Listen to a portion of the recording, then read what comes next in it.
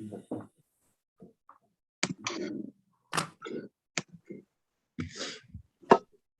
morning. I'm going to give everybody a minute to get their videos and audios up and running, and then we'll go through this morning's docket.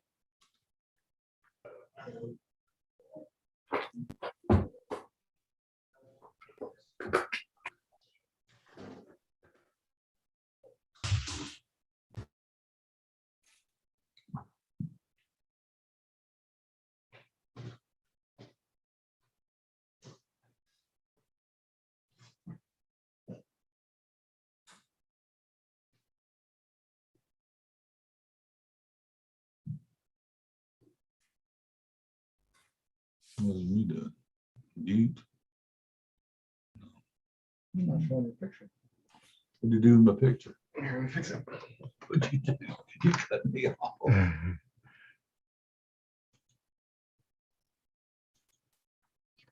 That's pretty. Who's that? Oh, There you go. Okay, we're just going to get time announcements on these cases because I know Mr. Zan's got two with me, and then I've got Mr. Zakaria and Shadhari. So Mr. Zan, let's talk first about El Sayed and Zagul. What's your time announcement on those hearings? Judge, on the motion for enforcement of temporary orders, I would anticipate 15 to 20 minutes, Judge. On the motion to compel discovery, that may take a little longer, 20 to 30, I would anticipate. So Okay. at most, Judge, I would just say an hour for both. Okay. And then on, Your Honor, yes, sir. I don't agree with the time. I think it's going to take longer. Okay, thank you. The other case, Mr. Gilbert and Mr. Zand, y'all have, looks like a motion to modify temporary orders, and looks like maybe a motion for an amicus as well. What all is set on that, and what's your time announcement on the Young matter? motion for temporary orders, Judge. I believe that's what's been set.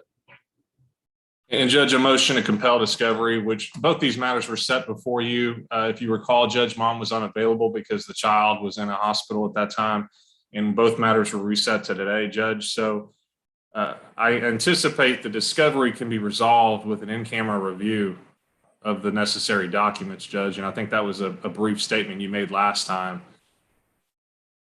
because they're mental health records, Judge, so they're protected records from HIPAA. So I think that can resolve that issue. And then the modification of temporary orders, Judge.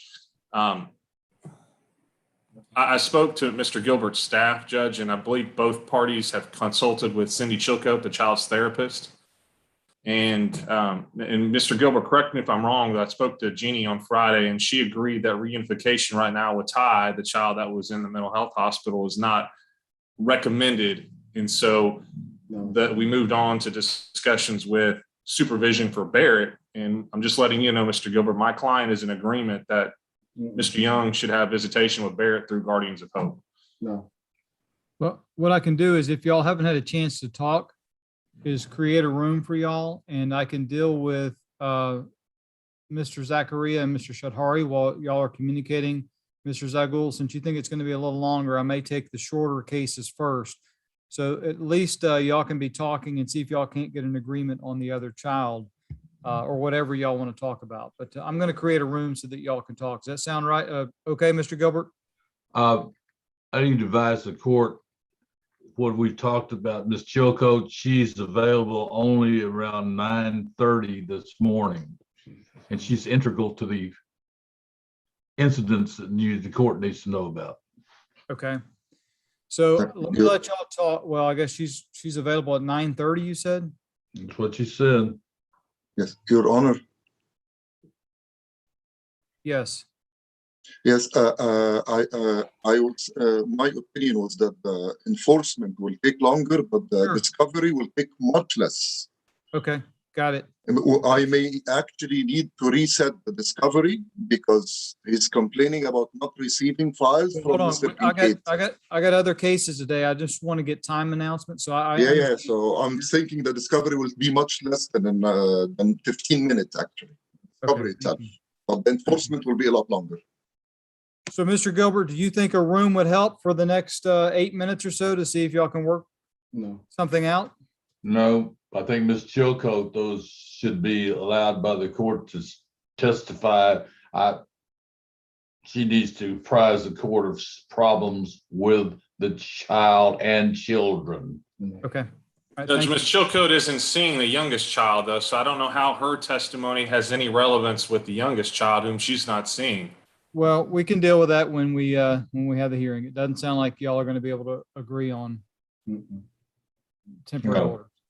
All right, Mr. Shadhari and Mr. Zakaria, what is y'all's time announcement on your hearing? This is Azhar Chowdhury. We have,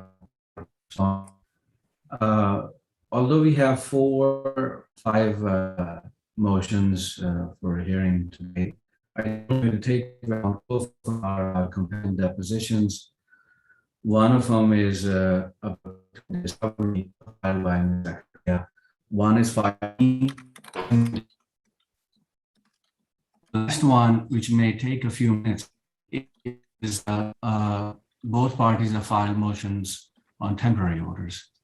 So that's what we have. I think the discovery and the motions to compel decision should be resolved quickly because I have dates available.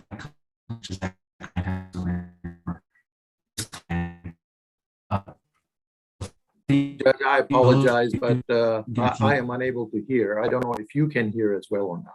No, Mr. Zakaria, I can't. Mr. Shadhari, you're having some audio difficulties with your connection. So you may want to log off and log back in because what I'm probably going to do is put y'all in a room and see if you can work out the deposition dates because I got a little bit of information on that. And if y'all both have calendars, because the court's going to order everybody to go to depositions. And I didn't get the full announcement, so I'm not sure who all we need to schedule depositions for. But that's certainly something the court's going to allow the parties to do. So y'all might want to get your calendars out and see if you can agree on that.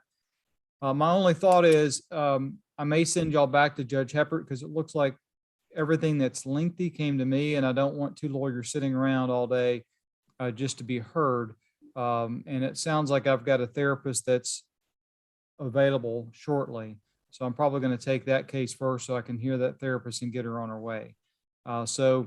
I'd like to put y'all in a room, but Mr. Shadhari, if you'll log off and then log back in, and then if there's a breakdown in the negotiations and you need a hearing right away, then come back in and I'll either give y'all a time to come back or I'll send y'all to Judge Heppert.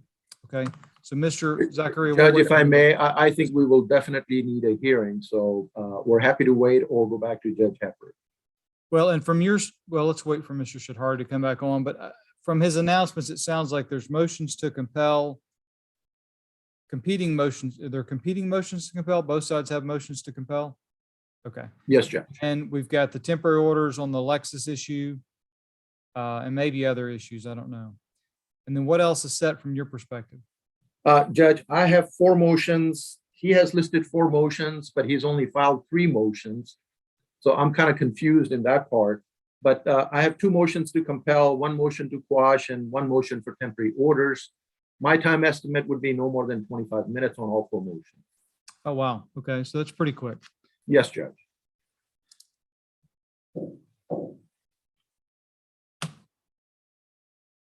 Okay. For scheduling purposes, I'm going to take the young matter first. Your Honor, may Yes. I Oh, there bring you are. something to the court's attention? Hi, good morning again. I don't know if you can hear me, but I wanted to bring something to court's attention. We were referred to you by the presiding judge last time as well.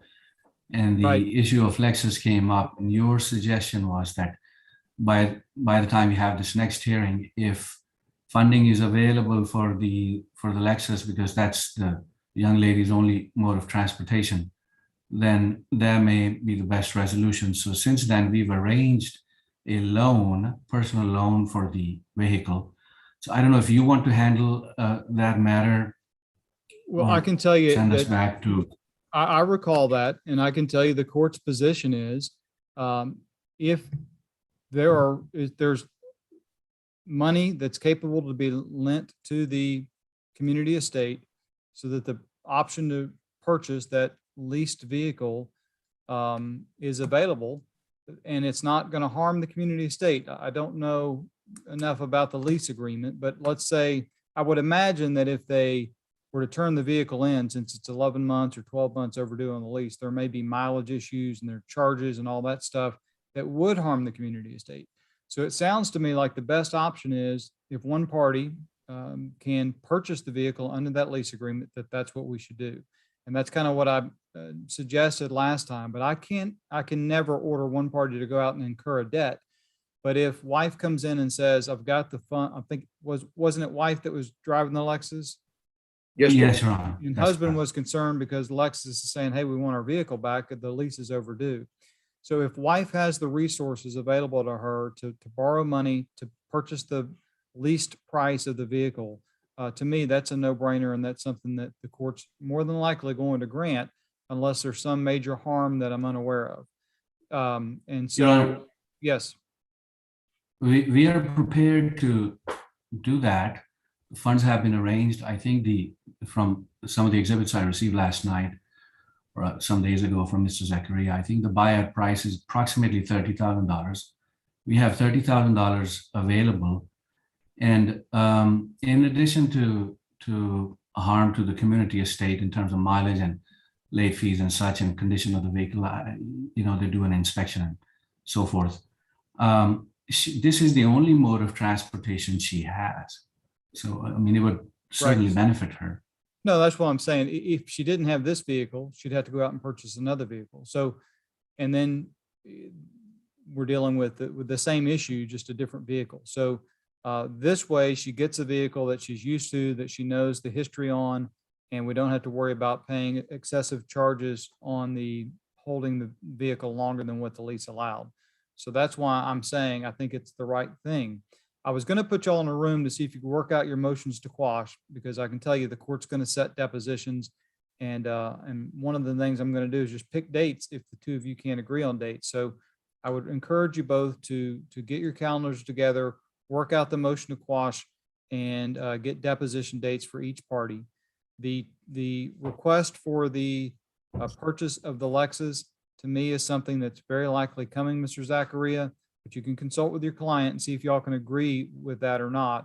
And then that would just leave our motions or competing motions to compel, I think. Your Honor, I've already spoken to my client. He has no objection if respondent wants to buy, provided that it's done within the next 10 days, that either the car be returned or be purchased within the next 10 days, because the motion for temporary order to return the Lexus has been pending with court since I believe June or July of this year, if I'm not mistaken.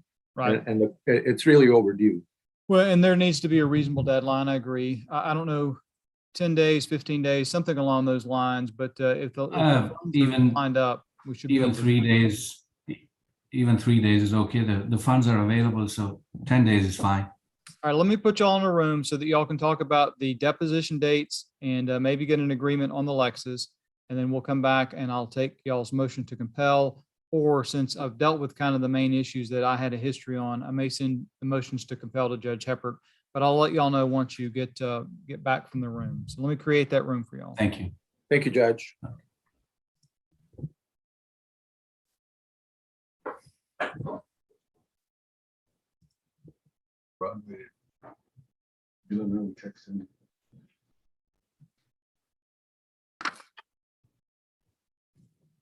We're unmuted.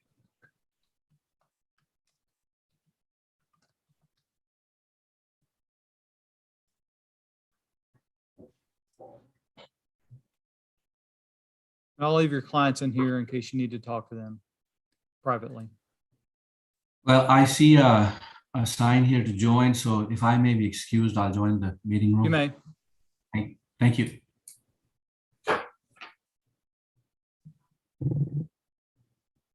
And Mr. Malik, you should have the same. There we go.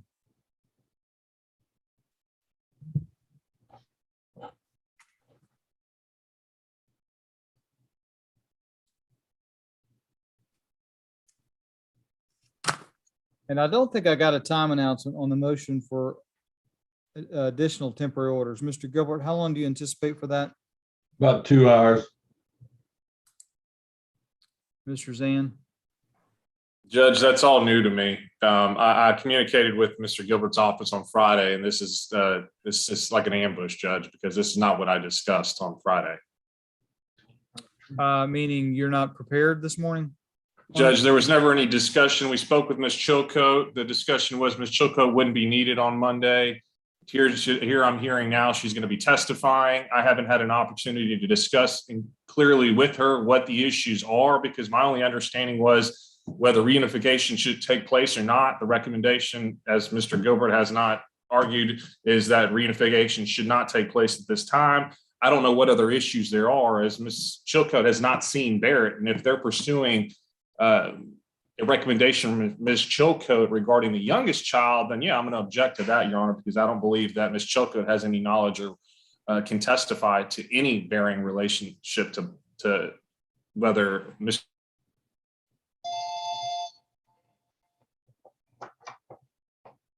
Well, it's And gonna so be one of the- once again, Hold on just one second, Mr. Zane. I thought these issues were ironed out on Friday, Judge, and I'm just learning now that we're going to need a 2-hour hearing.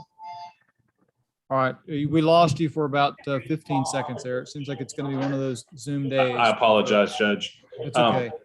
My thoughts are, Mr. Gilbert, why don't you go ahead and get Ms. Chilcote in so I can have a little conference with Ms. Chilcote and the two lawyers and see what her availability is perhaps for this afternoon.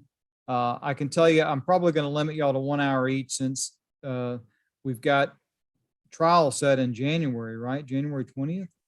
Yes, Judge. I mean, I'm not going to have a lengthy temporary orders hearing in December when I'm going to be hearing the final trial a month later. So there are going to be time limitations put on both sides in the event that we have a hearing today.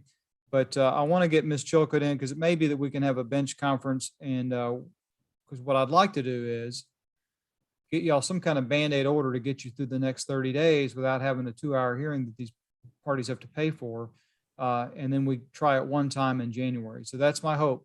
So Mr. Gilbert, if you'll get in communication with Ms. Chilcote in case I have a question for her, and then we'll do kind of a bench conference. I'll create a breakout room and we'll talk for a second. I will. Thank you.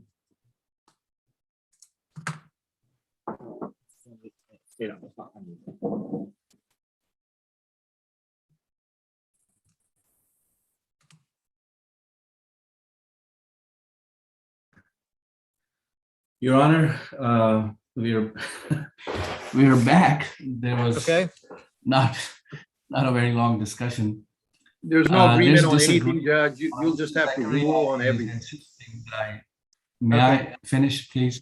Yes. Mr. Zachary is insisting that I give him dates from my clients, which I already have in my response to his motion to compel deposition.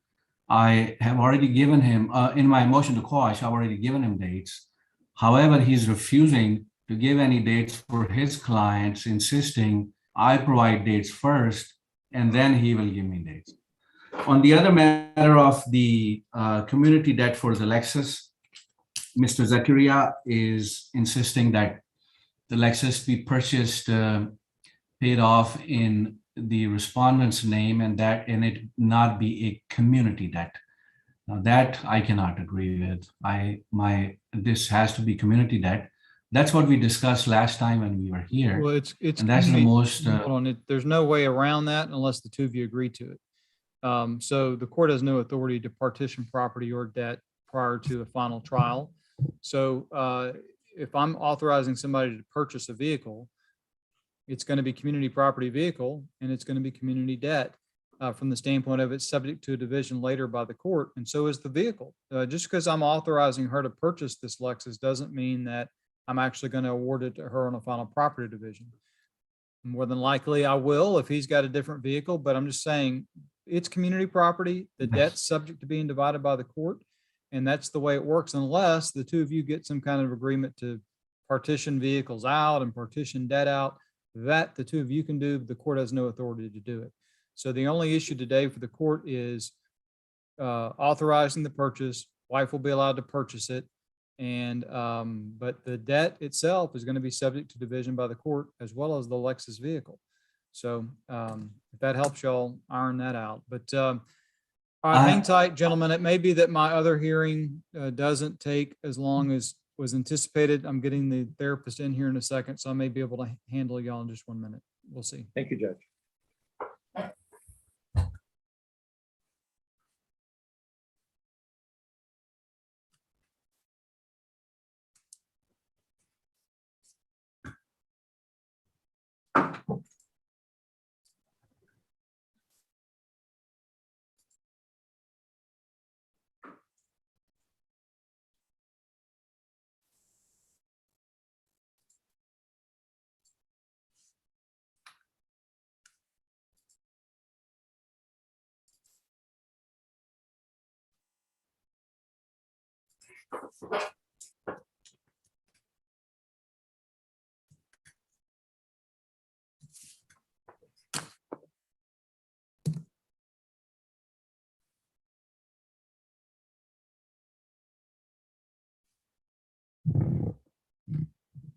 All right, I'm going to borrow the lawyers for a second on Young while we wait on Ms. Chilcote.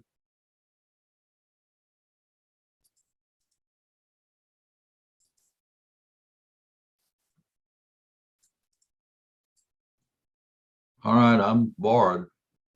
I'm bringing you into a room, Mr. Gilbert. Give me 1 Well, second. thank you.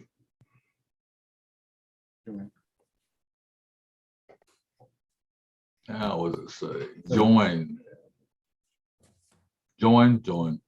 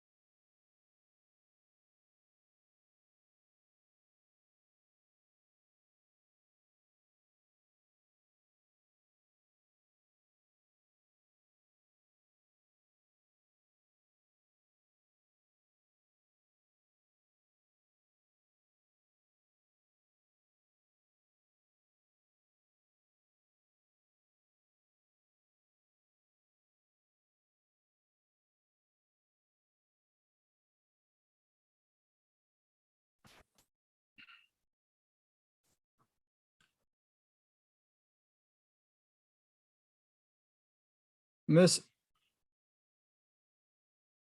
Young, let's see, Miss Young.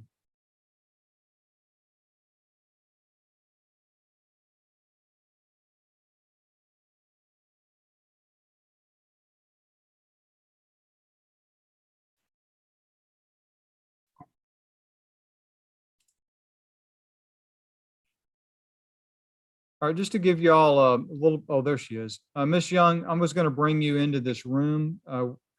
I've had kind of a breakout session with the lawyers, but I'm going to bring Ms. Chilcote in for about 5 minutes or so. And so what I'm going to do is I'm going to go ahead and bring you in that room as well, so you can hear what's going on. Thank you.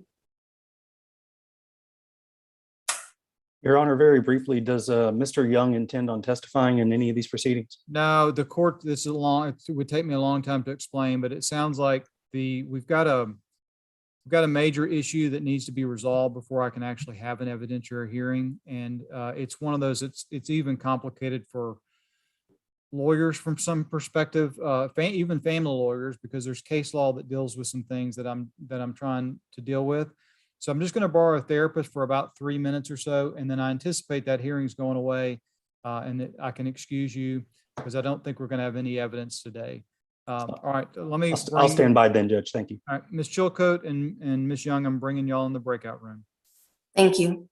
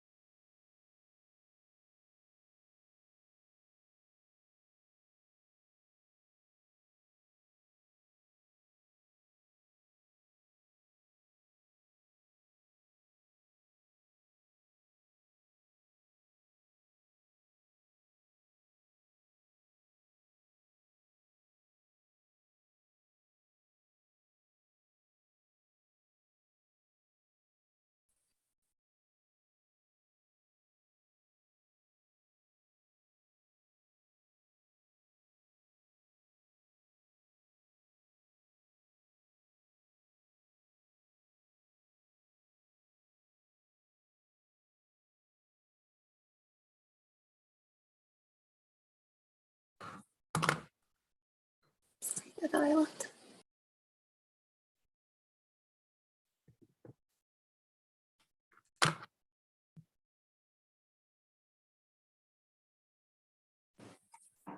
Mr. Green, on the Young matter, we are not having an evidentiary hearing. The court is going to reschedule the matter for what we call a motion to enter an MSA, and then we may have a fallback position with temporary orders that same day. I'm going to let the lawyers kind of work that out. Generally, I don't want to set like a 2-3 hour evidentiary hearing on the same day where I have like a summary judgment or a motion to enter, because if I rule in the motion to enter and I agree with the person that's trying to enter the order, and we don't have a hearing, and the lawyers have done all this work preparing and getting witnesses ready when they didn't need to. So my preference is we have a motion to enter next week, and then we have a fallback temporary orders hearing like a week later. But there's no testimony today. I wanted you to know that so you could get on and get with your next client. Thank you, Thank you, Judge. Mr. May be excused. May. Thank you. All right, Mr. Zan and Mr. Gilbert, we're getting into the time of year where it's difficult to get hearing dates prior to January, but we're going to do it in this case because we need to. So I can do a motion to enter on the 15th or 16th of December. It's next Wednesday or Thursday. Just a second, Judge. Let me look at the calendar. That's all I want to find out. Judge, Thursday, I have 2 hearings in the morning in Harris County, Judge, but I don't anticipate that they would take too long. On the 15th, Judge, I have an 8:30 temporary orders hearing where we're having issue with service, Judge. So I would say I'm more inclined to make the 15th, Judge, than the 16th. As the 16th, I've had mediation in the afternoon as well. So 15th, I'm more open, Judge, with that single conflict of temporary orders in Harris County. 15th, I have a Zoom hearing on 461 out of Brazoria County. That's only in the morning. And how long do you anticipate for that, Mr. Gilbert? Hopefully less than an hour, I would hope. Why don't we do this? Because we really need to get something heard on this so that everybody knows where they're going. Let's do December 15th. I'm going to do it at 10 a.m. Mr. Gilbert, if you're tied up in Brazoria County, I'll understand that, but I'm going to set y'all at 10 so that Mr. Zan's not waiting for an hour. And then hopefully you can join us shortly after 10, but we're going to reset y'all for 12:15 at 10 a.m. And then Judge, we just log in your Zoom, come straight to yours, or Judge Hepburn's? yeah, Judge Heppert's out that day. So what I'd say is probably just join Judge Hepburn's, because I'm going to be handling the whole docket, and rather than me transferring people over, I'll probably just do it from her Zoom ID. So just join the regular Judge Heppard Zoom, and I'll have somebody there if I end up deciding to do it a different way, and they'll transfer y'all over. But we're going to do Judge Heppard's Zoom docket at 10 a.m. on 12:15. What I'll do is after that motion to enter, we're gonna, if the motion to enter is ruled on, it's gonna be ruled on that day. But if the motion to enter is granted, that will, then everybody knows that matters resolved. We'll set entry of the actual order, and then y'all can modify that order if we need to modify the order later on. If the motion to enter is denied, then I'm going to schedule y'all for a full-blown temporary orders hearing, and I'm going to push back the trial date more than likely, so that because I agree with Ms. Chilcote, there needs to be psychological testing done on Ty so that we can get a treatment plan, because it looks like right now all they've done is try to stabilize him, and I want to get more information so that we can do a treatment plan. But that being said, Ty is a totally different child than the other child, and so possession schedules can be totally different for 2 children. So the temporary orders hearing is going to be probably to take care of getting treatment for Ty, but also dealing with possession and access for dad with the other child. And I will if we're going to have a full-blown hearing on that in January, then I'm going to, I say January, we're going to have a full-blown temporary orders hearing. I'm going to move the January trial date. It just makes sense to do that. But we'll decide that on the 15th when y'all come back in. Okay? Thank you, Mr. Gilbert and the Youngs. Y'all are excused. Mr. Zan, Thank you, you'll Judge. stay around because I still have another case with you. Yes, Your Honor. Okay, let me leave. Let me leave.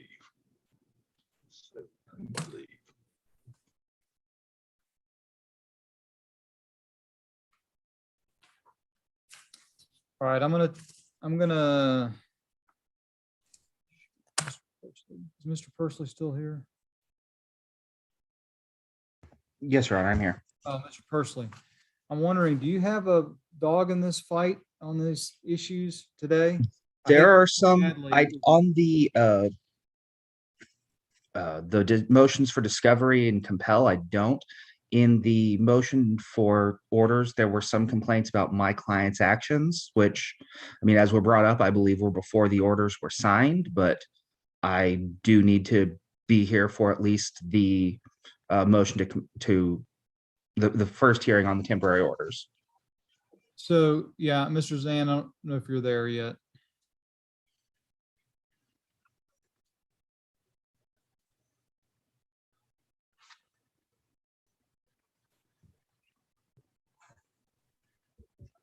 I was just thinking maybe I could get you on your way, Mr. Pursley, because I'm inclined to hear the other lawyers first and then come back and do Mr. Zan's hearing last. But I can, I was going to tell him, I know Judge Heppard mentioned it, but Mr. Zan, when I was reviewing the motion for enforcement, I noticed that, and I know there's more than one allegation, but the mortgage payments went through October the 1st, and I think there was statement in there that says that you anticipate there's going to be no mortgage payment made in November. But all the specific months that were listed in the motion for enforcement as it relates to the mortgage payment predated the actual signing of the order. So it means I can't hold somebody in contempt for that. And so if that's the only reason Mr. Pursley is here, I'm thinking, I know you have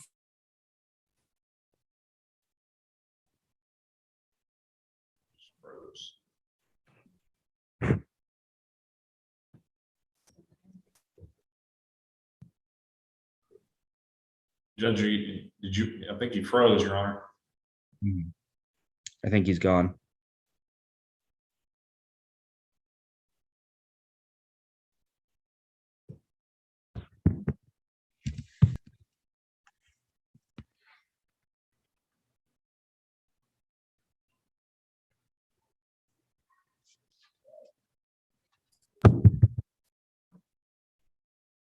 Judge, I think we lost you. Okay, can you hear me now? Yes, Your Honor. Yes, sir. Okay. So, Mr. Zan, what I was saying, now that we finished that first case, is on the motion for enforcement. I know Judge Heppard alluded to this when she and I were reviewing the motion for enforcement. The actual dates for the non-payment of the mortgage being in not making those payments, all those months actually predated the actual signing of the temporary order. So I don't think I can hold anybody in contempt for the mortgage payments based on what I've reviewed. So my thought They is- have not been paid as of today's date, Judge. So these are dates that you'll hear testimony on that post-date the order. Well, November 1st could be, Correct. November 1st, December 1st, Judge. but in the motion, well, in the motion, there's a reference to November's payment being coming due soon. So do you think we need to keep Mr. Pursley here, Mr. Zan, for that purpose?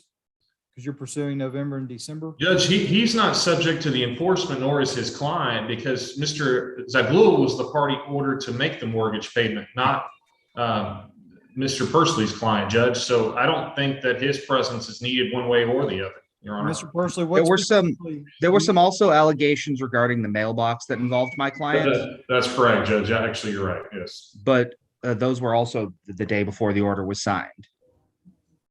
Ah, okay. So we may have some issues there. Right. All right, I'm gonna put Mr. Pursley and Mr. Zan in a breakout room so y'all can talk.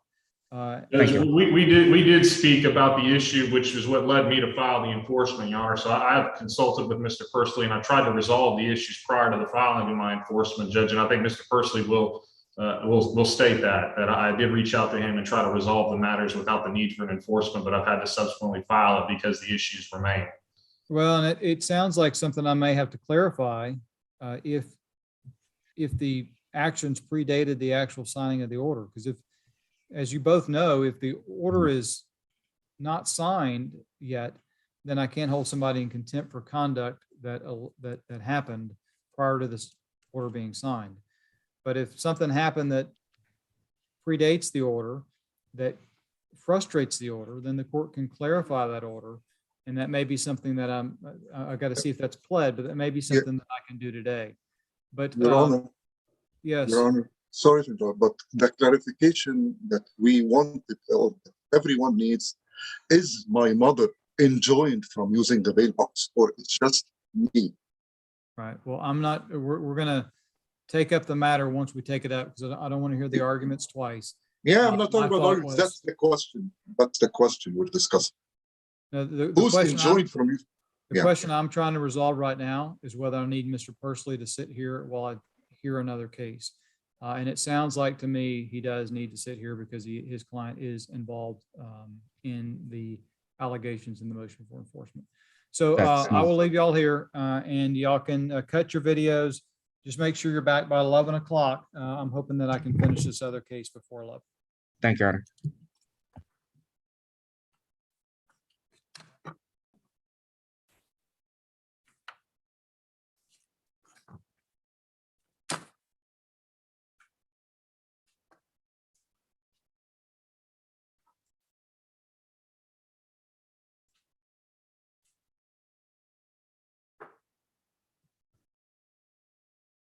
All right, gentlemen, give me 1 second. I'm getting the record set up and then we'll get going.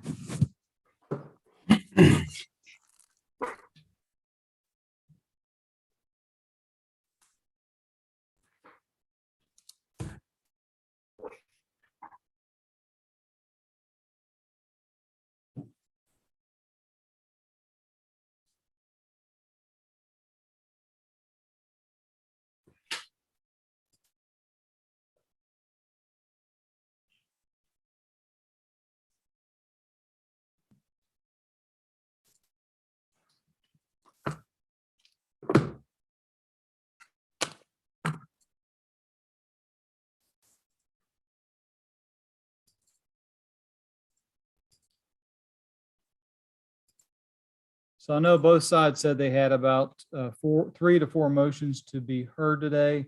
I want to pull those up before we get on the record. So and make sure I have all the pleadings. So let me go to Mr. Zachariah first. If you'll let me know what motions you have set this morning so that I can pull them all up. Yes, Judge. I have a second motion to compel, and that's for inventory. Then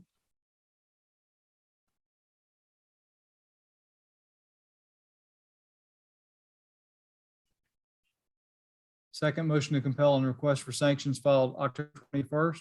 yes, Okay. Judge. Yes, Judge. And then I have motion for temporary orders. That's for the automobile.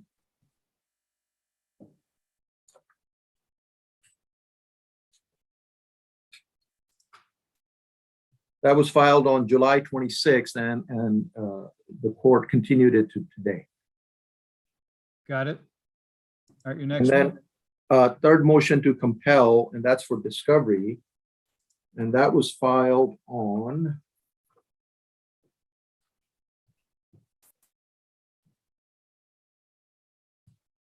November 30th. Got it. And then motion to quash petitioner's deposition. And that was filed on November the 9th. I have that one too. All right, thank you. And then Mr. Shadhari, your motions that are set for today. Judge, I have the counter petitioner response motion for temporary orders. And they're just boilerplate orders, except that there is this request for the Lexus. I think you've heard arguments on that already. Then we have a motion to compel disclosures, and we're requesting an attorney's fee on that. And there is the motion to compel deposition of the petitioner. And we are asking in one of our responses, the respondent is asking that the order of October 15th compelling discovery should be modified, and I'll present arguments as to why we are seeking that.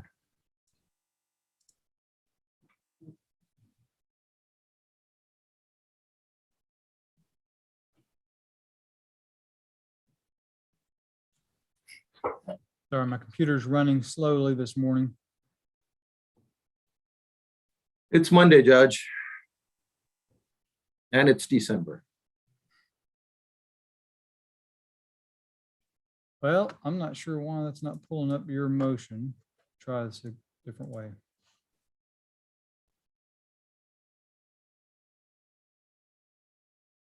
I don't think there's a motion seeking setting aside of the court's order. I think he's just asked that or mentioned that in one of his responses, but there's no motion for it.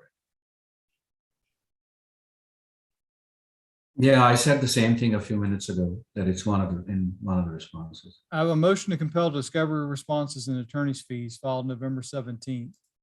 So I have that one pulled up now. It just was taking my computer a while to pull it up.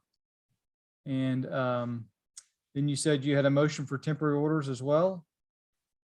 Yes, sir.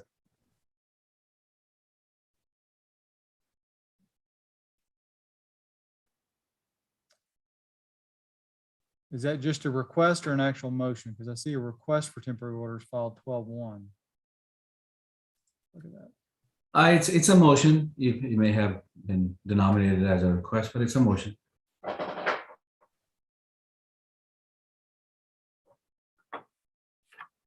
Okay, I've got it. It is titled request for temporary orders, but I'll take that as that's a motion for temporary orders. And so I've got the motion for temporary orders and I've got the motion to compel. What was your other motion? Motion to compel deposition of the petitioner, Mr. Kanani.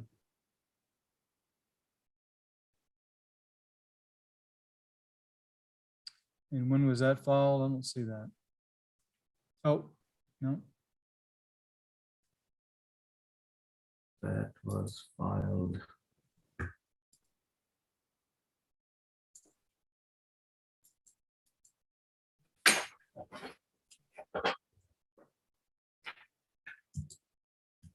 Yeah, I don't think I have that one, Judge. I don't see that one yet, but it may be that you filed it and it just hadn't made its way to the program yet. It's possible. Anyhow, Your Honor, regardless, I mean, we're both seeking depositions. So Okay. I have dates for my clients. Hopefully, All right. Mr. Zachariah has dates for his clients. Well, let's go ahead and get on the record. The court's on the record in cause number 20 DCV 274538, the Kanani matter. Counsel, if you would please each identify yourselves and the party that you represent for the record, beginning with petitioner's counsel. Thank you, Judge. This is Ali Zakaria, attorney for petitioner.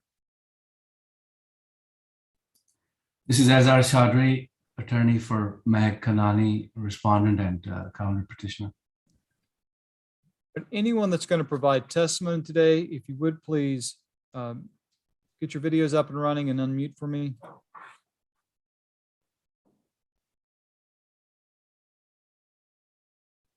I don't have anyone. Oh, you don't have anybody? All right, sir, I'm not sure if you're going to testify today or not, but I'm going to go ahead and swear you in just in case. If you would please raise your right hand. Do you solemnly swear or affirm the testimony that you're going to give in this cause will be the truth, the whole truth, and nothing but the truth, so help you God? I do. All right, thank you. All right, Mr. Zachariah, it looks like you filed your motion, or the first motion on this back in July. So we're going to proceed on your motions first, and then Mr. Shari will do your motions secondly. Mr. Zachariah, which motion would you like to proceed on first? Your Honor, motion to for temporary orders on the Lexus. I think that'd be the easiest one. Okay, So, Your Honor, if I may proceed, just to recap, petitioner had signed a lease agreement with Lexus. Respondent has been using that automobile and has that automobile in her sole possession. The lease agreement with Lexus expired sometime in June of 2021. Petitioner has been trying to get possession of the vehicle so it can be returned, but respondent has refused to turn over the vehicle. At this stage, we're asking the court that the respondent be ordered to turn the vehicle over to petitioner so that it may be returned to Lexus as the lease has expired. okay, thank you, Mr. Zachariah. Mr. Shari? Your Honor, the respondent's position is that this is her only mode of transportation, and she's prepared, she's secured a loan in the amount of approximately $30,000, which is, I think, roughly the payoff or the buyout option amount for this vehicle. She will purchase that in the community's name.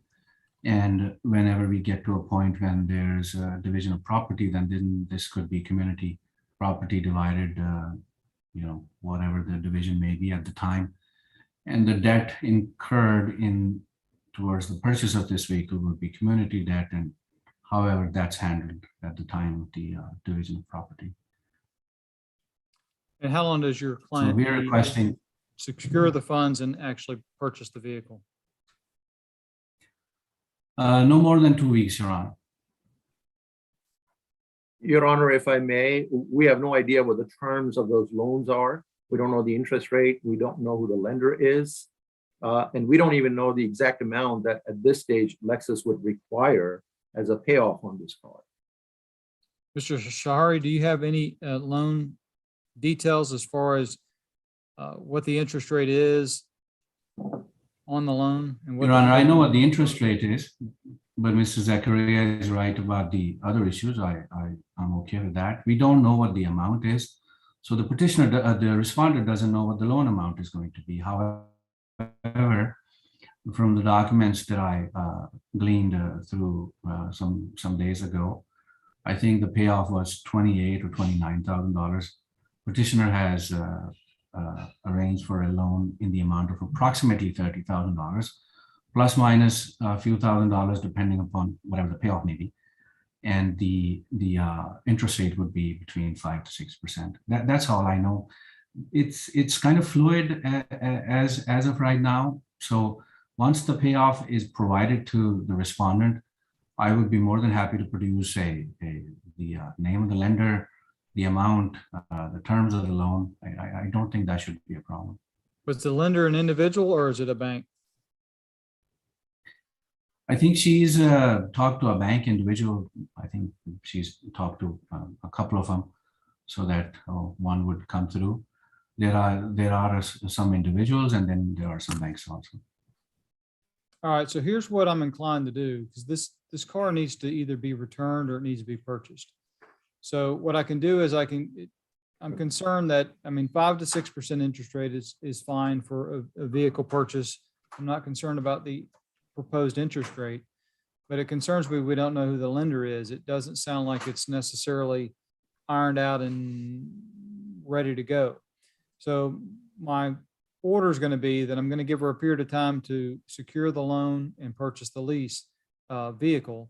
But if she doesn't do it by a date certain, then she's going to be ordered to surrender the vehicle on this other date. So 2 weeks would put us at December the 20th. What I'm going to do is, because it's the holidays, we have at least 2 days there where there's going to be vacation, and I'm going to set her deadline to secure the financing and purchase the vehicle for December the 27th. If the Duly noted, Your Honor. If the vehicle is not purchased by December the 27th, then wife is ordered to surrender the vehicle to husband at husband's address on December the 31st at noon. So that we'll have a specific order on what date she is to return the vehicle with the keys. And then he can make arrangements to return the vehicle to Lexus. So that's gonna, because I don't have Lexus's address and stuff, so we're gonna make so that we have an enforceable order. She's to secure the purchase by December 27th, which gives you a little extra time. And then if she doesn't do that by the 27th, she is to surrender the vehicle to husband at his residence at noon on or before noon on December 31st. Okay, That's acceptable, Your Honor, except that if the information as to what the payoff is I mean, that the lease is in the petitioner's name. So there is no way for the responder to get that information. So if we could have a date certain as to when that information must be furnished, so that'll facilitate. all right, Mr. Shadari, you might want to take notes because you're going to be writing this order since I'm granting your request of relief. So we are going to do that. Mr. Kanani has, I mean, it needs to be pretty quickly. So let's say he has 48 hours from a written request to get any information required to secure this loan and purchase the vehicle. So if wife or wife's lawyer makes a written request for information from Lexus, then Mr. Kanani needs to provide that within 48 hours. The other option, Mr. Zachariah, and maybe the easier thing is just have him sign a permission for Ms. Kanani to deal directly with Lexus. And that may be an easier way so that he didn't have to worry about being in violation of a court order by not responding within 48 hours. So I'll let y'all work that out, but the order is going to be that he has 48 hours from a written request to get any information that he needs to Ms. Kanani so that she can purchase the vehicle timely. Judge, if I may, 48 hours is not a problem, but can it be 48 business hours? Because if the respondent's attorney sends me a letter or an email on a Saturday morning, I may not be able to get it to my client until 48 business hours. business. Wonderful. I'll draft the order, Your Honor, and I'll file it. Thank you. All right, so that takes care of our Lexus, I believe. Yes, Judge. Let's move to your next motion, Mr. Zachariah. Judge, the next motion is petitioner's second motion to compel and request for sanctions. Judge, there's been a long history of delay, avoid, not comply with the rules. Petitioner filed his original petition back in 2020, and respondent essentially evaded service for months, which caused the petitioner to have to file a motion for substituted service, causing petitioner to incur additional attorney's fees. Then, once respondent was served, petitioner issued a discovery request, and respondent simply ignored that discovery request. Petitioner had to file a motion to compel. That was the first motion to compel. And Judge Heppard, after listening to the arguments, granted the motion and ordered respondent to serve discovery responses without any objections, and also for each party to exchange inventory. The court also ordered both parties to attend mediation. Respondent did not serve the inventory as was required in the order on that date. Respondent also insisted on a full day mediation. Respondent also did not respond to all discovery. There are a few questions that are simply not answered, a few questions where it said we'll supplement. And we essentially spent the first 4 hours of mediation just going through the inventory that was trickling in, which was a complete waste of time. Then petitioner had to file a second motion a third motion to compel, seeking the discovery responses. And respondent, I'll let him make his argument, but has come up with a total frivolous idea, but I'll let him make that. So at this stage, our second motion to compel is for an inventory, which should be full and complete. Given the discovery responses, which is the third motion to compel, is incomplete, there's no way for us to know that whether the inventory is in fact complete or not. Okay, response, Mr. Shari? Your Honor, it's become fashionable nowadays to just try and throw mud at the other side, make them look bad, and mischaracterize things, misstate, misinform the court, get them to, not like the other side. And anyhow, I won't go into that, but it's a complete mischaracterization of facts by Mr. Zakaria. The petition was filed in July of last year. And then Mr. Zakaria failed because of lack of due diligence on his part to serve the respondent until 2021. I believe it was January, February when he finally served the respondent. The attempts they were trying to make, those were basically deficient. And Mr. Zakaria even tried to get a default judgment, which Judge Happert shot down because she looked at the green slip and she realized that no one had signed it. Mr. Zakaria, as an officer of the court, still filed it, knowing well enough that the green slip had not been signed. Anyhow, I won't go into the details of that, but the simple procedural deficiency with Mr. Zakaria's motion is that he failed to specify in his petition what level of discovery he was seeking. Since he failed, it defaulted to level 1. And level 1, as you know, Your Honor, pursuant to Texas Rules of Civil Procedure, the deadline is 6 months.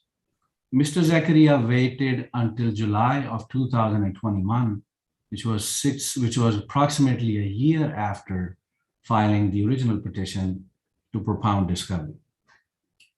So that's one argument. Mr. Zakaria, when he had propounded discovery, was already outside the deadline. We still responded. We provided everything that the respondent had in her possession.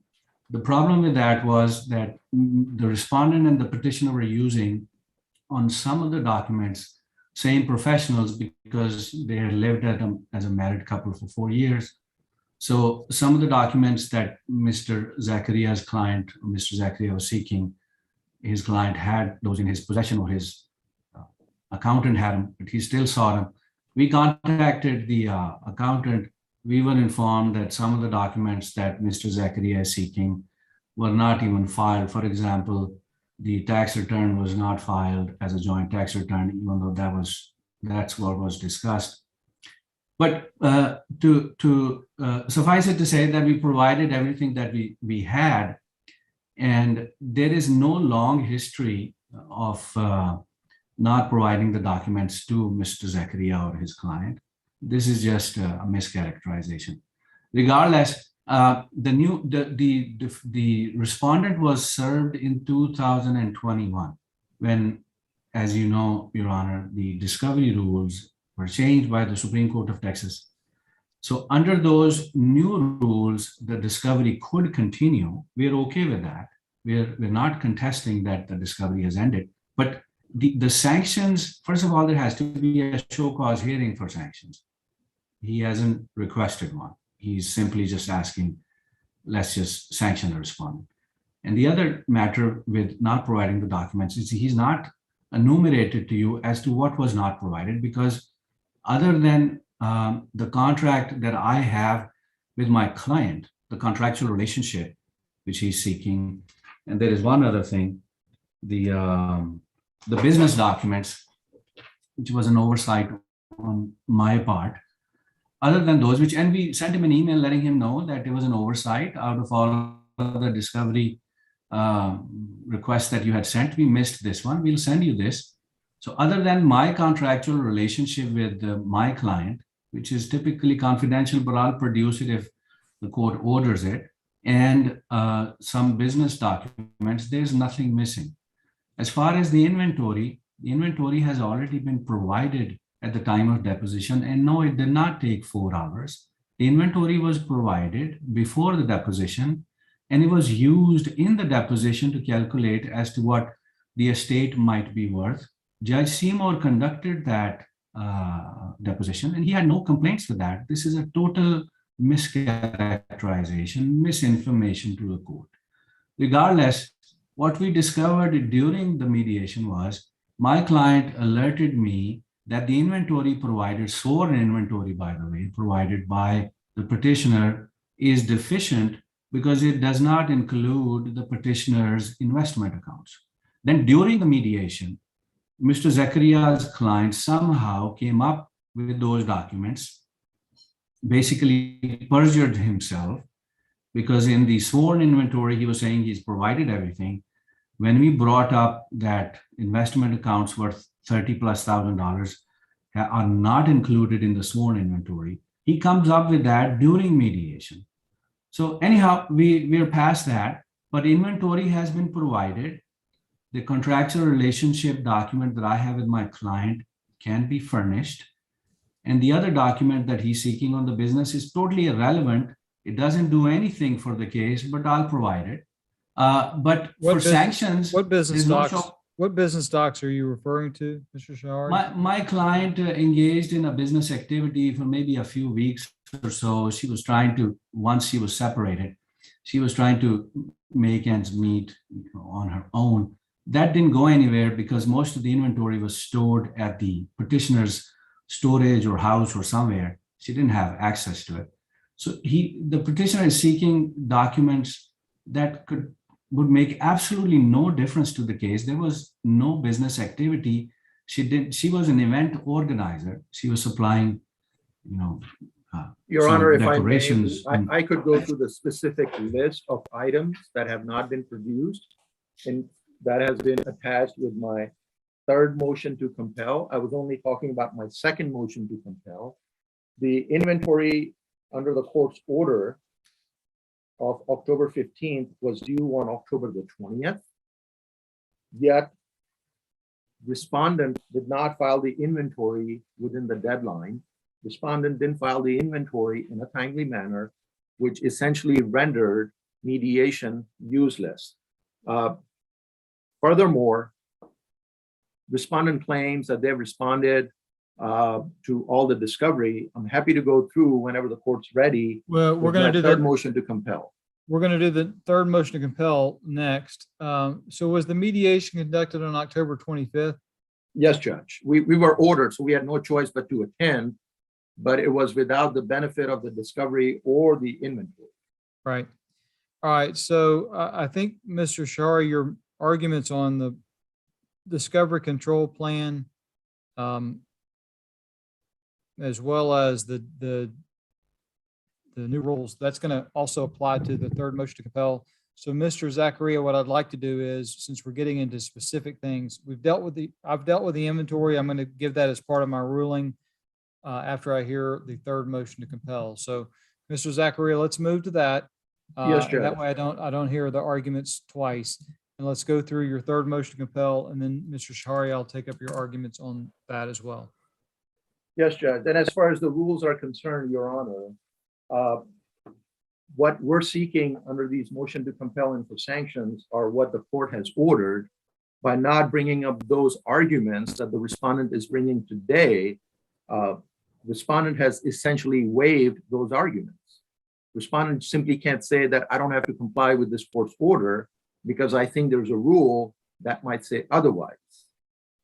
All right. Well, I don't want to spend too much time on that because I've heard his argument and I kind of know where I'm going with that. So let's focus on the documents that or questions that you say are not answered completely, Mr. Zakaria. Yes, Judge. So I like the court's attention to Exhibit 1 of third motion to compel. We actually sent a letter on November 17th of 2021. And in that letter, we identified several deficiencies, specific deficiencies with respect to respondents' discovery responses. Even though respondent claims that they have sent us a response saying that they will produce these documents, I haven't received any response, Your Honor. Starting with request number 1, we had asked for attorney-client contract and invoices. We haven't received any. And although respondent claims that they're protected by attorney-client privilege, they're not.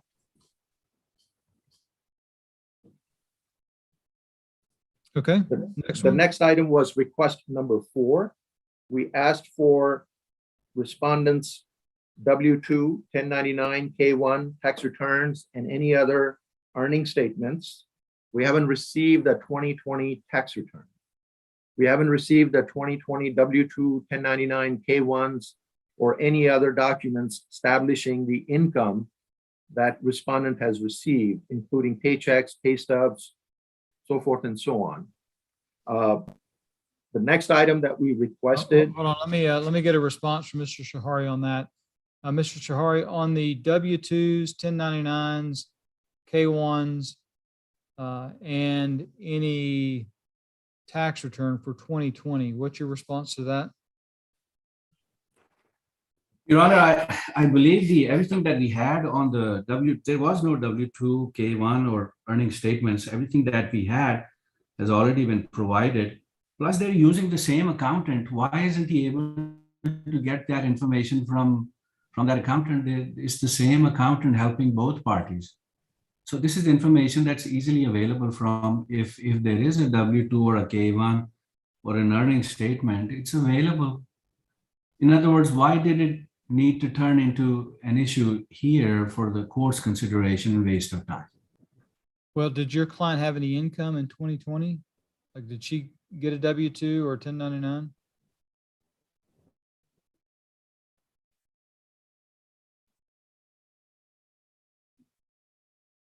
I think we may have lost him. Are you there, Yes, Mr. Judge. Shahari?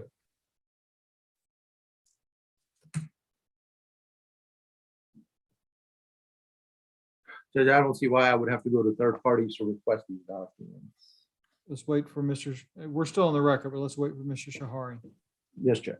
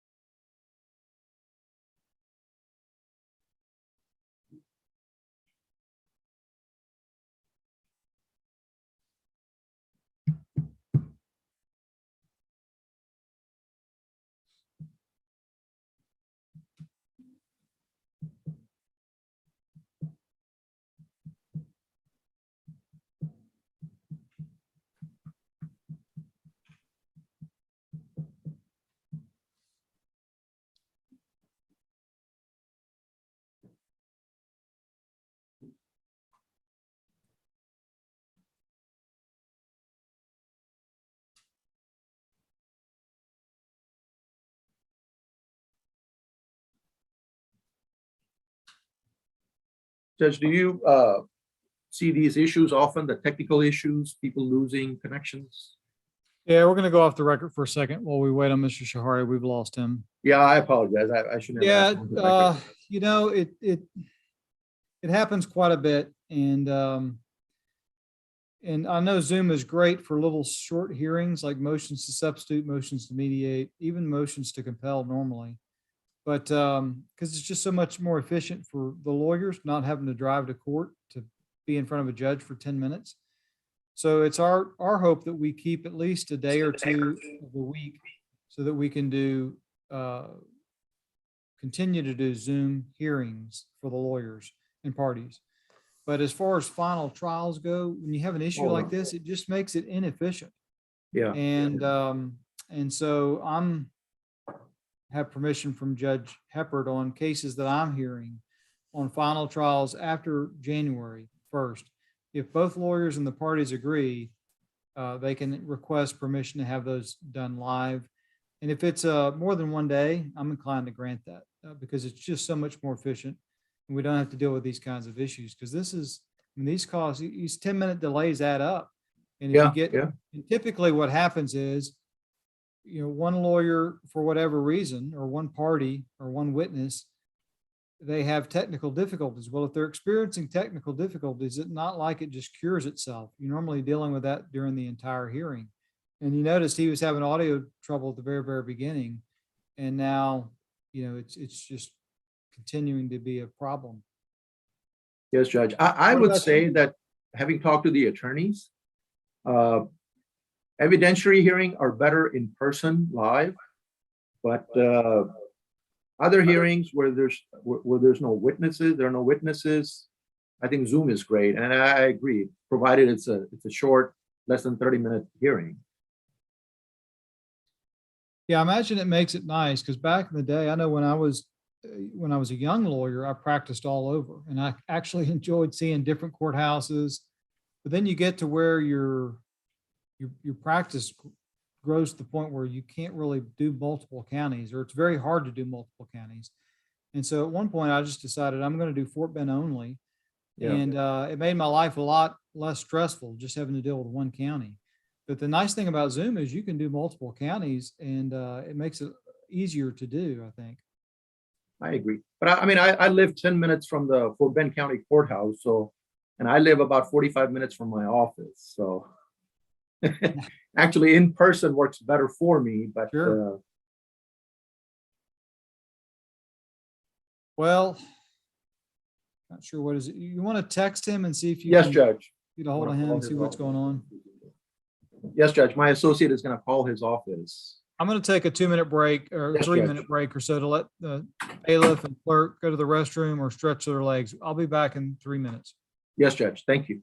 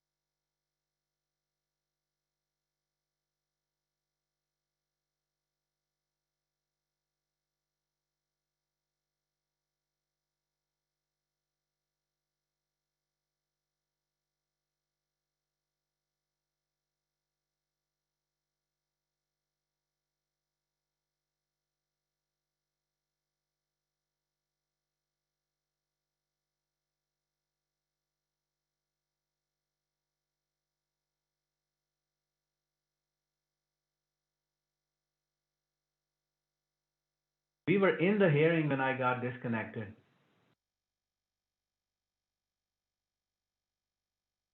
I let him know that you lost the internet. All right, Mr. Shahari, I believe Okay. we're able to hear you now. Yes, sir. Yes, sir. I am back. Yes, it started raining here and I have satellite internet, so. Okay, I- well, that happens Awesome. sometimes. We're going to get back on the record. The court's back on the record in the Okay. Kanani matter. Thank you. We were on, I'm sorry, I was on the phone with the court, trying to get back in. I understand. Thank you. We're going to go back to where we were. My question when we lost you, Mr. Shahari, was, did your client have any income for 2020? So that she would She get a did. W-2 or 1099? Correct, she did. Okay. All right. Next issue, Mr. Zachariah. Yes, Judge. So request number 6 also asks for all documents relating to employment compensations, including contracts, overtime compensation, bonuses, deferred compensation. We didn't receive any of these documents. All right, response, Mr. Shahari. She didn't have any, Your Honor. All she had was some pay stubs. And we will provide these overtimes and compensations and all this elaborate setup. She had a minimum paying job. None of that applied to her. So didn't hear all that. Did you say that you have already produced the pay stubs or you're going to? We're going to pay stubs, but that's all we have. I understand the others don't apply. So what you can do is just produce the pay stubs and then just say, after a diligent search, there's no other documents that are responsive to this request. That way, Mr. Zachariah knows there's nothing else other than the pay stubs. Okay, We Mr. did, Your Zachariah. Honor, and we did, and Mr. Zachariah still is pursuing it.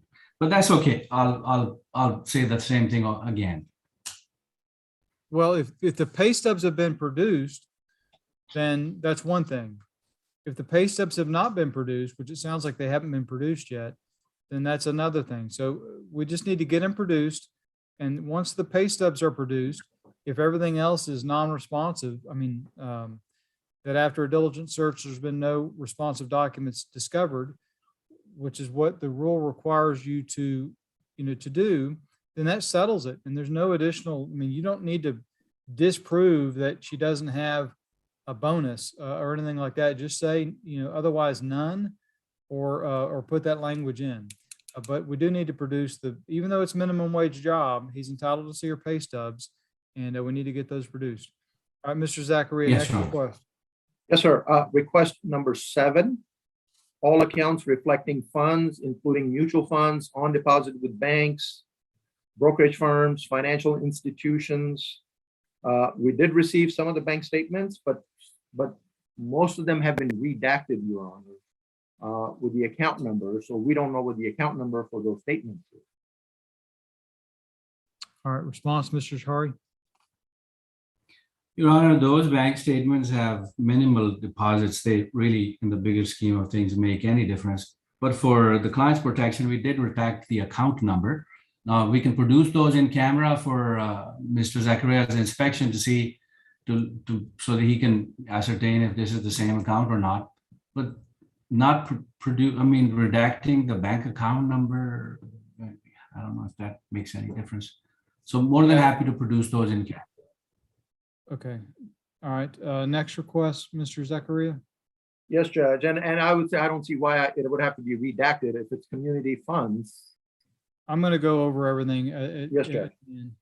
The next is request number 9. It asks for all documents that relate to amount and character of the party's debts. And so we essentially asked for credit card statements or any other documents that reflect debts of the parties. And we didn't receive them. The ones that we did receive are again redacted with the account number. All right, response. Your Honor, this is really frustrating. Mr. Zachariah first tells you that we didn't receive any documents, so he can create an impression. Then moves on to say, well, we did receive them, but some of it was redacted. So it's either we didn't receive it or we received it. mean, I don't know why he has to go into these theatricals with every request. I mean, that tells you that we produced those documents. If his issue is with redaction, then that could be dealt separately.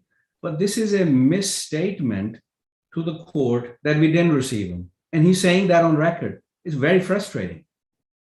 All right, and Mr. Zachariah, did you receive full statements? You just didn't get, you got them redacted, or you telling me that there's statements that were missing? If there were, what months are missing or what accounts are missing?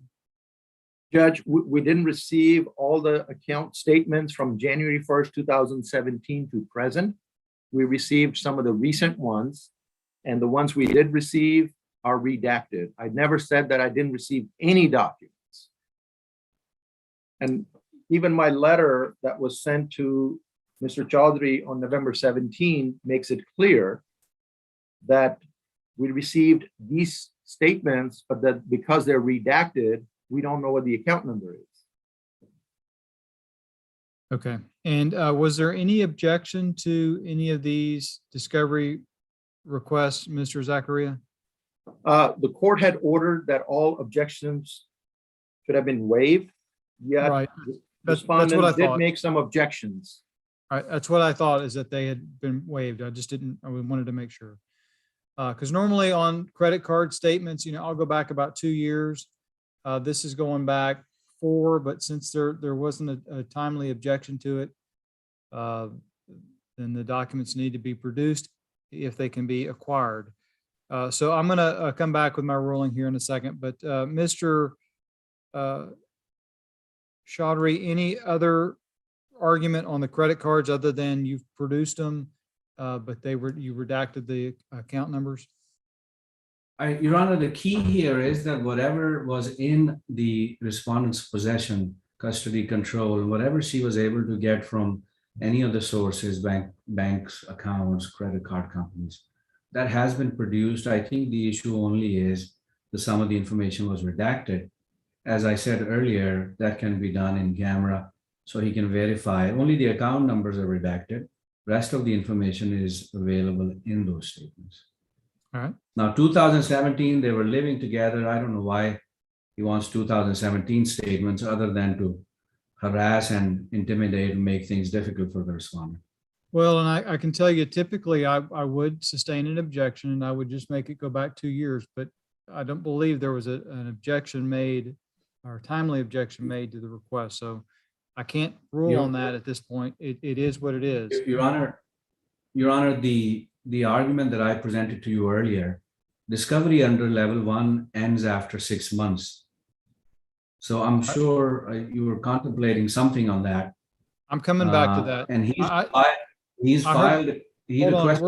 Hold on, I'm gonna come back to that. I want to get through each individual request. I still have another hearing to hear, so I'm gonna kind of keep us on track. The next request, Mr. Zachariah.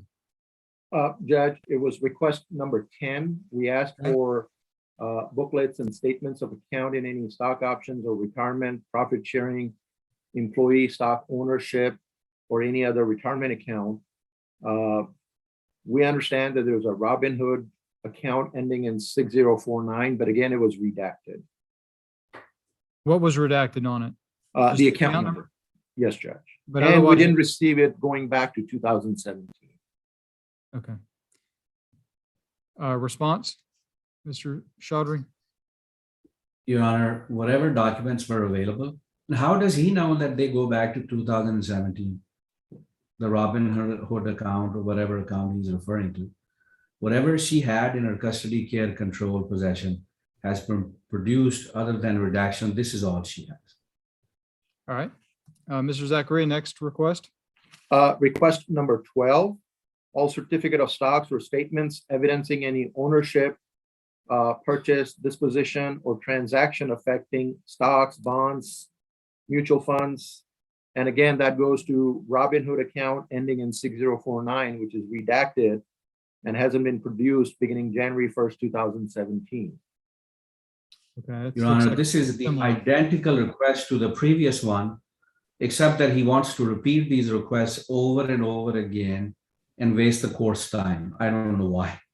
It's identical to the 3 previous requests. Right. I see that it's a little bit different if she had individual stocks. It looks like it probably is covered by request number 10. So let's go to the next request, Mr. Zachariah. It's request number 15. All credit files, loan applications, credit applications, lease applications, promissory notes, guarantee agreements, lease agreements, lines of credit. We did not receive unredacted credit card statements. We didn't receive any loan application. We didn't receive any lease agreements. And what She was? has none, Your Honor. Well, that's what I was about to say. If she puts in there none, or she puts in there after a diligent search, she hasn't located any documents that would be responsive to this request, then that's going to satisfy the court. What was the response to request number 15? Does anybody have that? I don't have it in front of me, but Judge, I know that she has a lease agreement for the apartment where she lives. Well, that would be covered if she had a lease application. Yes, Judge. I believe that's been furnished. If not, then I'll go back and check my records and we'll provide that. But as you can see, Your Honor, Mr. Zachariah is reciting questions that are identical and then coming back to you for sanctions and orders to compel for documents that either don't exist. He's trying to go back to 2017 when they were married, living together, and both had access to that information. They were spending that money out of their joint accounts, but he wants this information separately. Your Honor, this is just, I mean, at some point, we'll have to request a restraining order or protection order because this is not going to stop. I've dealt with Mr. Zachariah in other cases, and he does the same thing. Oh, hold on. Hold on, gentlemen. All right. We're not going to take shots at each other. I'm not going to allow either lawyer to do that. We're going to focus on the motion that's in front of the court, and we're only going to deal with that. We're not going to disparage either lawyer. So Mr. Zachariah, you don't do that to Mr. Chaudhry. Mr. Chaudhry, you don't do that to Mr. Zachariah. I understand if you're frustrated. I get it. Being a lawyer is a very emotional job because we deal with a lot of stress. But that being said, we're going to focus on the motion today and the response to the motion. We're not going to pick at each other. I'm not going to allow that. That's the first warning. I normally will give one, and then I start to get more aggressive. Mr. Zachariah, your next request, it looks like to me is number 17, and I've already Yes, dealt Judge. with the tax return, I believe. And same goes for 18, Your Honor. And 18, You've already I've dealt dealt with it. 18 is credit card statements, which we've dealt with. So 17 and 18 appear to be duplicates. Yes, Judge.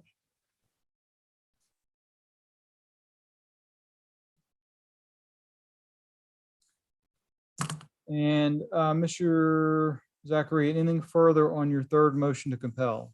Yes, Judge. So despite the court's order stating that all objections have been waived, respondent asserted objections to request number 17, 18, and 29. Okay. Response, Mr. Chaudhry? Your Honor, I don't have those requests in front of me. I don't know what the content of he's just saying 17, 18, 19. I have no idea what he's talking about. Okay. Mr. Zachary, anything further on your third motion to compel? Yes, Judge. Then in the third motion, question number, I would refer the court to Exhibit 2 of this third motion to compel. And on November 19th, again, we notified the respondent that they have simply failed to respond to request number 30. No response was given. All right, I think those are the business documents, and Mr. Chaudhry, you said you were going to produce those. Is that correct? That is correct, Your Honor. Okay. All right, anything further, Mr. Zachariah? Yes, Judge. So we're requesting for attorney's fees of $2,000 on this motion. It shouldn't take a court's hearing to simply respond to discovery request. We sent letters notifying the respondent of the deficiencies. Didn't get any response. And we have had to set this hearing. And I mean, I don't want to get into personalities, Your Honor. So I'll just leave it at that. Well, did you want to call yourself? Yes, Judge. So I'd like to call myself on the attorney's may fees proceed. as a witness. Thank you, Judge. My name is Ali Zakaria. I'm an attorney for petitioner Salman Kanani. I've had to file first motion to compel, second motion to compel, and a third motion to compel. The actual time that I've had to spend to prepare these three motions has been close to the first motion to compel took about 3.5 hours. Second motion to compel took 4.25 hours. Third motion to compel took about 5.75 hours.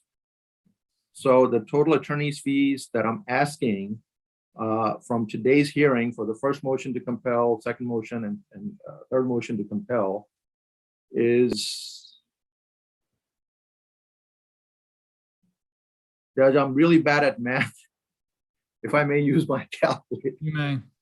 And while you're doing that, did you say that Judge Heppard had already issued attorney's fees on the first motion to compel? No, Judge. Okay.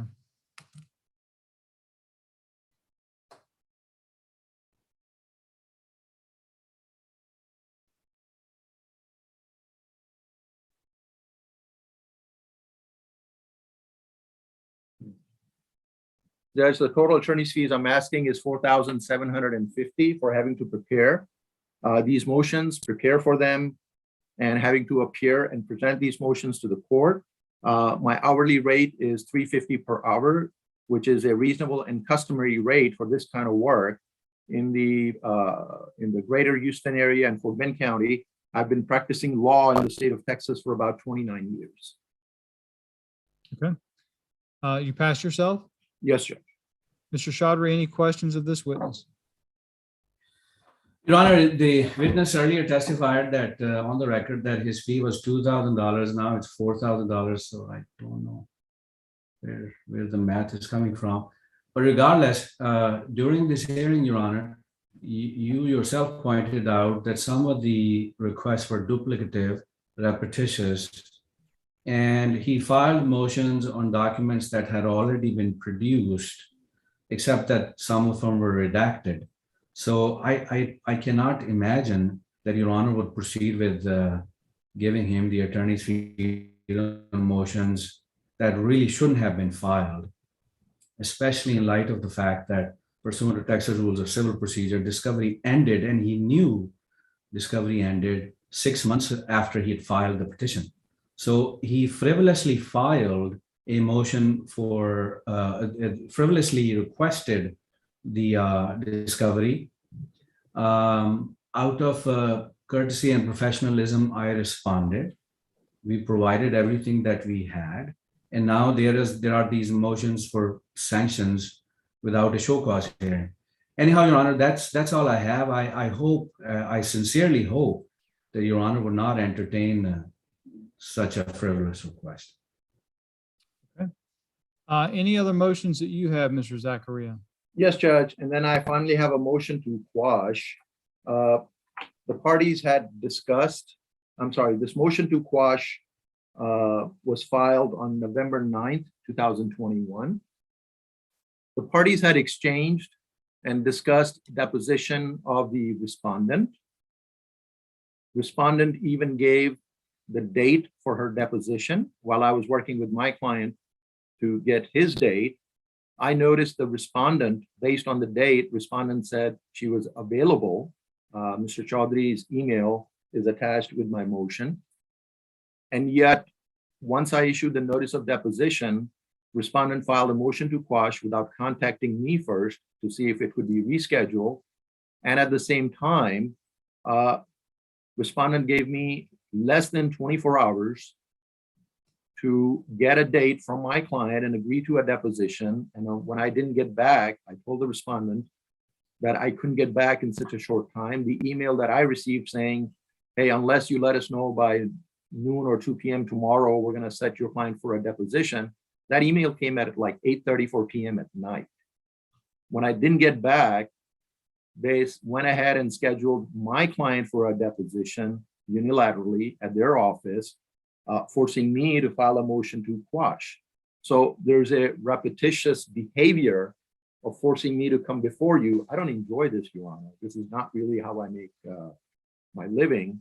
But in order to represent my client, I have no choice. If respondent would simply comply with the discovery rules, if respondent would simply come to deposition when respondent has agreed to that deposition date, if respondent would give me enough time to schedule and get dates from my client, I'm happy to do those things. But what can I say about this case, Judge? You heard the facts thus far. All right, Mr. Chaudhry? Your Honor, we provided a date certain for the deposition and asked for dates for Mr. Zacharia's client's deposition. No dates were provided. Mr. Zachariah was insistent that he's going to depose my client first before he provides any dates. Regardless, on the date that this deposition was scheduled, the respondent had a family emergency. So we contacted Mr. Zachariah's office. No response was received. Thereafter, I filed a motion to quash and offered 3 dates that my client was available and asked for Mr. Zachariah's client's dates. None were provided. I filed a notice for intent to take deposition. Mr. Zachariah quashed it. I think the simplest resolution to this may be, I have 3 dates. Mr. Zachariah is insisting my client goes first. Usually the petitioner goes first. If Mr. Zachariah would provide some of the dates that his client is available, he's sitting next to him.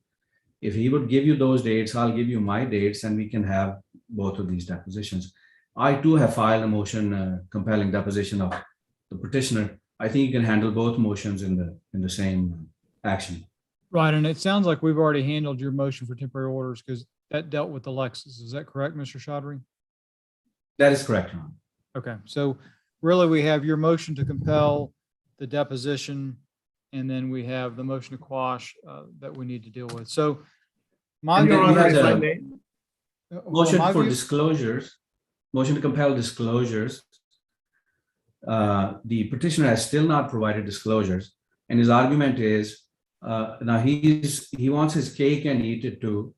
On one hand, he's saying that discovery period should continue after 6 months pursuant to level 1, which ends after 6 months.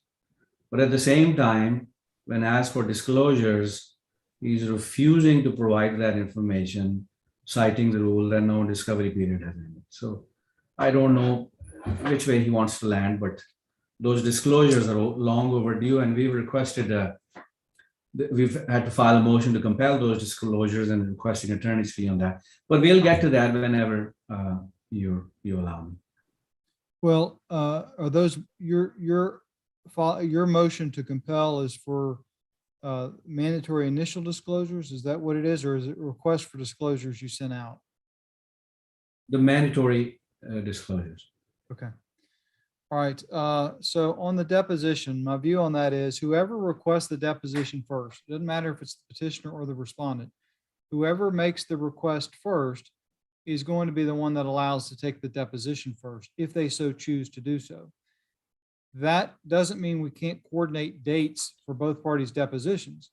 And so if respondent requested dates first, then the respondent's going to be able to take the petitioner's deposition first. If the petitioner requested dates first, and petitioner will be allowed to take the respondent's deposition first. That doesn't mean that you can't have a deposition the next day or 2 days later on the other party. You don't have to wait to give dates until a deposition is done. We're going to get the deposition dates. I'm going to give you all a deadline by which to do the depositions. And but the party that requested it first will be the one that's allowed to go first. Typically, too, if this becomes a disagreement, my view is the party that's being deposed, it's taken at that lawyer's office. So if the petitioner is giving their deposition, that would be at petitioner's counsel's office. If respondent is giving respondent's deposition, that would be at respondent's counsel's office. Unless y'all think you can do both depositions in the same day. And then if that's the case, if y'all can't agree on which office to take it in, then maybe you select a neutral site. but that's the court's view on depositions and how to schedule those. I'm going to give you a deadline to do it, and I'll give you all deadlines by which to give at least, 3 dates or 5 dates, whatever y'all think is necessary. Your Honor, This if I case- may, You may. they have offered January 28th for respondent's deposition. I like to go ahead and take that date because I checked my calendar. I am available, and so is the respondent, her respondent's attorney. I spoke to petitioner. He's available on February the 10th. If respondent is available on that date, we're happy to present ourselves for the deposition on February the 10th for petitioner. All right, Mr. Chaudhry, let's see if these dates work for you or not. First, January 28th, is that date open for you to do a deposition of your client? Your Honor, that date was provided 2 weeks ago and there was no response. So I'll have to check with my client, and I also have to check my calendar if I'm still available on that date. And as far as February 10th, I do not know. If you could set a deadline for the both of us, I think it'd be more efficient. We can That's both what I'm gonna look at do. our calendars. And Judge, Right. I'm just curious how the respondent knew a month in advance that she was going to have a family emergency on December the 6th, when the motion to Here, quash was filed we're not- sometime. We're not going to do that. I'm going to give you all a deadline. I understand Yes, both Judge. sides are frustrated, and I agree this case is not going smoothly. And I don't know if it's lawyers' personalities, client personalities, but every once in a while, we have cases where there's a lot of conflict, and I'm picking up on that's this case has got a lot of conflict in it. So, but I don't like to micromanage cases as a judge, and I can tell you typically, when parties continue to come in with little spats, the court does assess attorney's fees because the court's going to try to send a message, hey, some of this stuff y'all need to work out amongst yourselves if you can, and if you can't, you better make darn sure you're complying with the rules, because judges don't like dealing with continuous discovery spats. And I understand in some cases it's necessary, but it's not something that is encouraged. And so that's why the rules have this presumption that if there's a motion to compel filed and the court finds that some documents weren't produced, there's a presumption that attorney's fees should be granted. And that's within the statute, within the code, because the legislature kind of understands neither side can look their client in the eyes and say, hey, I think this would be a good settlement, until they've made sure they have discovery from the other side. And so if lawyers request discovery from the other side, it's got to be produced, even if it's $10 in a bank account, if it's minimum wage pay stubs. Because once they get those documents, then they can go to their client and say, she doesn't have any money. She's not making much money. She hasn't transferred any large sums of money out of her account because I've got 2 years worth of bank records. But until they get those documents, there's that problem that they can't necessarily ethically recommend to their client to settle the case. So discovery is a big part of getting the case completed. Now, as far as discovery control plans, I agree that in the original petition, there was no discovery control plan asserted, and there should have been. And that's an issue. The court's position is that if there's not a discovery control plan listed in the petition, that the default is discovery control plan level 2. That being said, because there's a burden to get into 1 and there's a burden to get into 3, but the default provision is level 2. And I will note that in the counter petition for divorce, Mr. Chaudhry, your client alleged discovery control level 2, which is, in my opinion, the appropriate discovery control plan to be in this particular case. So we're operating under discovery control plan number 2. And that means that the Texas Rules of Civil Procedure need to be followed as it relates to discovery cutoff period. And that's 30 days prior to your final trial date, with the exception of expert designation, those kinds of things. So the discovery control level is still open. This case was filed prior to the new rules as far as mandatory disclosures. And so even though the party was served at a later date. The date of the petition controls what rules you're under as far as the rules of civil procedure. So the mandatory initial disclosures are not required in this case because the case was filed before that statute took effect. So the service doesn't matter. It's the date that the petition was filed. At least that's my understanding of the rules. So if there's legal arguments, like there's case law that says that that should be different, then let me know. But I can tell you, Judge Heppard and I did a CLE on this for the State Bar of Texas. I feel like I know the new rules fairly well, and did a lot of research preparing for that CLE speech. And I think that what I'm telling you is in line with what should be followed. But that being said, I'm never a proud judge that can't be corrected. I'm one of those judges that if you've got some case law or some statutes that you can bring to my attention and say, Judge, wait, you're wrong on this. I want to be a good judge, and being a good judge doesn't mean thinking you know everything. There are always law changes, case law that comes out. And if you've got something that you can convince me that my position is not correct, I'm happy to read it and assess it and then give you a ruling after I have an opportunity to look at it. But that being said, the request to compel the initial required disclosures is denied because we are not operating under those rules. The parties need to exchange dates that their clients are available to give their deposition testimony. And I want you to each give 5 dates that your client is available and that the lawyer is available. Mr. Chaudhry, you're to give 5 dates to Mr. Zachariah, and you're to do that by December the 9th. Mr. Zachariah, you're required to give Mr. Chaudhry 5 dates that you and your client are available for deposition, and you're to do that by December 10th. Mr. Zachariah will be allowed to select the first date for the deposition, and Mr. Chaudhry, you'll be allowed to select the date after Mr.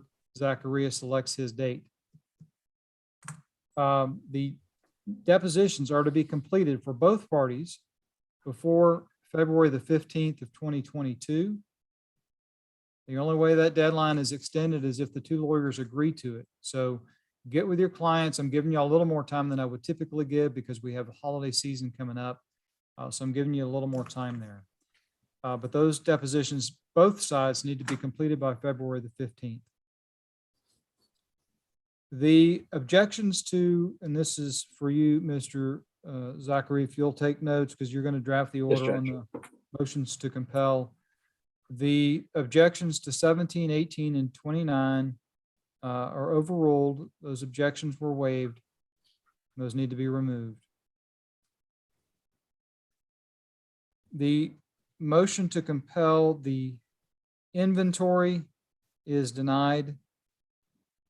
I understand the inventory was provided 5 days late. I get it. I'm going to assess, or I'm going to evaluate attorney's fees, or Judge Heppard will, on things of that nature at the final trial. But the inventory was submitted. It was just, and I understand both sides. Look, these inventories are works in progress sometimes. And I agree that it's a red flag, and you get real suspicious when somebody gives you a sworn inventory and there's an account missing or multiple accounts missing. And so, Mr. Chaudhry, I understand you being frustrated that the other side gave you an inventory and there was evidently some missing accounts on it. And Mr. Zachariah, I understand you wanted the inventory 5 days before the mediation so that you could go through those numbers and probably input them in an Excel spreadsheet so that you had a more efficient mediation, and that didn't take place. And I get it. Both sides have a little bit of issues there, but I'm not assessing attorney's fees on either one of those at this time. On the third motion to compel, my ruling is as follows. The request for the attorney contract, request number 1, that motion to compel, request number 1 is granted. And I'll give you a date, Mr. Chaudhry, in a second to get all these documents in. The request for production number 4, wife's W-2 or 1099 income from 2020, that is granted. Request number 6, wife's pay stubs. That request is granted because it sounds like those haven't been produced yet. Request number 7, the bank statements. The court is granting that. Both sides are entitled to unredacted copies of bank statements. Both sides, I mean, this is a divorce. And both accounts are open to being discovered by the other side. And that's just the way every case works. And so both sides need to give unredacted bank statements to the other side. Credit cards, same thing. Request number 9 is granted. They need unredacted copies of the credit cards. Request number 10, the Robinhood account. That needs to be produced as well, unredacted. And it sounds like, Mr. Chaudhry, a lot of these documents were already produced. They were just redacted, so it should be pretty easy to just take off the redactions. The court finds that request number 12 is a duplicate. That request, motion to compel, request number 12 is denied. The request to, for number 15, the motion to compel is granted as far as the lease application. And Mr. Chaudhry, if there's any other documents that are responsive to that request other than the lease, you need to produce those. But I'm not sure there is anything else on that one. Request for Yes, Your Honor. 17, request for number 17 and number 18. The court finds that those are duplicates. Those are covered already, so those are denied. The request number 30, which deals with the business documents, Mr. Chaudhry stipulated that he's going to get those documents to Mr. Zachariah. Mr. Chaudhry, well, I'll just do this. We're going to make these supplemental responses, your deadline to get these documents in. I'm going to make those due on December the 20th. That gives you 2 weeks from today's date to get them in. That'll be by 5 p.m. at Mr. Zachariah's office. So you can email them to him, but just make sure you get those documents to him by 5 p.m. The court is assessing attorney's fees against Mr. Chaudhry's client in the sum of $1,750. And that's just going to be a judgment. I'm not going to, well, I'll go ahead and put a deadline to pay it by. We'll say it needs to be paid by February 15th of 2022. Your Honor, may I request that this be determined at the final determination of the, so that, I mean, you know, she's not. I understand. If you. No, I understand, but I've got to, one of the things I've got to do as a judge is make sure that discovery gets complied with. And this is a basis to get the discovery complied with. They asked for $4,750. It is a third motion to compel, but, there was a prior motion to compel granted. And so the court did not assess attorney's fees on the first motion to compel, which typically the court will do. So I am going to stick by the $1,750. That's not what they asked for, but it's enough that I think it will, if you're having trouble with your client, I'm not saying you are, but if you are having trouble with your client, this will be an incentive for her to get that discovery in and to do it correctly so that we don't have any other issues. That completes the ruling of the court. Are there any other items that we need to address from either side? Entry of this order. Mr. Zachary, you're drafting the order on the motion to compel. On the motion for additional temporary orders, Mr. Chaudhry, you're drafting that motion because you prevailed on that motion. So we're going to set both of those orders for entry for, how about December 17th? It'd be a week from Friday. Y'all, does that give y'all time to do that? That's Yes, fine. Judge, it does give me time. I'm sorry, I heard one of you. Did both of you say that's okay? I said that was fine. Yes, December great. 17th is fine. All right, December 17th at 9 a.m. will be the entry of both orders. And thank you, gentlemen. Anything further we need to address from either side before we go off the record?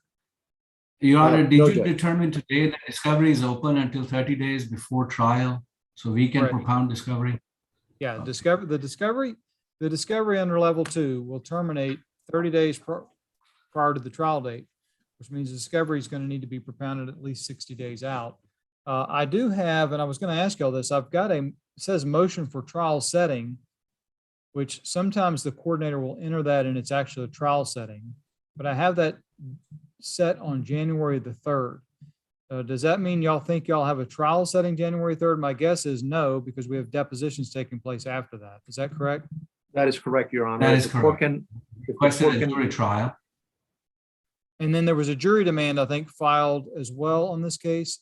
So that's going to kick y'all off of the January trial docket. So I'm going to go ahead and remove you from the January 3rd trial docket. Once y'all get the depositions done and y'all have a better lay of the land as far as what what the jury issues may be, then what I would recommend is just one of you schedule a status conference hearing, and you can come in, we can give you your jury trial date, and then also assess what else needs to be done. Okay, but the discovery control period is open, Mr. Chaudhry, just so you know. There's no trial setting at this time. Thank you, Your Honor. Are Thank we you, Judge. excused? Are we excused, Your Honor? You may. Thank you both. We're going off the record. Thank you.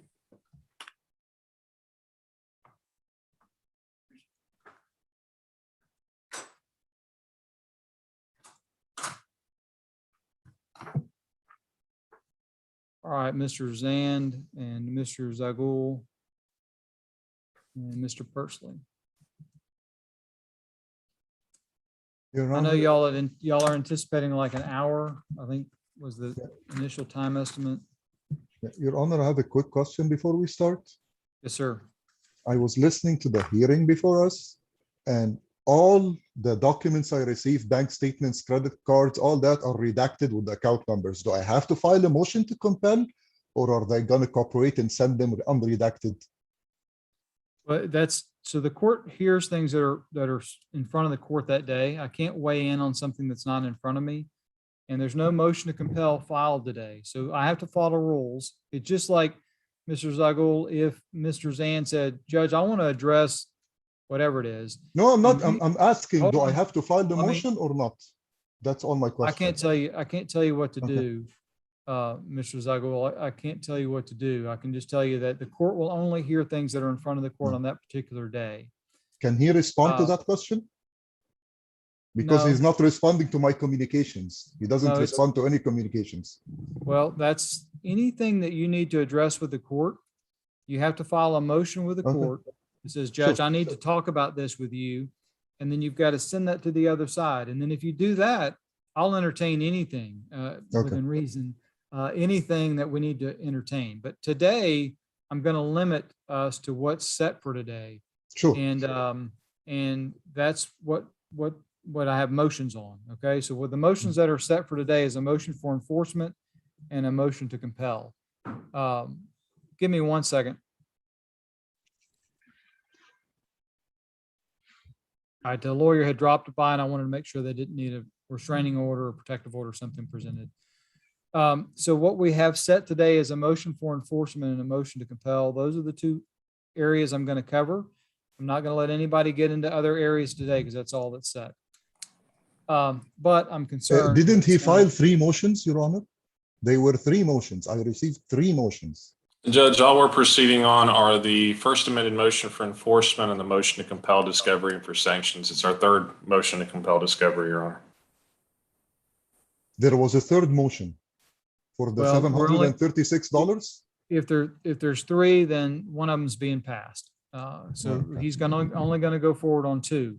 Okay. Sometimes that happens where Yeah, I'm lawyers just or asking. parties will say, Judge, there's 4 topics I want to talk to you about. And then they end up saying, today we're only going to. No, it's because he received the money already. Okay. All right. Well, let's get into the motions that we have today, but were we still anticipating that it's going to be about 45 minutes? I think Yes. it may be longer, Your Honor. So my I'm thought is, I'm not understanding why, Judge, he's going to allocate a time to this when he has no motion before the court. no, he's got time to respond to it. So I'm taking it. Yeah, because Your Honor, I actually got new evidence that the motion he set and that the ruling is on is based on 4 counts of perjury, lying about the assets. All right, well, we're gonna get, he gets to go first because it's his Yeah, motion. I know. Yeah, that's why I'm saying it will take time. All right, so you're gonna get to respond to his motions, but he gets to go first, and then I'm Yeah, gonna, Mr. Zagul, I'm gonna open it up for you to respond. Sure. We're gonna do all this on the record. And right now, we're not on the record, but something for everybody to remember is the record can only take down one person talking at a time. So we've got to be very careful not to talk over each other, not to interrupt. The only interruption should be objection. And if someone hears the word objection, that means stop talking until I can rule on the objection, and then I may say you can continue, or I may tell you, let's move to a new topic. My thought is I was going to try to do the motion for enforcement before lunch so Mr. Persley can be released. And then we can do the motion to compel after the lunch break. Do we think we can do, the announcement I had on the motion for enforcement was 15 minutes. I'll be as quick as I possibly can, Judge. All right, let's do that. We're going to go ahead and try to get y'all on your way before lunch on what we can do. Thank you, Your Honor.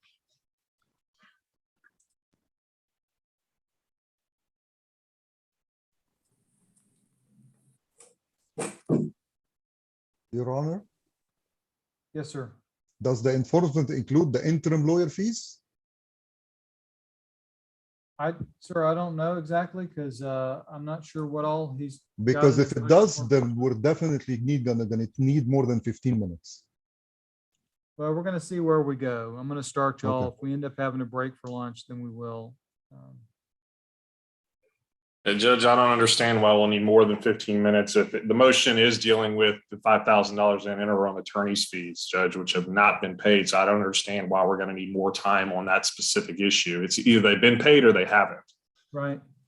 It's because, Your Honor, the ruling has been based on false documents and false testimony. Well, we're not rehearing, so there's no motion to rehear that motion.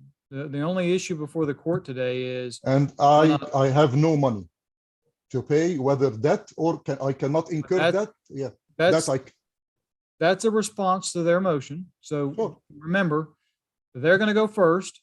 And then when they're done, I'm gonna say, Mr. Zagul, you can tell me anything you'd like to tell me, and your defenses can be raised at that time. But we're not gonna, I don't want to hear things 2 or 3 times. I want to hear them 1 time because that's the efficient way to run a court. So right now, we're going to get on the record and then he's going to go first. And then I'm going to let you tell me any defenses that you have, but I don't need to hear them now. sure. Judge, may I be permitted to give a brief opening on the issues? I think that'll just summarize it very quickly. Okay. All right. Give me a second. We're going to get on the record.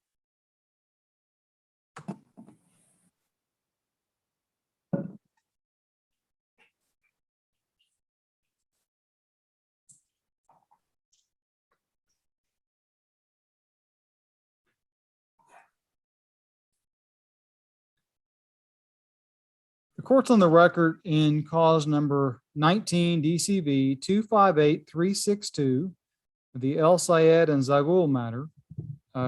Mr. Zan, if you would please state your name for the record and the party that you represent. Good morning, Your Honor. Dean Zand. I represent the petitioner and the movement on these motions set before the court today, May El Sayed.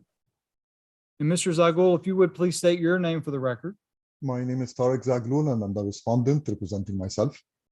Thank you. Ms. Persley, if you would please announce who you represent.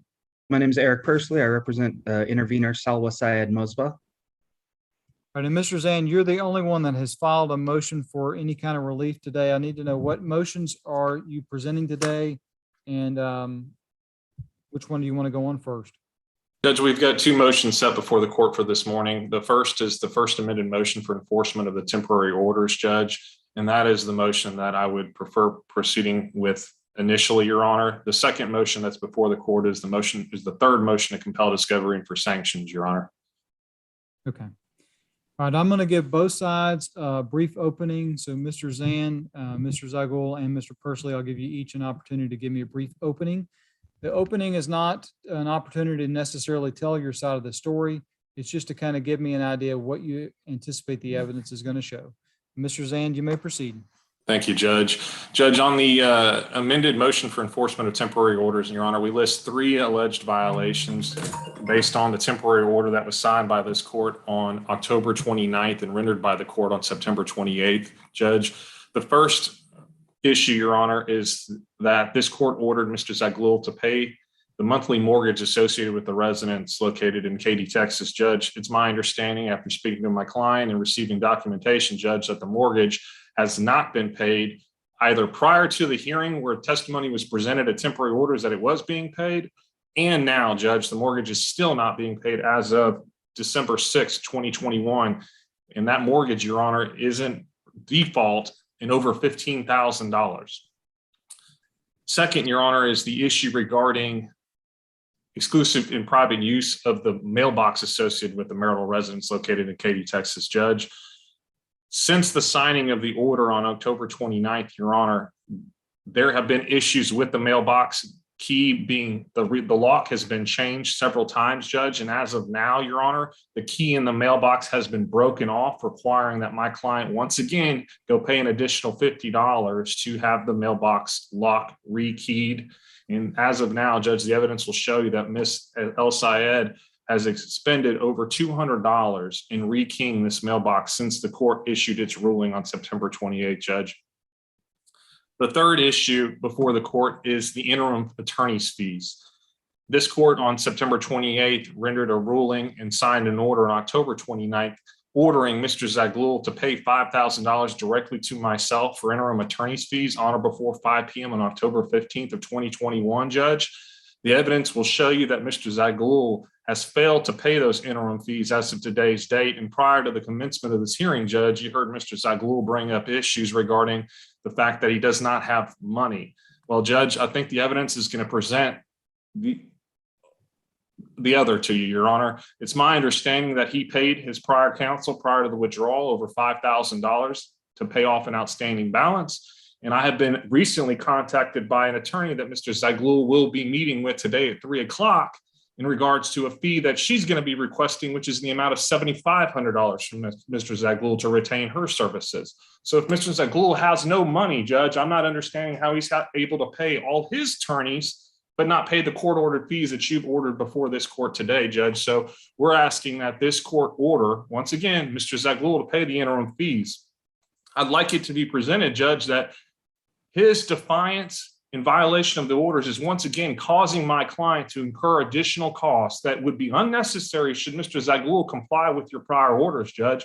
She does not have the money to expend unnecessarily on this matter. She's raising 4 children essentially on her own with no financial support because the only support this court ordered of Mr. Zaghloul was to pay the mortgage, which he's failed to do so, Judge. So I need this court, my client needs this court to impose an order that has teeth against Mr. Zaghloul so he doesn't continue to defy this court's orders intentionally and with malicious intent, Judge. He wants to drag this out, is our opinion, Your Honor, and cause my client unnecessary expenses, which he's done. And we need this to end, Judge. My client needs closure. She needs resolution, and she cannot continue to afford this if Mr. Zaghloul is not going to pay the fees that this court has previously ordered. Thank you, Judge. Ms. Zaghloul, if you'd like to give me a brief opening, you may do so. Yes, Your Honor. First of all, about his claims of changing the mailbox fees and $200, that's completely not true because it was changed once after the date of the 29th of October. It was only changed once by her, and no one else changed it. The other thing, as for the lawyer fees, the $7,500 that he claims I'm meeting a lawyer today, I'm actually going to meet a lawyer for the first time for consultation called Mrs. Lusk. I've never met her before, and I don't know anything about the $7,500. I actually met 6 lawyers so far. Anyone who asked for this much money, I actually had someone ask for $10,000. I said, I can't afford that. Mr. Kincaid withdrew because he wanted $12,000 of retainer, and I couldn't do that. And I paid him $5,000 because of a balance owed, and to ask him to file motions to modify these orders based on the new evidence. He said, I will not do that till you pay retainer. So I told him I can only give you $2,000 retainer. And when he withdrew, I actually disputed the charge and it's still in dispute. So I don't have the money. I did not pay the credit card the money. It's in dispute, and it should be resolved by tomorrow. And Your Honor, in the hearing for the interim lawyer fees, you personally said you want me to pay her lawyer $5,000 so none of the lawyers would withdraw. I have one option, either to hire a lawyer or pay her lawyer $5,000, because that's all I can afford till the end of the trial. So it's either I can hire a lawyer cheap for $5,000, which everyone is refusing, or I pay Dean Zand and I don't have a lawyer till the end of the trial. The other thing I can prove that she has more than sufficient assets to pay any lawyer fees beyond Gentlemen, her lawyer object as and to my this lawyer. line of testimony, as this does not It's relate not to the matters testimony. before the court. It's Hold on, evidence. hold It's not on, Mr. testimony. Zagul. Sure. Do not talk over the lawyer. Let the Okay. lawyer talk, and then I'll make a ruling, and then you Okay. can talk. Objections overruled. You may continue, Mr. Zagul. And I also have evidence that Mr. Zand himself is going around the court in contempt, trying to avoid denied requests by the court, requesting bank documents for multiple people and enterprises that you personally denied him this access, and then making me pay for it.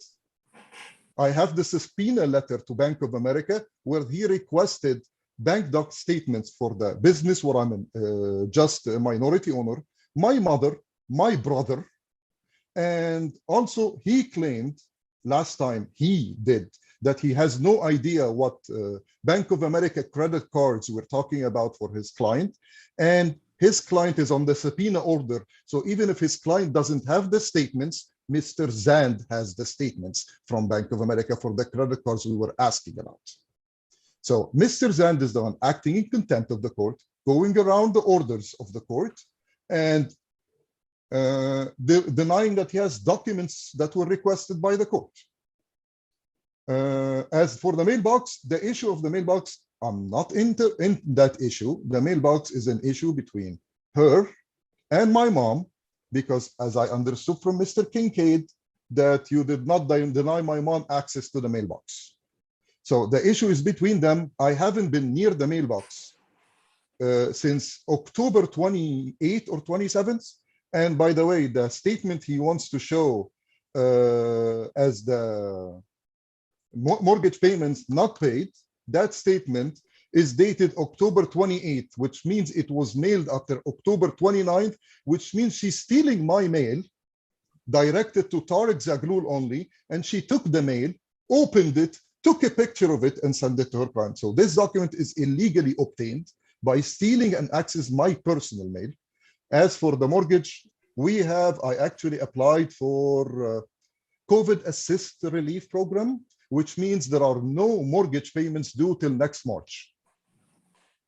They are accumulated, and then at the end of the program, I can request that they will be added to the end of the years, the contract. Or I start adding more amounts.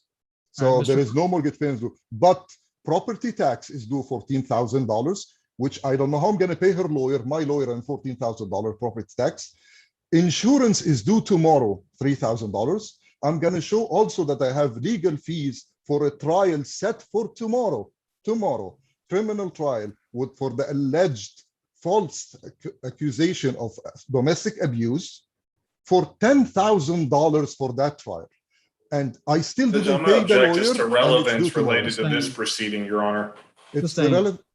This is about my financial obligations, Your Honor. The objection was sustained for purposes of opening statements. He Anything already. further, Oh shit! Go ahead, Your Honor. Sorry. Anything further on your opening statement? He represented in the Mr. Zand represented in his exhibits my fiscal or financial information, which will show that I am already $400,000 in debt, and I'm not even making my minimum monthly payments. All right, thank you. Mr. Pursley, brief opening. Yeah, very brief, Your Honor. The issues in this hearing that relate to my client are only with regards to the mailbox and the changing of the keys. But we're going to show, and even in the motion itself, it agrees that the keys were changed on October 28th and the order signed October 29th. So unless there's not any type of obstruction that when there was an order signed or any attempts to get beyond the order, I think we definitely need a little bit of clarification as to who is allowed and who is enjoined to using the mailbox under the orders, because my client does have some mail that's still coming there, and there are other people who are not parties to this suit who get mail at that mailbox as well. So Okay. and we need to address kind of those issues if we're dealing with this. But what the evidence is going to show is that any type of violation of the order occurred prior to the order being signed, if there was in fact a violation in the first place. All right, thank you, Mr. Persley. All right, the court, as I kind of expected, it's not, we're at 12:06 and I've got, it's not just me. If it was just me, I'd work through lunch, but I've got clerks and bailiff and other people I have to be considerate of. So we're going to go ahead and take our lunch break. We will resume at 1:30 and we're going off the record. We'll see y'all back Yes, here sir. at 1:30. Thank you.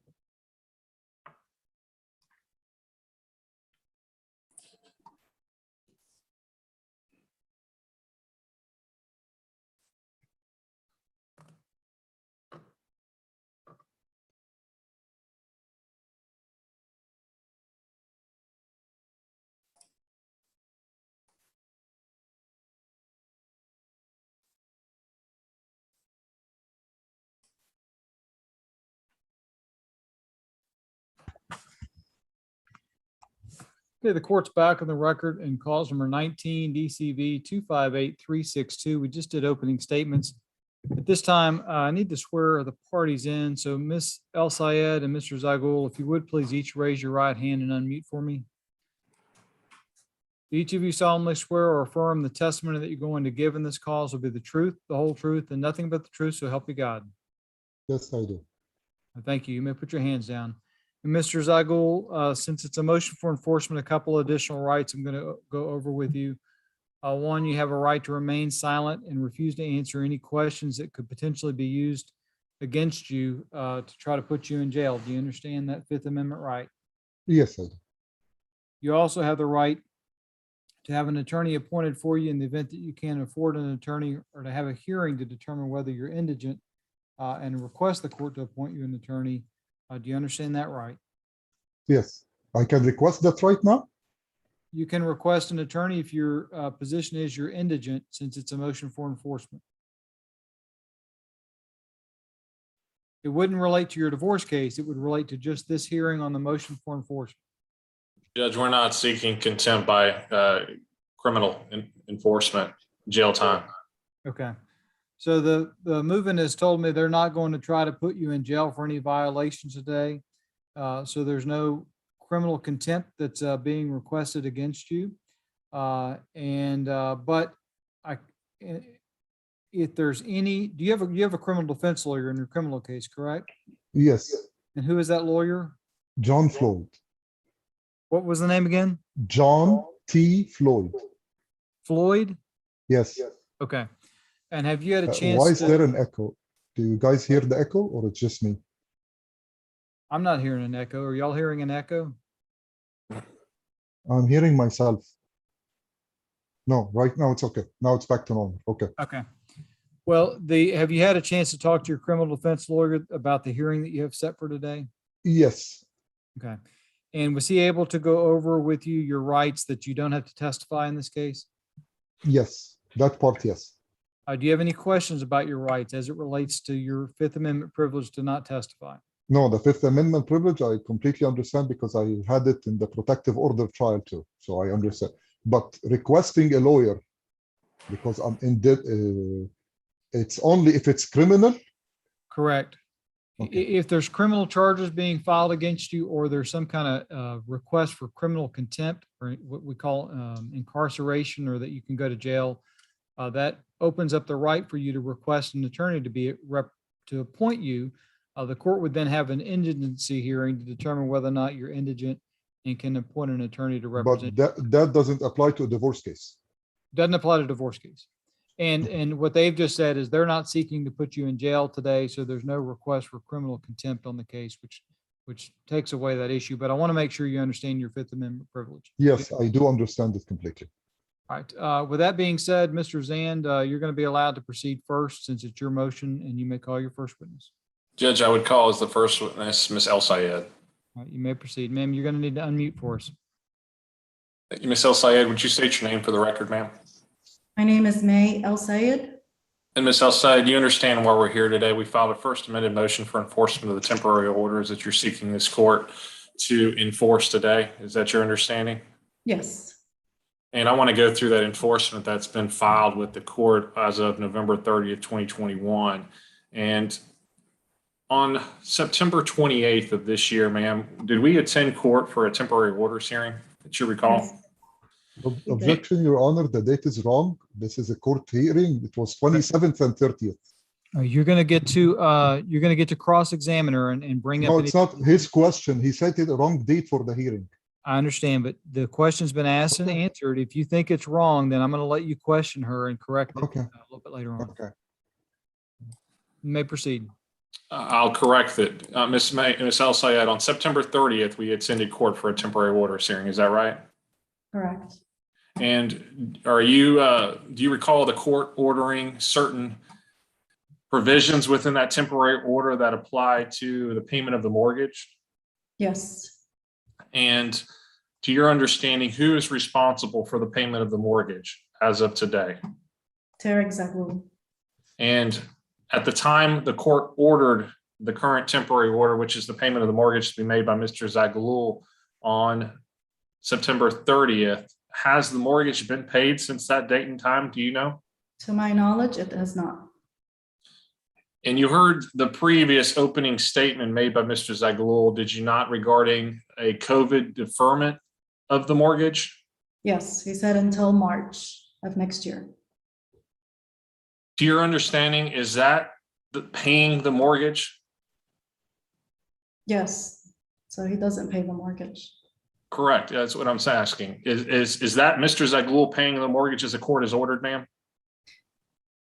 I'm sorry, I'm not clear. Is entering into a COVID relief plan in compliance with the order as far as you know it to be? No, it does not.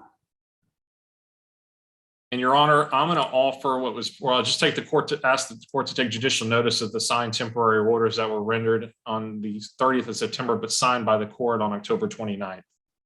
Any objection to me taking judicial notice of that order, Mr. Zaghloul? No, Your Honor. Mr. Persley? No, sir. All right, the court will take judicial notice of the court's temporary order signed October 29th of 2021. And Ms. El Sayed, the court in that temporary order specifically states on page, getting to that page.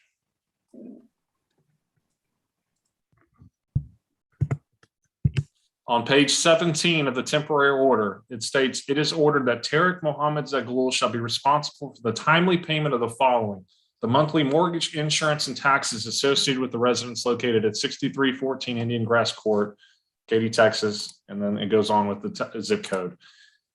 Ms. El Sayed, at the time of the filing of this enforcement, and as of today, has the mortgage been timely paid, ma'am? No, it has not. Do you know if the mortgage has been paid for November? It has not. Do you know if the mortgage has been paid for December? It has not. Do you know currently what the outstanding balance is for the mortgage associated with the marital residence? I think it's around 15,000. 15,000? Yes. Is that, the question was about the total mortgage? No. The arrearage. Okay. What are you asking the court to do in relation to the non-payment of the mortgage today, Ms. El Sayed? To enforce the court order for him to pay what he was ordered to pay, which is the mortgage, the insurance, the taxes, because that's supposed to substitute for child support. Are you receiving any additional Objection, support? Your Honor. Objection, Your Honor. The order never said anything about substitution for child support or child support. Sustain. Are you receiving any additional support from Mr. Zaghloul at this time, Ms. El Sayed? I have not. Again, Your Honor, that order did not go about anything with regards to child support. I So this sustain is it. irrelevant. I sustain that to the last question, to the question before that. That objection is overruled on that last answer. You may continue, Mr. Zan. Thank you, Judge. And Ms. El Sayed, continuing on page 17, it's stated on those temporary orders that it is ordered that petitioner have exclusive and private use and possession of the following property while this case is pending. In number 3, it states the mailbox associated with the marital residence located at 6314 Indian Grass Court, Katy, Texas, and it goes on with the zip code. Since the court signed the temporary order on October 29th of 2021, ma'am, have you had exclusive use of that mailbox? No, every time I change the key, he would go change it. And the last Objection, Your time, Honor. This is hearsay. This is hearsay. She doesn't know who changed the key. She doesn't, it's all hearsay. She didn't see me change the key. She didn't see anything. So it's hearsay from other sources. Overruled as to the fact that he asked if she had exclusive right to the. No, I'm saying changing the keys. Hold on, her answer to that was no. So next question. So how did she know that someone else had access to the mailbox? I don't know. He asked her, the question was, have you had exclusive use of the mailbox since that date? And her answer was no. And that answered the question. The objection's overruled. Next question, Mr. Zan. Thank you, Judge. Ms. El Sayed, when did you change the lock on the mailbox? on November 4th, and I can't remember the other date, but I got 2 sets of keys. And the last set of keys, a few days after, a key was inserted into the mailbox and broken in. So I cannot access my mailbox again. How many times have you gone to the post office to change the mailbox lock since we attended court on September 30th? Twice. How much money have you paid to the postal service to change the locks? $100, and I need to give in another 50. So since that time, you've changed the locks twice. Is that your testimony? So I understand? Yes, And now you have to change the locks a third time because a mailbox key is broken off in the lock? Is that your Yes. testimony? correct. What basis do you have to believe that it's your husband, Mr. Zaghloul, that is accessing the mailbox or changing the locks? I was told by the USPS employee. Objection, Your Honor, hearsay. Sustained. To your knowledge, does anyone else other than you or your husband have a mailbox key? No, To your knowledge, does anyone else, either you or your husband, have the ability to change the mailbox lock? his mother, I believe, because that's what he claimed. So. Okay. Okay. No objection. So do you know for a fact whether or not it was Mr. Zaghloul that changed the mailbox lock after you changed it on November 4th, or his mother? He did. Hearsay. Overruled. How did she know? And You're gonna get to ask her that question. He said for a fact. Hold on. Don't Okay. argue with the court. You're gonna get a chance to ask her that Okay. question in a minute, and that will enlighten the court as well. But right now, Okay. I need you to make your notes and you can ask her questions in a minute. Mr. Zan, you may continue. Thank you. And Ms. El Sayed, you were able to obtain this information from the U.S. Postal Service, is that correct? Correct. And it That's was your, hearsay, Your Honor. Sustained. well, I We're mean, I going didn't back, ask what they it's said, question- Judge, I just how she was able to obtain it. Well, but Asked you're and asking, answered, hold Your on, Honor. hold on. The objection is sustained because it's referring to the information from the prior. Yeah, question. and I have another objection, on. asked and answered. The objection was sustained. So the Okay. next question. What are you asking this court to do today in regards to the continued violation of your exclusive use and right to the mailbox associated with your residence, Ms. El Sayed? I need the courts to enforce the orders. It's very inconvenient for me to continue to come to court back and forth regarding the same issues that never get resolved. And this is just prolonging and more expenses, more stress, and it's just dragging forever. I need the courts to put an end to this because this is just taking too much effort, too much money, and none of us supposedly cannot afford any of this. And it's just very inconvenient to continuously him trying to do such things just for me, just to annoy me pretty much. And I'm just getting tired. Objection, Your Honor, this Very is, childish. it's, she's just, it's beyond the answer of the question. Sustained. Ms. El Sayed, have you had issues since the court ruled and signed the temporary order with you not receiving your mail? Yes, I have. What issues have you had, ma'am? So at the very small time that I was able to access my mailbox, I did receive letters from the toll road administration claiming that I have been getting letters for now over a year regarding me not paying tolls on my car. And my car is a lease, so it doesn't come under my name. It comes under the house address and Toyota finances, which means I have not been receiving letters like this. And now it accumulated into court fees and fines for not me showing up in court, and now added up to $1,500 that I have to pay because me not responding to the court order for me to show up and not paying my tolls. Mr. Zaghloul had access to that mailbox since, and I have not been getting my mail. So such things, I don't know what else I should expect or have not received, but this is one issue I've been dealing with. Are you asking this court to potentially clarify the current order that excludes all other parties, including the intervener, from accessing this mailbox? Yes. To my knowledge, it says exclusive use, so to my understanding. Your Honor, asked and answered. That objection's overruled, but it was non-responsive, that last part. So let's Non-responsive. next question.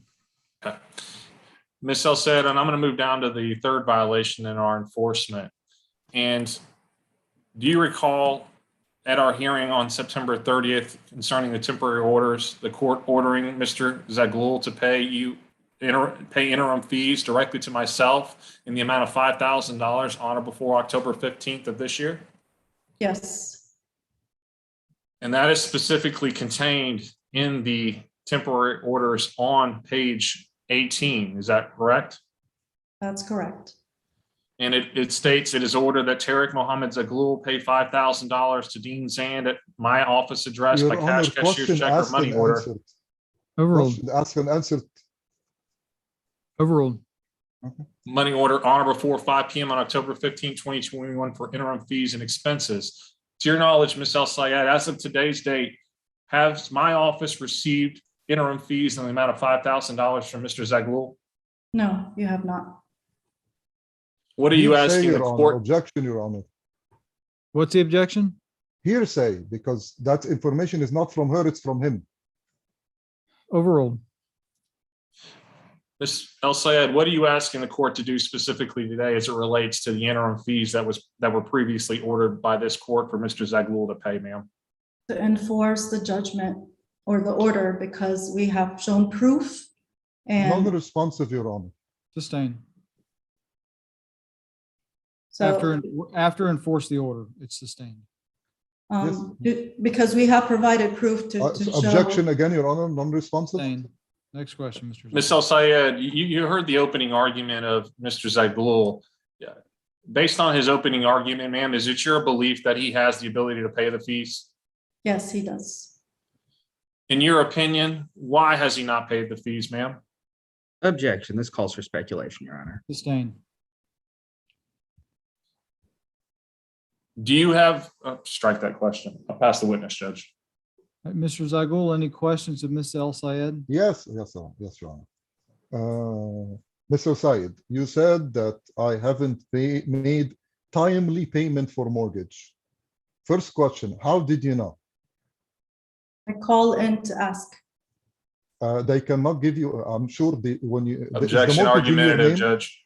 Is the Sustained. mortgage in your name? Hold on, just ask questions. What was the question? Is the mortgage in your name? No, but the loan I had signed. for. Your objection, non-response, objection, Your Honor, she's Sustained after no. non-responsive. Yes. Is your name anywhere on the mortgage? The objection is to relevance, Judge. Overruled. Answer, please. I remember signing papers for the loan. Objection, Your Honor, Does that non-responsive. make Is me your part of name it? on the mortgage account?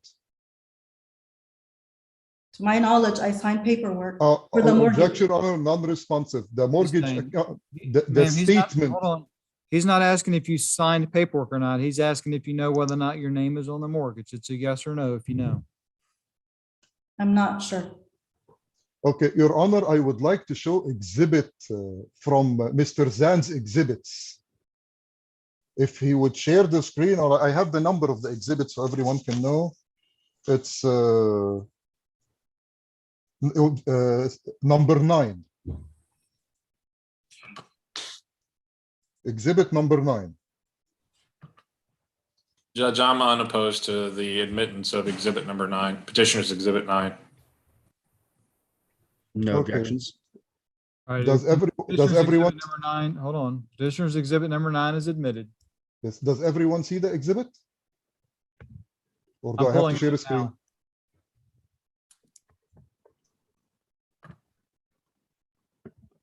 Sir, did you say you wanted to share the screen? No, I'm saying if everyone can see it, I don't need to share the screen. I have it. Okay. I have it. It's 2 pages, right? Can you please read the date on the statement? It's on the top right corner.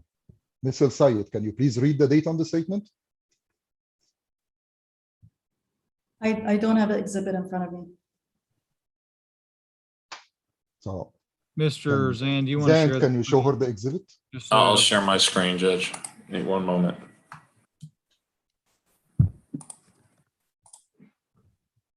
Can everyone see that? Can you see it, Ms. El Sayed? Yes.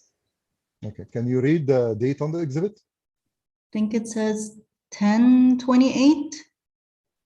Yeah, Yes, 10/28. 10/28, which means to your understanding that this statement was mailed on the 29th or after? Judge, objection is the form of the question. I don't know that that's a question or a statement. No, it's a question. To your understanding, do you think no, that a statement that was issued on the 28th is mailed on or after the next day? Judge, calls for speculation. Sustained. Oh, well, he said on or after. So the overruled, you may answer that, ma'am. You think the statement was mailed out on or after October 28th of 2021? Yes.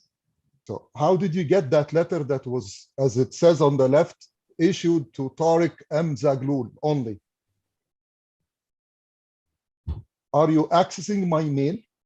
Judge, I'm going to object as to the relevance of this question. We're not here for an enforcement against Ms. El Sayed. We're here to determine whether or not Mr. Zaghloul has in fact paid the mortgage or not. So the line of questioning is not relevant to the proceeding before the court.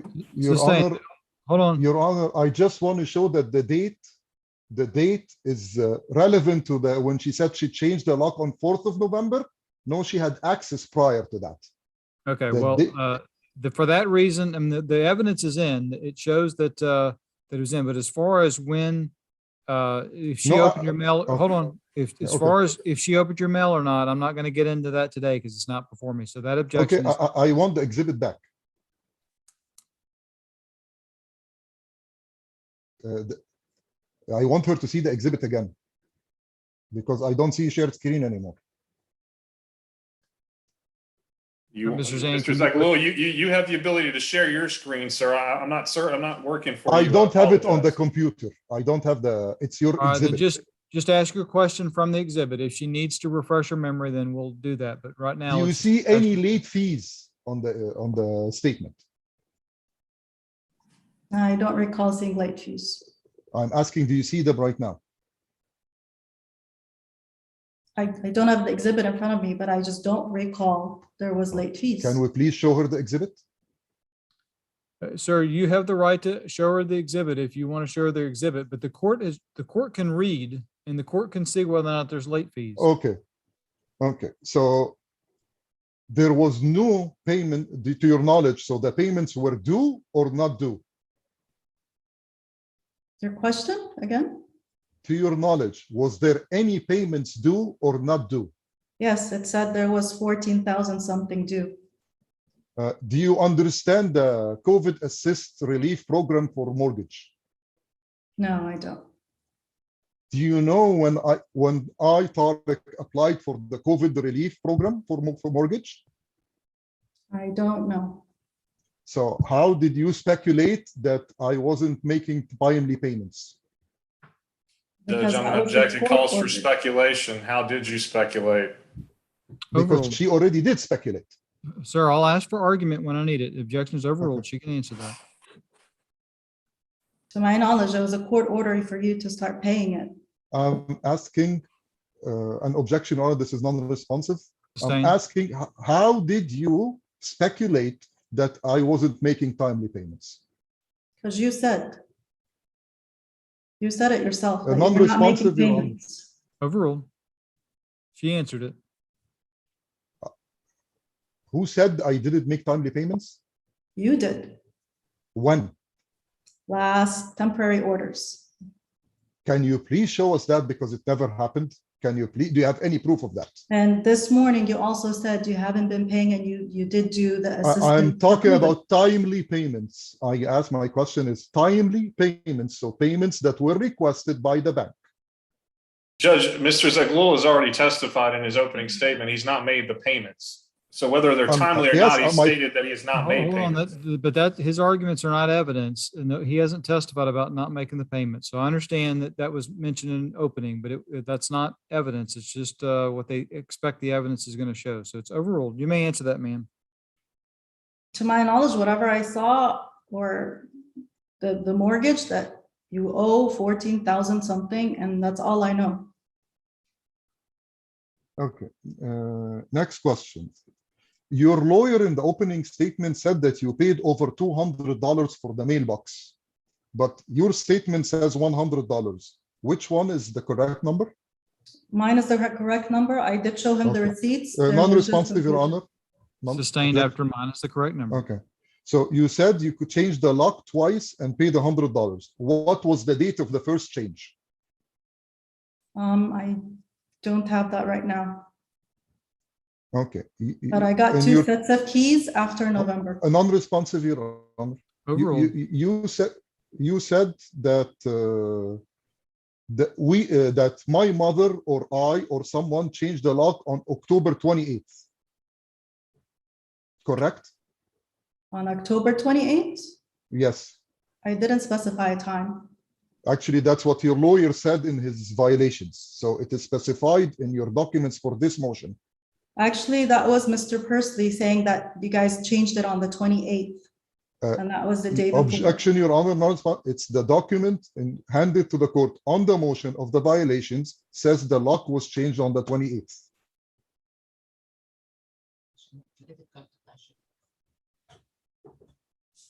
And we already Ma'am, admitted. Hold on, ma'am, do you have the motion in front of you? No. Let me Okay. see. If you remember, you can testify about what date you're alleging you violated the order, but if you don't recall, you don't recall. So I went on November 4th to change the lock. I received my mailbox key about, I think, 10 Your days Honor, or 14 Your days Honor, after. my question, this is not responsive. My question was Sustained. of the first time she changed the lock, not the second time. Sustained. The very, very first time, I changed it right after our temporary hearing. So you changed the lock on November 1st during the weekend. And then on I November, said November 4th. that's the first time? No, that was Was the the second first time? time after the court signed the orders. The court signed the order on Friday, October 30th. Yes. So you changed it during the weekend and right after the weekend? What weekend? November 4th. So when is the time before November 4th? The time She before already that? answered that, asked an answer. She said after the temporary orders hearing. Sustained. The temporary, Your Honor, the temporary order hearing was Friday, October 30th. And she says she changed it the second time, November 4th. When is But- the first time? Hold on, I think you're getting a little confused. The temporary order was signed. The date the October temporary order was 29th. signed is a different date than the date the temporary orders were heard. Yes. They were signed on a Friday, October 29th. So, Correct. so she's saying she changed the lock twice in 3 business days? No, after the hearing, not the date the orders were signed. So after the hearing, so the Yes. first time was prior to the order being signed, so it's not involved in this. So basically, she's claiming now she only paid $50. I'm After going to the object order. as to testimony and Sustained. form of the Mr. question. Zagul, sustained. So, Mr. Zagul, just ask questions right now. You're going to get to Okay. argue points later. So you're saying that he only changed the lock once after the orders were signed. Is 2 that times. correct? 2 times, and I need now to do it a 3rd time. 2 times after the orders were signed? Can you please Yes. specify the dates between after October 29th? What are the 2 dates you changed the lock? It was November 4th. That was the first time. And the next one, I think it was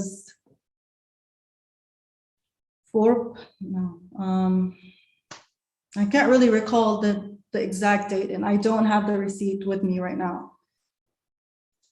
But it was after I received my keys. I tried to use it. I couldn't access the mailbox because again, it was changed again.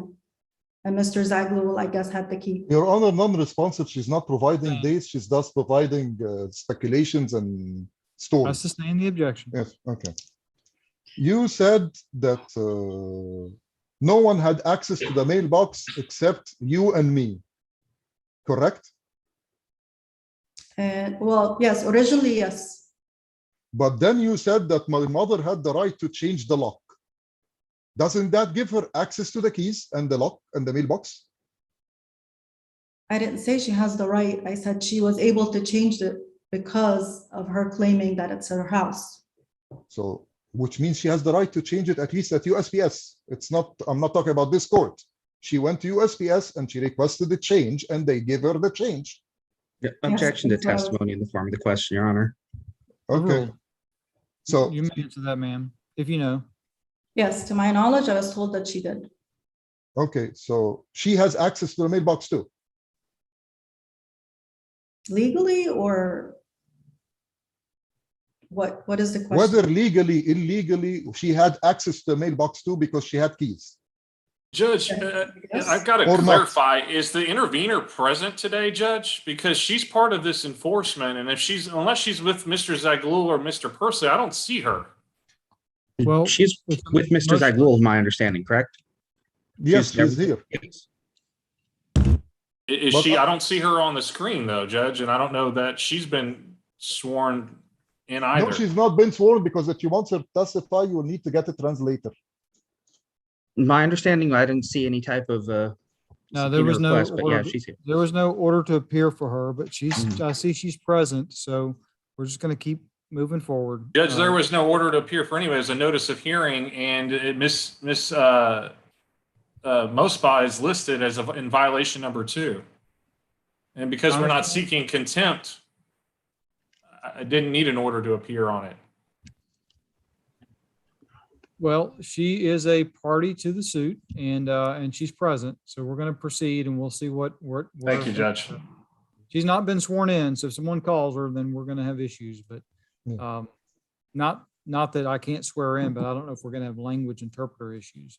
So we'll deal with that if we need to. All right, you may continue, Mr. Zaghloul. Yeah, so my question, you gave 2 testimonies that no one else has access but the 2 of us, and then she has access and got keys. Which one is correct? She getting keys is what I was told at USPS. You said that this has been an inconvenience and a lot of expenses and burdens financially on you, correct? Not necessarily in that order, yes, but it's very Yes, it doesn't- inconvenient. Yeah, it doesn't have to be the order, but these are the different statements. Yes, it's very inconvenient. Okay. I would like, I wanted to ask you a question. Do you remember in the temporary order hearing when Mr. Kincaid asked you about owning a car in Egypt, what was your response? Objection as to relevance, Judge. Sustain. No, I Your don't have Honor, a car in Egypt. No, ma'am, don't answer a question if the Oh. objection is sustained. Just wait Oh, for the next okay. question. Okay. We're Your only Honor, here on the, we're only here on the Yes, mortgage, the mailbox key, Yeah, and the, yes, but I can present the reasoning for my questioning. no. The- You ask the question. If you want to rephrase it, you can try that. And No, see if it's not rephrasing. I want to prove that she has already multiple times committed acts of perjury in this court, which means her testimony now could be inadmissible because of her multiple perjuries. Every hearing we had, whether protective order hearing or temporary hearing, I can prove 4 counts in each hearing alone, 4 counts of perjury. What I need you to So- do today is just, because those are issues, and they may be relevant today, I don't know yet, but you can ask questions, and if there's an objection, I'll rule in the objection. But the only issues we have today are mortgage, mailbox key, and interim fees. If you have evidence to discredit her, I'll allow you a little leeway to try to do that. Yeah, I want to discredit her now because I'm going to discredit most of what she's going to say after now. But it has to relate to today's hearing, so I'm not gonna. It's going to discredit her in general, Your Honor. She already, in the presence of Judge Molinex, committed perjury, and that's why Judge, Judge I'm going to object Molinex. to any line of testimony. Objection sustained.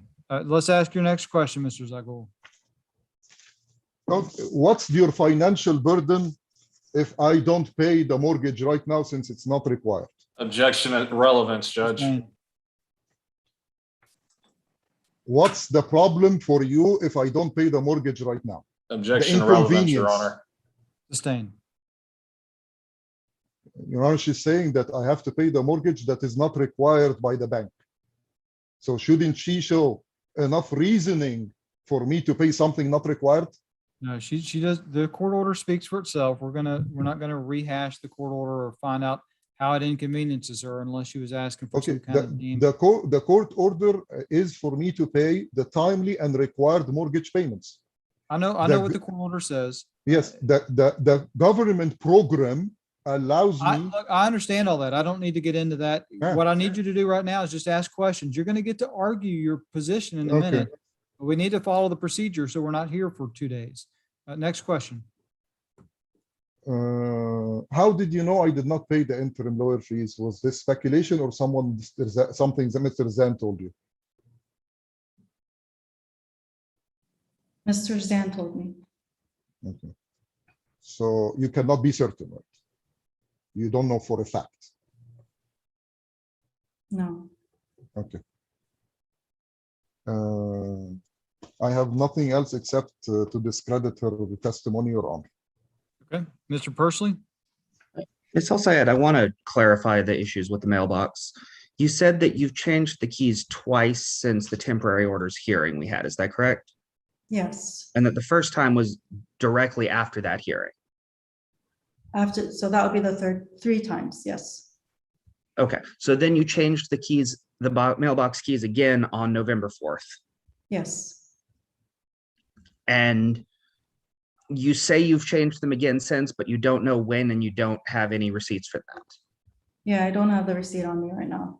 And you say there's currently a key that's broken in the mailbox, correct? Correct.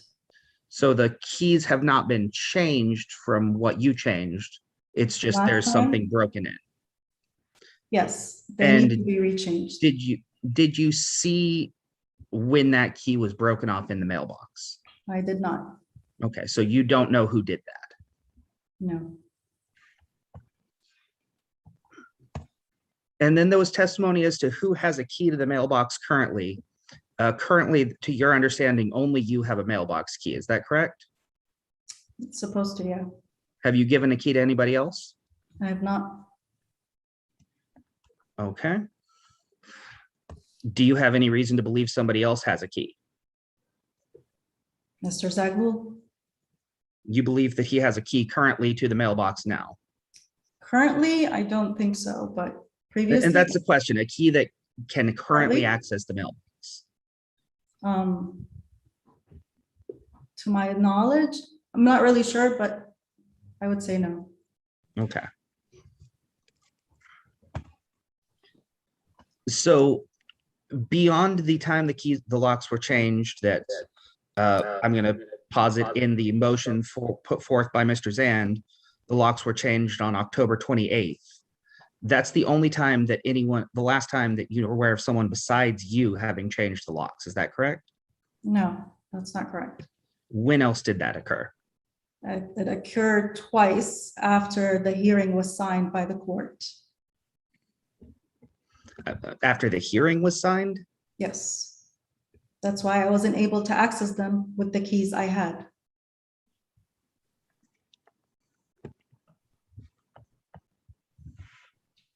I'm going to pass the witness, Your Honor. Mr. Zand? Just briefly, Ms. Elside, can you tell the court when was the last time you were able to access the mailbox? It was about, I would say, 2 weeks ago.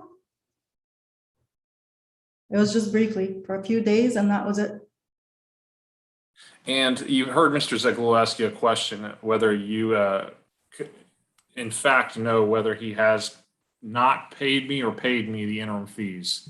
And you answered you could not testify to that, correct?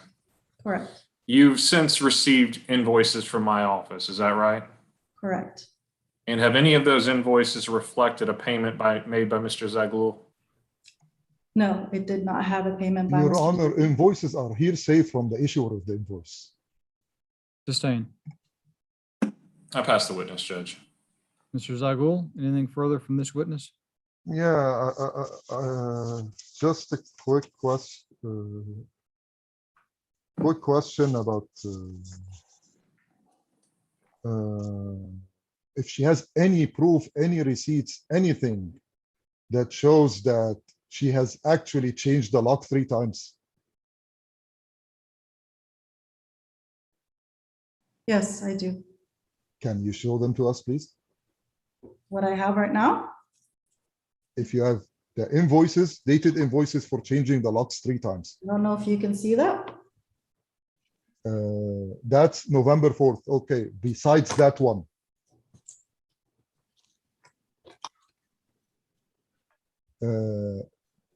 That's October 6th, so it's before the temporary orders. No, that wasn't before. That was after the temporary orders, but not before. Non-responsive, Your Honor, the temporary orders were signed October 29th. This Yes, is but it October was after 6th. the hearing, is what I'm trying to say. Your Honor, non-responsive. Sustained. Let's wait for the next question, but I am familiar with the dates. Yeah, so it's October 6th. So she only has 2 invoices, October Judge, I'm gonna 6th. object just to testimony. Sustained. I am asking, you only have 2 invoices dated October 6th and November 4th. Is that correct? There's one more, I just don't have it right now. And I do need to change the key again because of that broken. key inside. Non-responsive, Your Honor, I'm asking about the dated the invoices, what she has. Sustained. So you cannot prove right now that you changed the 3rd time. I don't have that proof on me. Okay. Thank you, Your Honor. Pass the witness. All right, Mr. Persley, Pass witness, Your Honor. Mr. Zan. No further questions of this witness, Judge. All right, Mr. Zan, you may call your next witness. I call Tarek Zeglul, Your Honor. All right, you may proceed. Thank you, Judge. Mr. Zeglul, would you state your name for the record, sir? Tarek Zeglul. And Mr. Zeglul, you understand the issues that have been presented to the court today that are contained in our first admitted motion for enforcement. Do you understand that, sir? The 3 issues? Yes, Your Honor. Yes. Yes, Mr. Zeglul. yes, I did. And I want to go with the first issue, which is on page 17 of the temporary orders that addresses the payment of the monthly mortgage associated with the marital residence. You're aware that the court ordered in our temporary orders, which were signed on October 29th, that you shall timely pay the monthly mortgage, insurance, and taxes associated with the residence located at 6314 Indian Grass. Is that your understanding? Yes, but I would like to add that the temporary order has the wrong zip code, by the way. Okay. So it's not the correct address, but yes. Since the court signed that temporary order, have you timely paid the mortgage? The bank did not require payment. Objection non-responsive, Your Honor. Sustained. It's a yes or no, Mr. Zeglul. Have you paid the mortgage since the court signed the order on October 29th? Is it question paid the mortgage or timely paid the mortgage? Have you timely paid the mortgage? Yes. Since how did you remit payment for the mortgage? It's not required Why is it not required? because of the COVID relief program. I am excluded and don't have to make payments for a full 12 months starting March 2020 till first payment due will be March 2021. Mr. Zeglul, you understand the temporary orders don't state you can pay the monthly mortgage or not pay it if the COVID relief allows you to do so. You understand? Do you see that anywhere in the temporary order, sir? And it doesn't say that I have to pay a payment that the bank does not require. Mr. Zeglul, so we're all on the same page, sir. You see the temporary order and you see what it reads, that you shall be responsible for the timely payment of the following. Yes. The monthly yes, mortgage, but- insurance, and taxes associated with the residence located in 6314 Indian Grass Court, Katy, Texas. Yes, and I stress on the word timely. Timely. Okay. In Which that means mortgage, no in late that mortgage, fees, no stuff. in that mortgage statement that was just admitted into evidence, it states that the amount due is $14,633.55. And it says the scheduled due date as of 11/1/2021. You see that? I have letters from the bank saying I do not require to make any payments and no late fees. He's not And- asking that. He's at, hold on. The question is, you're going to get to tell me stuff in a minute, but Sure. you just need to answer the question. He's asking, does it say the statement is due on November the 1st?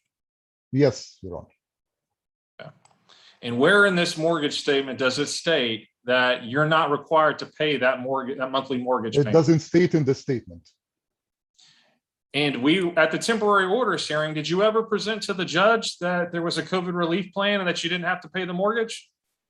There was no question asked about the COVID relief program.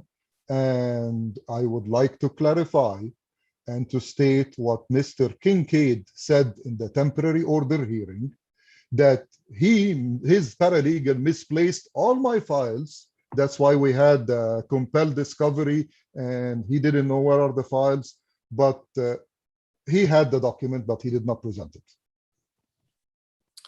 Do you recall your prior testimony that you stated that you were paying the monthly mortgage? I said, he asked the question, are you paying timely due monthly mortgage? Yes, I am paying every payment that was required by the bank. Yet you have a mortgage statement from the bank that says that these mortgage payments due each month are unpaid. It doesn't show any late fees, which means it's not required. That's your interpretation, correct? It doesn't state that anywhere on the No, mortgage it's not my statement, does it? interpretation. It's not my interpretation. It's not what the bank said. It's not Do interpretation. you see on the top of your delinquency notice on that document, Mr. There Zaghloul, is where it no states you are delinquent- late on your contract payments? Failure to bring your contract current may result in fees and foreclosure, the loss of your home. As of October 28, 2021, you are That is not 241 correct. days delinquent on your contract. Do you see that, sir? That is not correct. So the bank, the mortgage company is lying. Is that Yes. what your testimony is? Yes. Okay. That is not correct, and the proof that it's not correct, there is no foreclosure, there is no attempted collection, there is no letters requiring payment. And by the way, every time they send a statement, they send another letter that she's hiding, that you're Objection blinded. non-responsive, Your Honor. Sustained.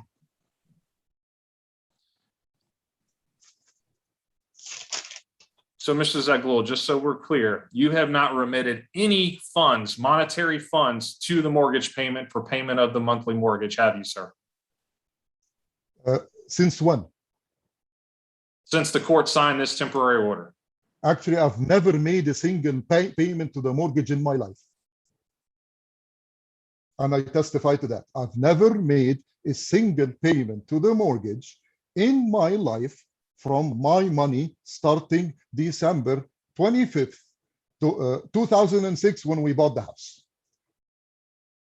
Never, ever, So you've never paid the mortgage. ever in my life. And so the money coming out of the party's joint bank account to pay that mortgage was never paid by you. Is that your testimony today? Yes, it's my testimony, because if you look back at the same statement, you'll find that that money came from my father or my brother. So I've never made any money. I did not pay a cent from my own money to the mortgage in my life. Okay. I'm going to move on to the next issue, Mr. Zaghloul, and that is the mailbox issue, the big elephant in the room. Go ahead. You understand that your wife is awarded exclusive use of the mailbox associated with the marital residence. Do you understand that? No, I don't. That's why we need clarification if this applies. That what I heard from the hearing from Judge Bell was that I am enjoined from using the mailbox.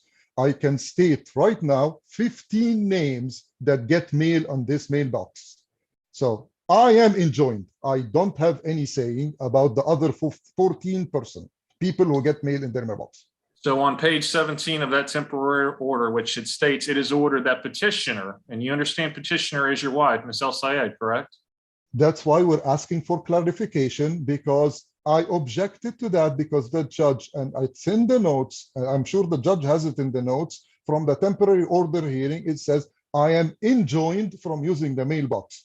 Other than that, I did not hear from the judge that day. You wrote it in the order and the judge signed it, and that doesn't, I took it only applies to me. I have no control of any other person in the world. I can only control myself.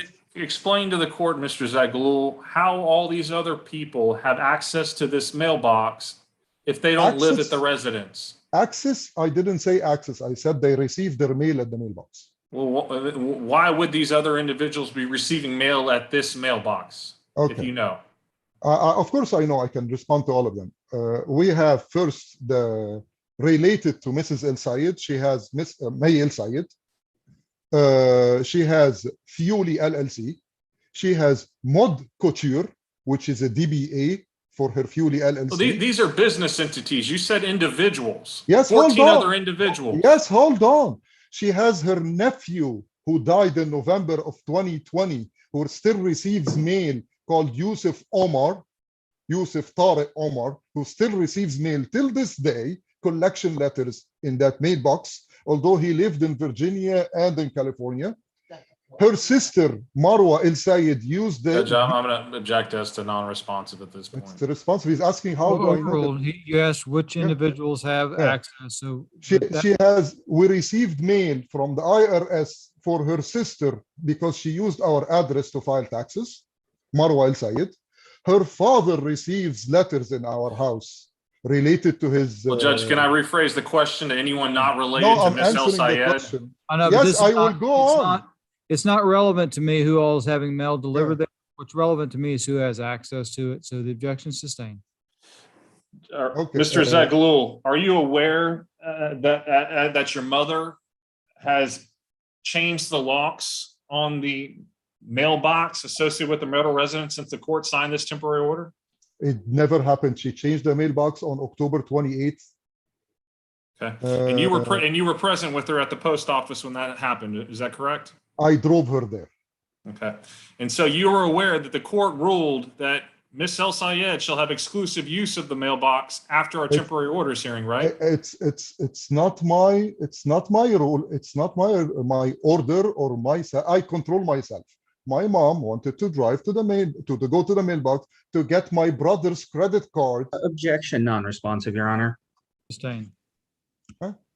I have no control of other people. I can only control myself. Mr. Zaghloul, you understand the current order provides that Ms. El Sayed have exclusive use of the mailbox, yes or no? No, I don't understand the order the same way you're saying. Okay. You understand that you're not entitled to access the mailbox, correct? Yes, I understand that part. And Mr. Zaghloul, the third issue before the court today is the interim fees. Have you paid my office $5,000 in attorney's fees by October 15th? But the order was signed on October 29th. Have you paid my office $5,000 in interim fees, sir, as of today? No. And you have no intention on paying those fees to me, do you? Intention or ability? You have no intent on paying them, do you? Intent? If I have the money, I will. So if you're asking about intention, it is there. Well, you testified, or in opening argument, you presented the court that you've got the money, but you're choosing to hold on to the money so you can pay for your own attorney. Is that right? First of all, the opening statement is not a testimony, and I never said I have the money and I'm not going to pay you. I never said that. You have the ability to pay an attorney $5,000 today, do you not? No, I don't. I have to be, I actually have 3 lawyers. I have to choose one. So you're able to pay all your other lawyers, you're just not able to pay. No, it's not true. I didn't pay any other lawyer. I actually owe Mr. Kincaid $3,100 and change of unpaid because I disputed the credit card charge. So this is unpaid. I have my criminal lawyer. I have $10,000 owed unpaid. I have the lawyer in Egypt, which had to get me the documents. Objection, non-responsive, Judge.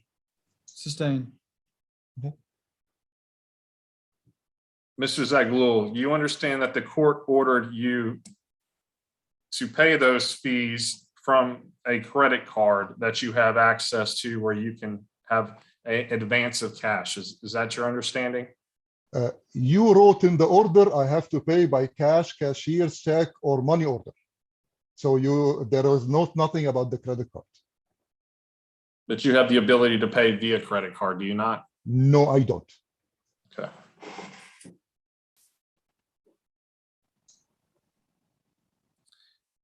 Are you aware that you were going to meet with an attorney today? Yes, for consultation. I paid $200. No, not $200. Sorry, 100. They told me $150 for consultation, which I didn't pay yet. Okay. You currently possess a credit card, which was provided at the temporary orders hearing It's a Bank of America card that No, allows I you a don't. cash No, advance. no, no, Do you no, not? no, I don't. So none of your credit cards provide you a cash advance. Right now, no, they all rejected those, and I can, I will show later. I will show what proves that. And cash, by the way, there are two cash advances things. One, balance transfer, or cash advance, which is 22% interest. And I'm sure, as I understand from hearing Judge Bell in the last hearing, no one can order me, the court cannot order me to incur debt.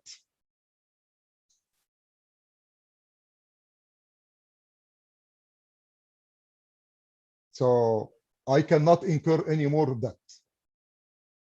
Judge, I'm going to pass the witness at this time, and I reserve myself for attorney's fees.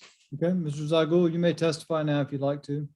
Yes, Your Honor. First of all, I want to bring to the court attention the exhibit number 1 from the petitioner.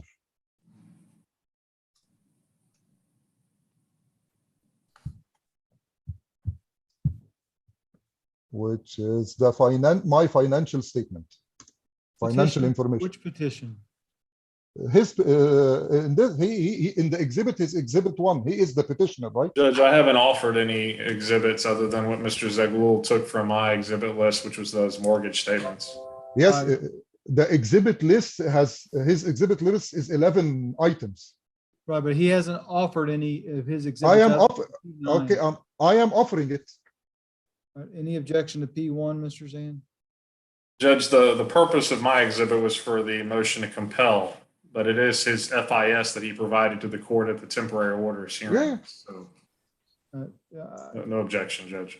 All right, Mr. Pursley, any objection to P1? No objections, Your Honor. P1's admitted. Okay, Your Honor. I'm sure you have it in front of you right now. This is actually the correct numbers right before the temporary order hearing. So this is from September. My total debts is $417,000. Judge, I'm going to object as to relevance. Today, we're not here to determine what his debts and assets are. We're to determine whether or not he's complied with the order or not. Objection to relevance is sustained. Your Honor, he asked me about my intentions to pay. Well, And he asked me if I have the credit card to pay. So I'm responding to those two questions, intention and credit card ability. But just because he asks you questions that may not be relevant doesn't mean I'm going to open the door to everything that's not relevant. The issue is not whether or not what you were paying back in whenever this was signed. No, this was September, just in the temporary September order hearing. 23rd. Yeah, so it's a temporary order hearing. It's in evidence. What did you want to direct the court's attention to about? It's labeled as respondents 1. My sorry. monthly, I'm sorry, it's petitioners 1 for the record. It's Yeah. got respondents Yeah. 1 sticker on it, but it's labeled as petitioners 1. it's my monthly minimum payments, which I am not fulfilling, $11,000. And that includes the mortgage. It was stated there. Total debt, $417,000. Monthly for me to live is just Objection as to $2,900. relevance once again, Judge. Sustained. Okay. Since I cannot ask my questions and answer them, I am not I'm not saying I have no intention to pay him. I'm saying I don't have the ability to pay him. Credit card he's talking about, the American Express, was closed by the bank.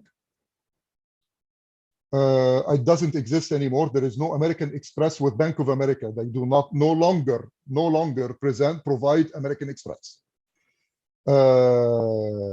Any cash I take on the credit card right now is about 22% or the 20% depending on the card interest. I still need to pay my lawyers, whether the criminal lawyer for the trial tomorrow or to hire a lawyer here. So I don't have the funds to pay even 2 lawyers. I am meeting a lawyer today, and if the dispute from James Kincaid's office with the bank goes through, I may be able to pay that lawyer the same $5,000 on the credit card to make this trial fair, where 2 lawyers represents the 2 parties. And I remind the court and plea with the court that the reason, Your Honor, you made that decision was so that lawyers would not leave the case. Once this ruling was happened, Mr. Kincaid withdrew, claiming, and it's true, I cannot fulfill my financial obligations towards him. And I am sure that this court is fair enough. Judge, objection that- as to relevance and narrative. Hold on. Overrule, but sir, you're going to get to give me arguments later. You're testifying now. So just, but I'm going to allow you to keep going. Keep going, sir. Yeah, as I understand, since I'm representing myself, all my testimony is in narrative, correct? It's correct. Unless you hear an objection, it's in narrative. Yeah, it's all in narrative because I can't ask a question and respond to a question. You can, if I make you do it, but I'm not making you do that. Yeah. So, yeah, the mailbox issue, I'm not part of that. Although I am suffering because I'm losing my mail and my checks and my credit cards, anything is being stolen by her, but I'm not involved in the mailbox. And the mortgage, I would like to explain the program to everyone. We were paying, my father and my mother were paying over the monthly payments throughout the program, throughout the mortgage. The COVID relief program is that for 12 months, and it was 6 months renewable, 6 months, that you don't pay the mortgage. You're not required to pay the mortgage. No late fees, no penalties, no interest, nothing at all. And after the program, you have the 2 options, either to maintain your time limit the same or recalculate by recalculating the amount due so that it covers any additional expenses, or add the 12 months to the end of the contract. For instance, if it expires in 2025, it expires in 2026. So there is no mortgage payments. And I did this to make relief for everyone involved in this case. My mom and I are paying hotel. She's not paying mortgage, and I'm not asking her to pay mortgage because mortgage is not due. No one needs to pay mortgage till March when the court decides who owns the house. And I believe there is an open motion to sever the house.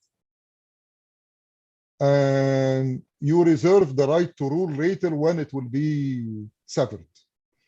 But I also would like to show that Mr. Zand himself in the last hearing said that we can agree on everything except the house.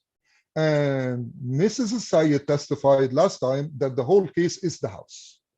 So if the court can see fit to judge, to set a date for the trial on the ownership of the house, it would save everyone. Yeah, I'm going to object as to this line of testimony, Judge. It has no relevance to today's proceeding.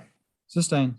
Isn't it an open motion that it was not ruled on? It's not relevant. No, it's not before the court, but I am going to weigh in on trial dates and stuff at the end of the hearing. So Thank you, Judge. need to I move was to going the to ask top. about that. Yeah. The reason I'm saying this because I can attend this trial without a lawyer, but for custody, other stuff, I need a lawyer. That's it. What was the third? So the interim lawyer fees, we said, the mailbox, and I have nothing much. So. Okay, Mr. Persley, any questions of this witness? Eric, you testified today that you took your mother on October 28th to change the mailbox prior to the orders being served. So, correct. How frequently do you drive her around? I drive her everywhere because she is blind or legally blind to the level she cannot drive. Okay. She has does she have a driver's license? No, she doesn't. Does she ever go anywhere without your presence that you're aware of? No. Okay. Have you or she gone to the post office since October 28th to change the keys to the house? Not a single time, although I have my mail on hold, I still didn't go. Okay. So your testimony is that neither you nor she could have changed the mailbox anytime after October 28th. Yes.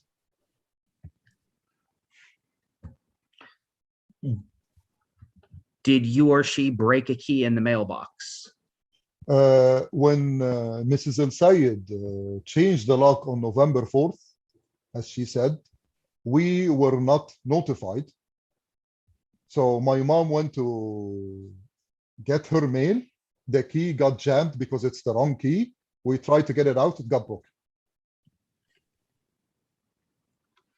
Because we were not notified that the lock was changed. And I can you contacted me about the keys. Objection non-responsive at this point, Your Honor. Sustained.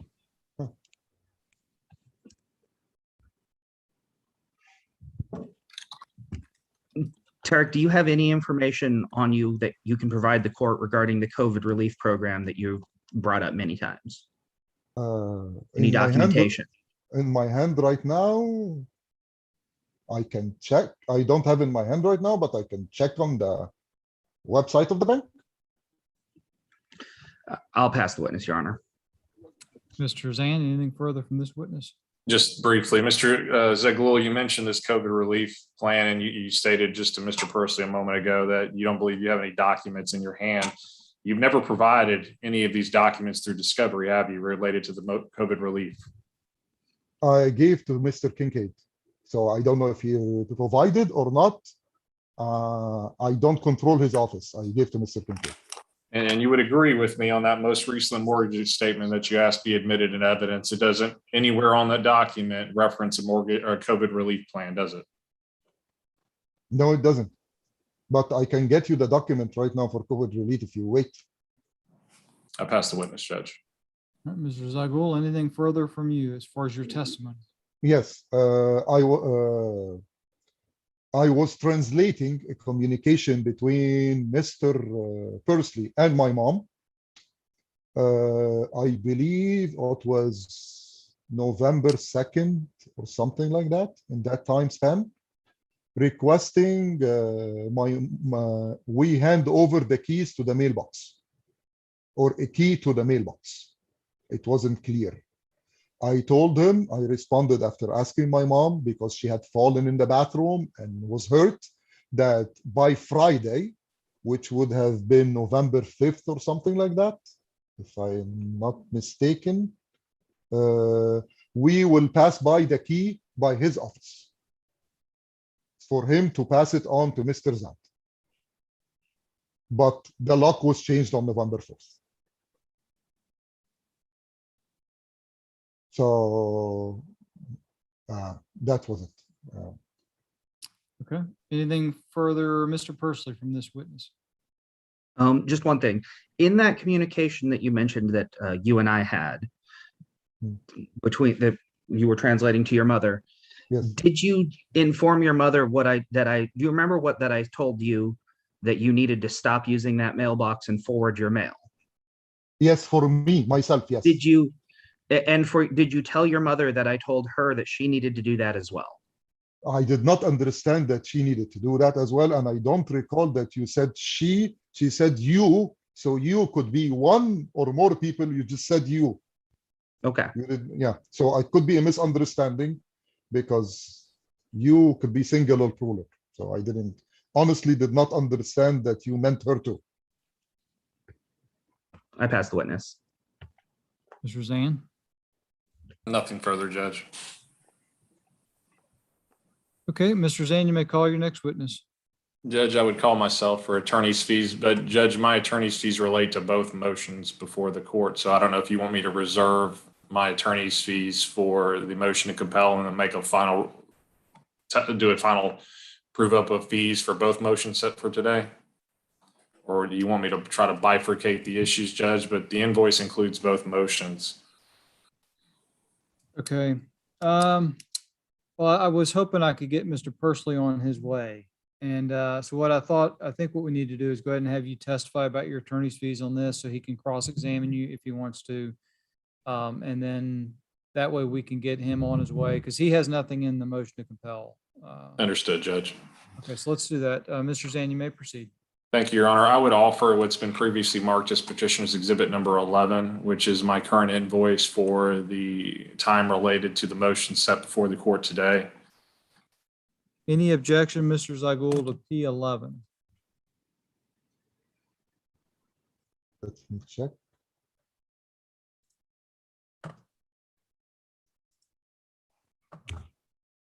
I have to see it. I don't have it open in front of me. Let me just check it for a second.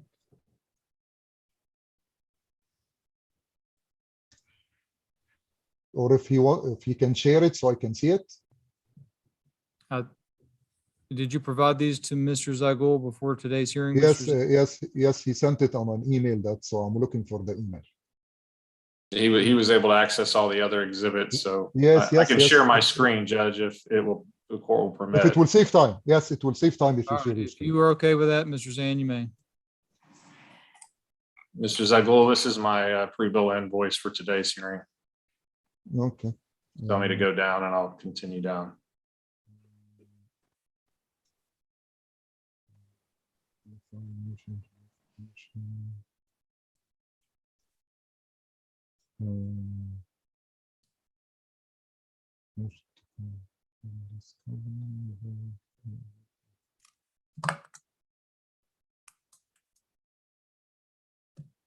Okay, go down.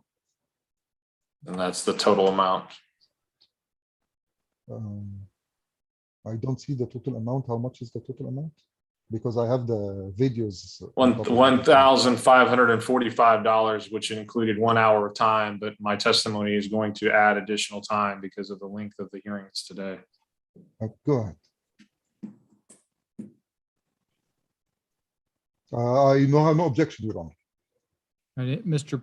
Pursley, any objections to P11? No objections, Your Honor. P11 is admitted. I proceed, Your Honor. May. Judge, I represent Ms. El Sayed in her divorce and these pending motions before the court, Your Honor. Ms. El Sayed has had to retain my services at the rate of $300 an hour to file and prepare the motion for enforcement that's before the court and subsequently the motion to compel discovery, which has yet to be heard, Judge. My hourly rate is $300 an hour, which I believe to be both reasonable, customary, and necessary to the services provided to Ms. El Sayed and the counties and surrounding counties, Judge. Well, I'm asking for, as it relates to the motion for enforcement, Judge, I'm asking for an hour of time for today, as well as my time to prepare and draft the enforcement and file the enforcement and serve Mr. Zagul as well as Mr. Pursley on behalf of the enforcement judge. I would bifurcate the enforcement to be at 2.4 hours and the remaining 2.6 to be at the motion to compel, Judge, if I had to split it in half. So I'm asking for today, Judge, 3.4 hours of attorney's fees on this motion for enforcement for having to enforce the temporary orders that the court already ruled on and signed on October 29th, Judge. In addition to those attorney's fees, Judge, I have a closing argument that I'm reserving for closing, but I believe that the amount of 3.4 hours plus my staff's time, Judge, at I would bill out Michelle at, 0.5, Judge. So half an hour of her time, which is $75, Judge. So 3.4 hours at $300 an hour, which is $1,020 plus Michelle's time at $75, Judge, would be a total amount of $1,095 for this motion for enforcement, Your Honor. And we believe those fees to be both reasonable, necessary, and customary in this county, Judge, and I've passed myself. Mr. Zagul, any questions of this witness? The thing, so we're splitting the motion so the fees is split. Correct. I'm trying to bifurcate the fees because I put them all, I was anticipating to move on both motions at the same time, but the judge wants to release Mr. Pursley. So the only way I can think to do it would be to split the fees. Yes. And that's what I'm asking. Yeah, because I have more objections about the other fees than, or more questions about the other. No, I have no questions, Your Honor. All right, Mr. Pursley. So, Mr. Zand, you testified to an hour for today's hearing, which I believe we've certainly been here for at least an hour. Further, you testified that you wanted 3.4 hours and you were claiming well, you have 0.4 hours here from MO at $150 an hour that are related specifically to the motion for enforcement. Is that correct? What I've done is put a half hour for my legal assistant. And, Right. I'm just trying to, if you want to be honest, I'm just trying to split it in half somehow, some way. So I just said a half hour. I know she's billed more for that in this invoice, but I'm allocating a half hour for her time on this enforcement, 3.4 hours, which is 1 hour in court, 2.4 hours used to prepare and file the enforcement. So that's the total amount of time that I'm asking for related to this enforcement, not the motion to compel discovery. Okay, but the two orders you have a total of 5 hours you have 2.4 hours for your work on this invoice, petitioner's 11, plus not including today's hearing, and that's total for both motions, correct? No, I have 2.4 on 11:30, and then I have an additional motion to compel discovery, which is Michelle's time, correct, that I have not billed for. Okay, and that's also listed on 11:30, but that's Yes. Michelle's time. But I haven't allocated the full amount of time that I've been in court today. And so that's not something I'm considering on these fees I'm asking for the court, because in all honesty, I've sat in court all morning long and this afternoon. So I've only billed an hour of time for today. Okay. I have nothing further, Your Honor. I have a question, Your Honor. Just 1 second. You're going to come up next. Mr. Zand, anything further? Other than closing, Judge, nothing further on fees. All right, Mr. Zagul, any other questions of Mr. Zand? Yes, because he has been in court all day in another hearing too. So I understand that. And he knows that. But do you have any additional questions of him? So you're only billing for this day 1 hour for this motion, correct? For my time on the motion for court today, yes, 1 hour. Okay, that's it. All right, Mr. Pursley, anything further? Nothing further, Your Honor. Anything further, Mr. Zand? Nothing further, Judge, except for closing. All right, then move at rest. Mr. Zagul, you can call any witnesses that you'd like to call. If there's any additional witnesses you want to call as it relates to the motion for enforcement, are there any witnesses you'd like to call? No, I already testified and no more. Okay, Mr. Pursley, any witnesses you'd like to call? No additional witnesses, Your Honor. All right, I'm going to give each side just a brief closing. Mr. Zand, you may proceed. Thank you, Judge. You heard the testimony of all the parties and the evidence presented before the court, Judge. I think it's pretty clear that the mortgage payment is unpaid and has not been paid, Judge. This Your mortgage Honor, relief. Your Honor, I'm sorry to interrupt, but just for the court's benefit and for Mr. Zand's benefit, the suspended payment is on the statement when it says if you're part of the suspended payment. I've read the statement, so let's don't interrupt unless it's an objection. Mr. Zand, you may continue. Thank you, Judge. It's pretty clear that the court ordered Mr. Zagul to pay the monthly mortgage the timely monthly mortgage payment, Judge. He has not paid the mortgage payment. And I know the court considered the mortgage payment in lieu of child support at your ruling for temporary orders. And I think if evidence was. Objection, Your Honor. This is speculation, what the court said, and the court, and the court did not say it.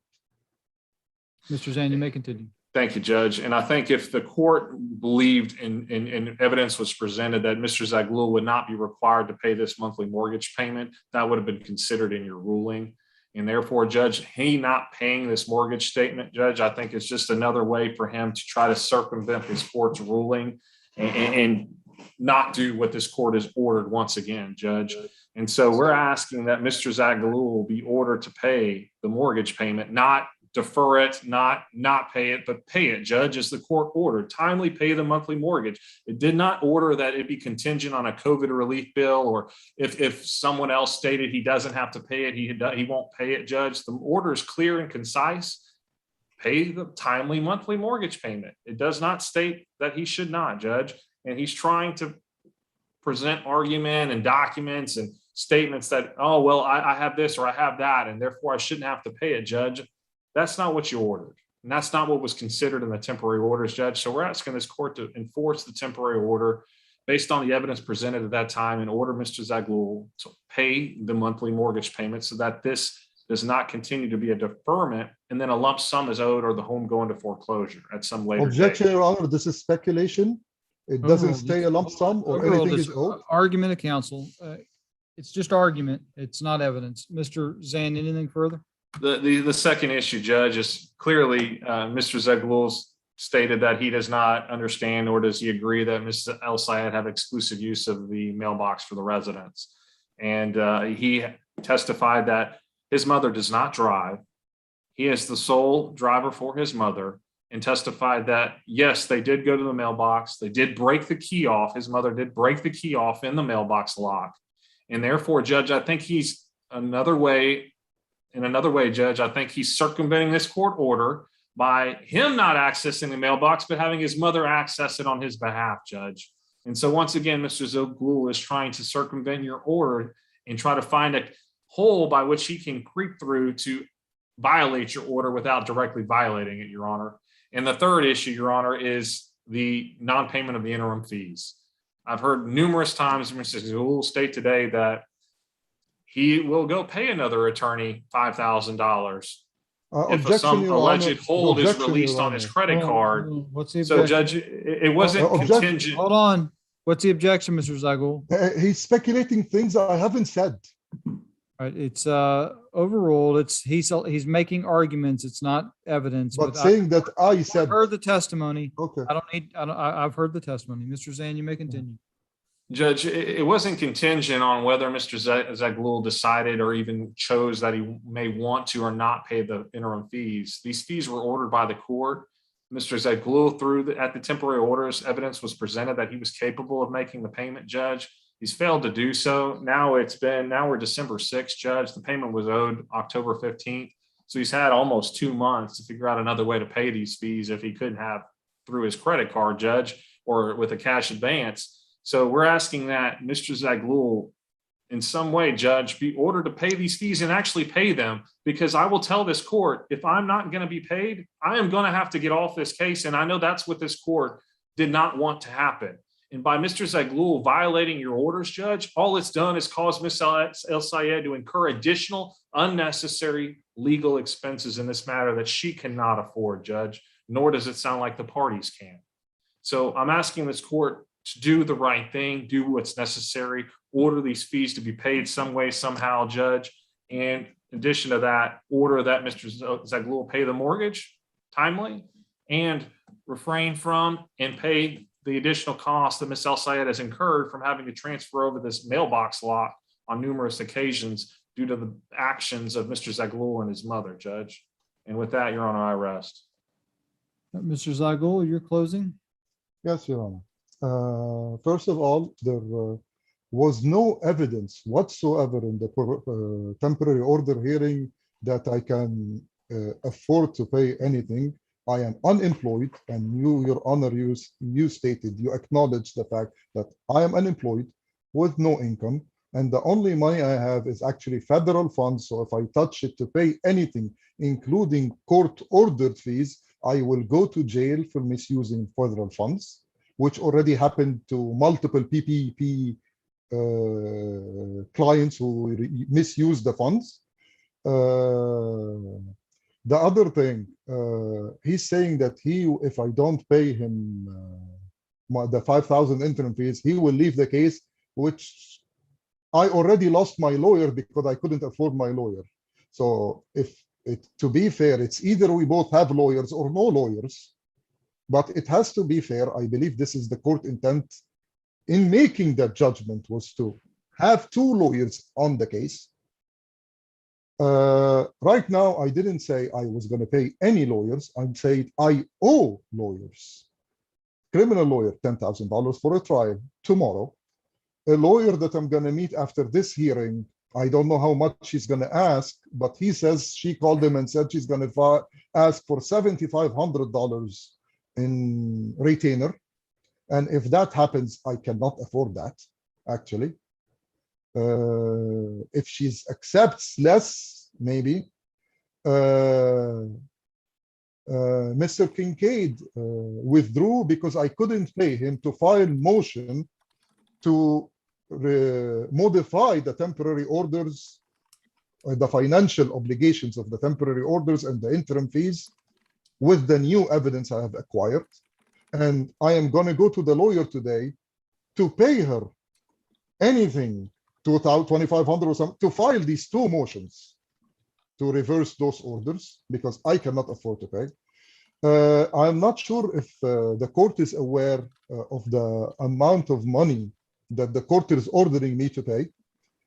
The court, if I am responsible for the mortgage payments, by February of the order of the trial, this will be like $17,000, $14,000 of property tax, so that's $32,000, $3,000 insurance due tomorrow, which I don't, my mother doesn't know how to pay it or me how to pay it.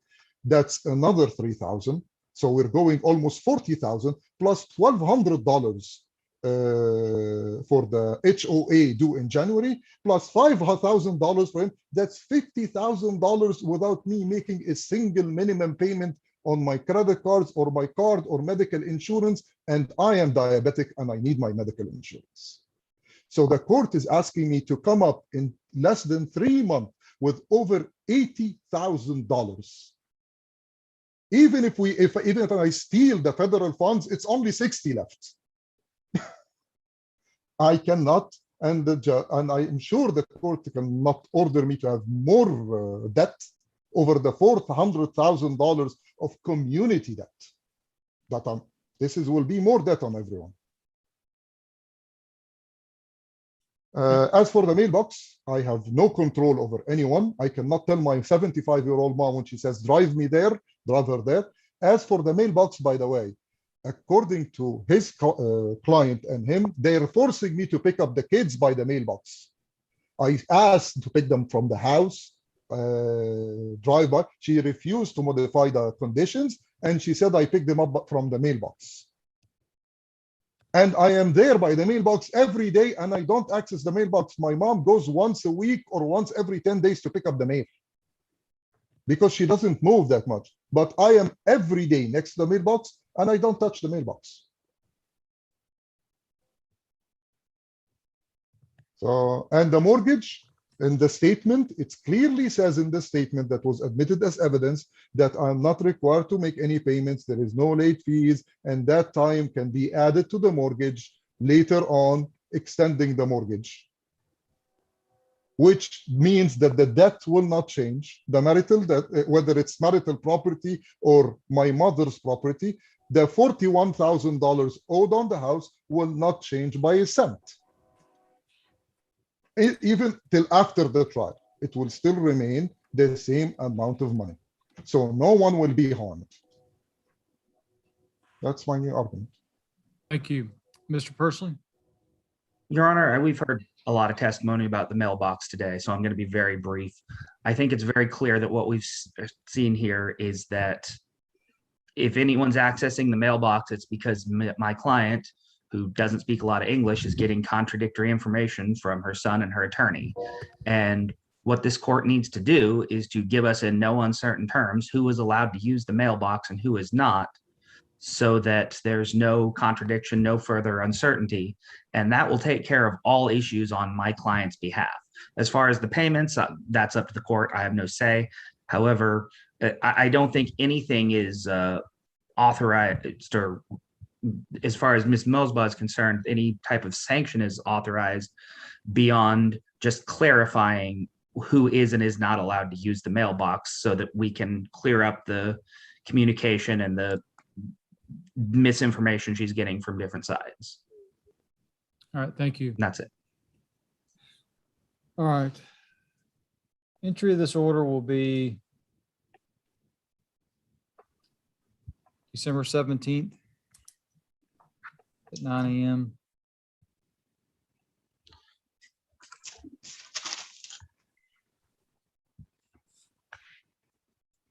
Okay.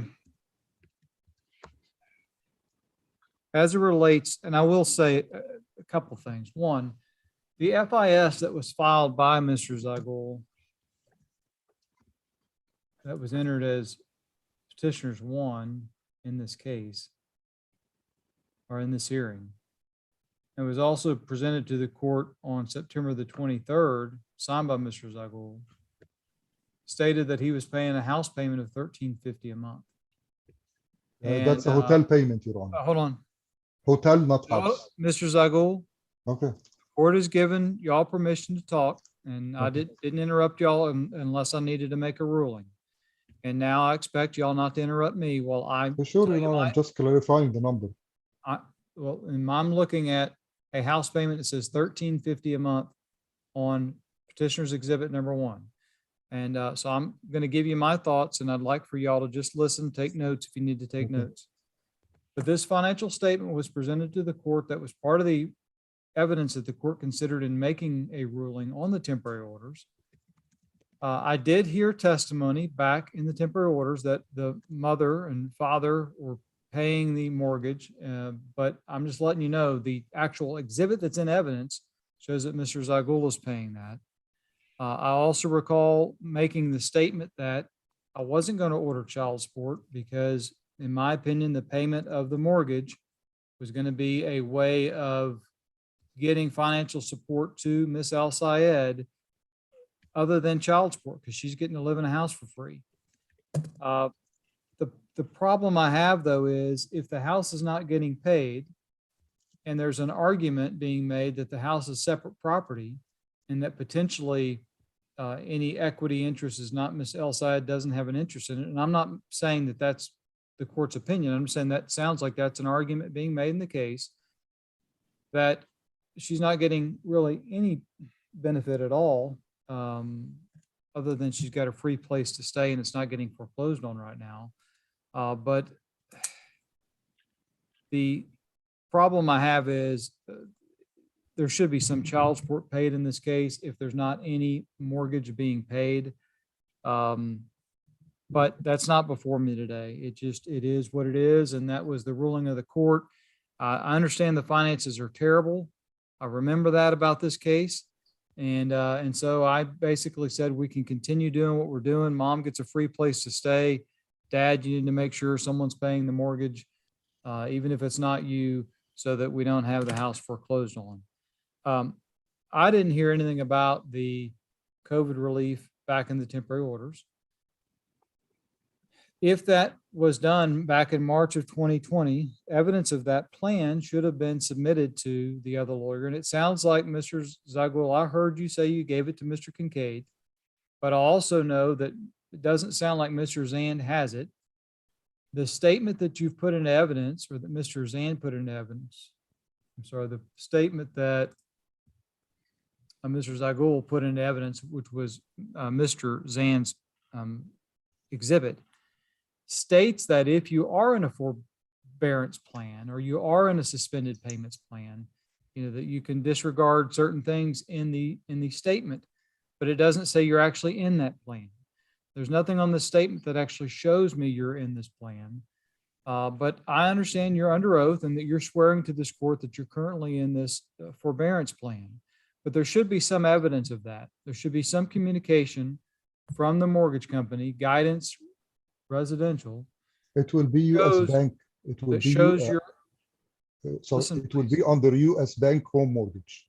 all right, well, whoever, Yeah. there should be some statement that you can get to Mr. Zand that Yes, shows, I will. I will do it. that shows this Yeah, house. I will do it within the next few days. All right, you need to stop interrupting me. Sure. I understand you've had your chance to talk and I want you to listen right now. I don't need feedback. I'm just letting you know what I want you to do. And then I'm going to give you a chance to talk again. You need to make sure that you provide Mr. Zand with proof that this house is in forbearance and that there's COVID relief and that's been granted and there's no payments due until March of 2022.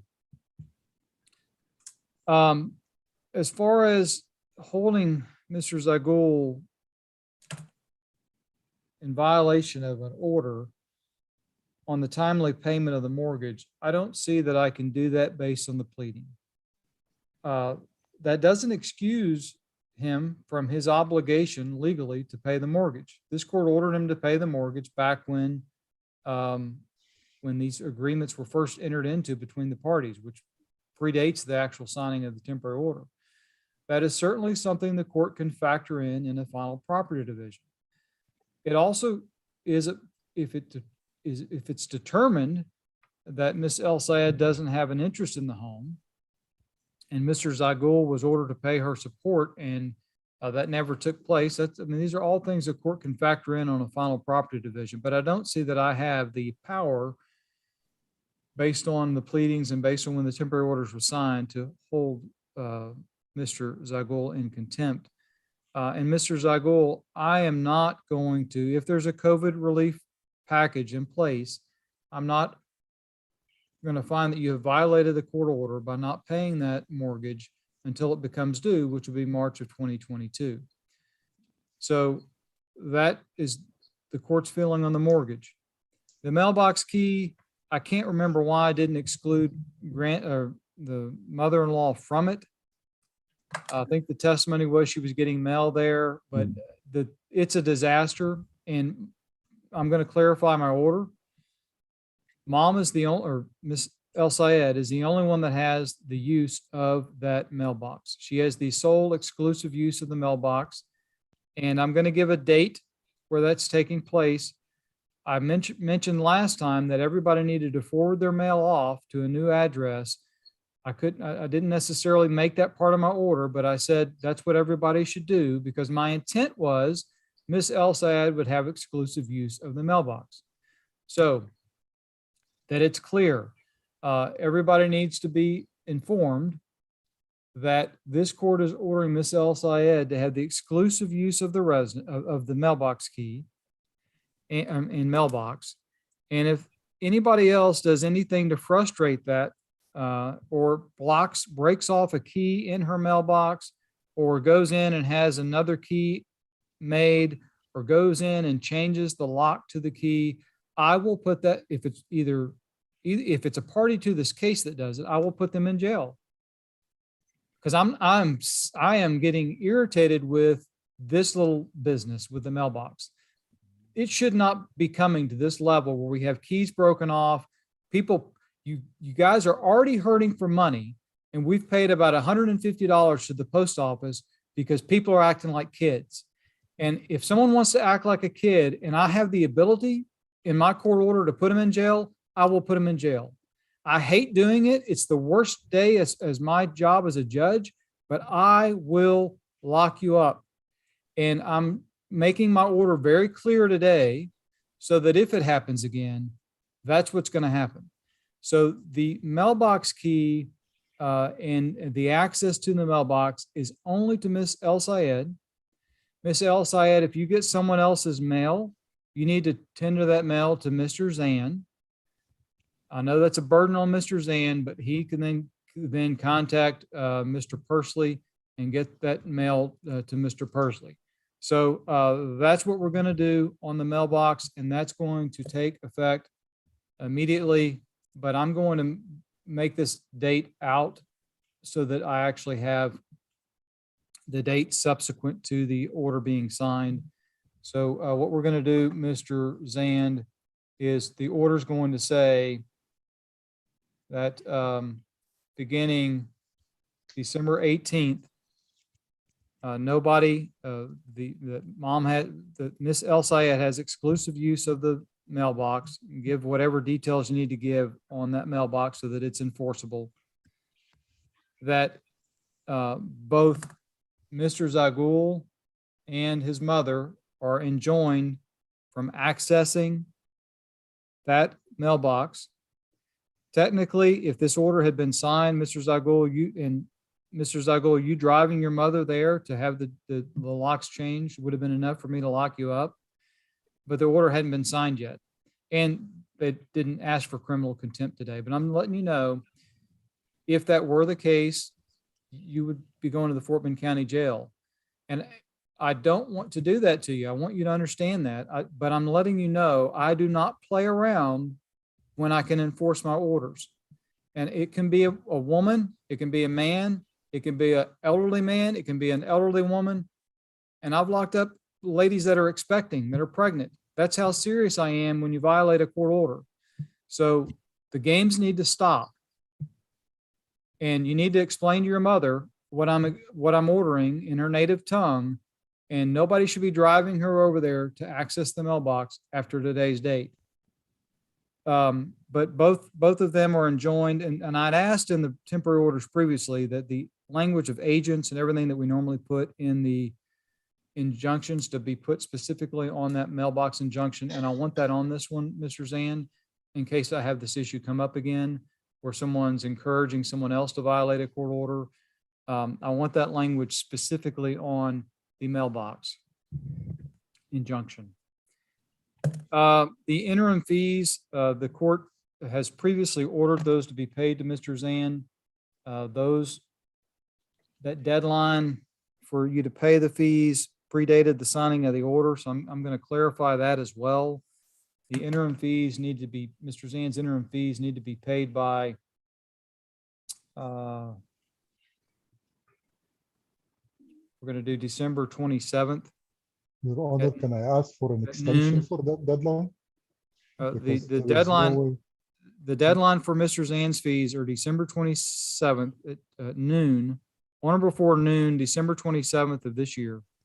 There is no way I can have that some kind of money by Mr. December Zagul, I 27th. don't need to hear from you right now. Okay. And because the order previously from the court was those were to be paid by October 15th. At the time that I made that ruling, there was credit available, that those funds could have been utilized. And it may be that circumstance has changed. I don't know. But at the time that I made that ruling, there was an account that was available to access those records. And yes, the court does have the power to order the parties to incur debt to pay attorneys.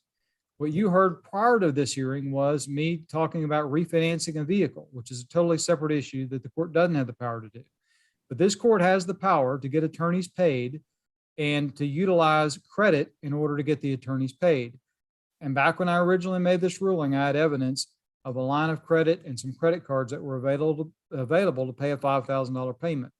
And if that credit is still available, then that is the source to be utilized to do that. I understand the court order doesn't say credit, but I'm telling you, you can use credit to make this payment. Mr. Zan, in the order that you're drafting, make sure that it allows wire transfer, cash, credit, any form of payment that he needs to use to make the payment, so that is clear as well.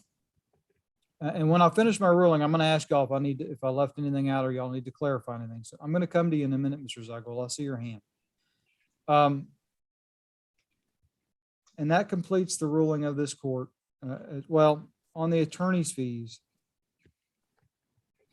there was nothing here that I could necessarily hold him in contempt on. So I'm going to wait until the motion to compel to weigh in on attorney's fees. But as far as the motion for enforcement goes, that's the ruling of the court. And are there anything further that anybody thinks I need to address? Mr. Zagul, you had your hand raised first. So is there something you think I failed to address? Your Honor, the credit information he presented was misrepresented. And I believe Mr. Kincaid clarified that I cannot do that cash advance thing. And also that credit card was closed by the bank before the signing of the temporary order. That may be By the the case. bank. That may all be the case. That wasn't my ruling. And back the in final October. thing, My ruling if I- was to pay by October 15th. So that's basically what I'm doing now is I'm my same ruling that I made in October. I'm just giving a different due date, which is a little over 2 months late. I just You can get that payment made or make question. arrangements for payment made. I have a question. if I get the chance to file a motion to reconsider that, do I still have to make the payment before the hearing of the motion? This order is controlling unless the court modifies the order. So the answer to your question is, right now, the only thing in front of me is this ruling that I've made. And so, yes, the answer is you would need to make the payment unless this court issues some kind of order to the contrary prior to the payment being due. All right. That's why I'm asking for an extension till January, not January 15th, January 7th. Right. 10 that days. That request is denied because this payment was due October 15th. All right. Anything further from anybody else as it relates to the enforcement? Judge, I just want the court to be clear that Mr. Zaghloul has presented that he does not intend to make this payment by his wording, continuing request to delay, extend, Judge. And the issue that I have before the court, Judge, is my client lacks the ability to pay these fees. And if they're not paid, Judge, I'm already in the hole, significant amounts that were presented at the temporary orders hearing. I'm going to continue to incur, and I know the court's familiar with this, as the court was once a practicing attorney. All we do is just continue to rack up debt that we're never going to recoup, Judge. So at some point we have to stop the bleeding. And that's my concern, Judge. I know, Mr. Zan, I know. And I can tell you, I'm a big proponent, and I've told y'all this before, of getting lawyers paid. My problem is I have to be able to identify an account or a credit that I can say, this is where it's coming from. And if I have that, or if I had a 401k or I had any kind of account that I could tap into, then I can freeze that account up. I can get the lawyers paid out of that account. And I do that regularly. But in this case, from what I remember, there was some lines of credit that were out there. I can't touch the SBA loan proceeds, but there were lines of credit that were available back in September and October when we had the hearing. And that was the intent, was to get paid from that. Now, if subsequent to that, the creditors have closed that account, that may be the case. If Mr. Zaghloul closed the account and there's evidence that he voluntarily closed an account, and I'm not saying he did, but if he did, then that is something this court would address. But Mr. Zan, I get it. And if there was an account that I could access to get Mr. Zaghloul a lawyer and to get you fully paid, potentially get Mr. Pursley paid if he's not paid, I would do it. But I'm not aware of an account out there right now that has that. And I'm concerned because the equity in the house may not be something that the court can tap into either. So we're kind of in the situation that we're in, but I get it. Mr. Zaghloul, yes, sir. Yes. How would I the credit card that you saw has had something like $15,000. How do I pay her lawyer and my lawyer? All right, I'm not going to get into that today. I can just, I'm not going to go. Mr. Kincaid quit because he asked me for I'm not going to go retry something that we tried in September and October. I recall that testimony, but what I'm dealing with today is what's in front of me today. And that completes the court's ruling on the motion for enforcement. Mr. Pursley, thank you. Thank you for your participation today. We're going to move to the motion to compel. I don't think that involves you or your client. So if you want to sign off at this time, you can. Mr. Pursley, you will sign this order as to form.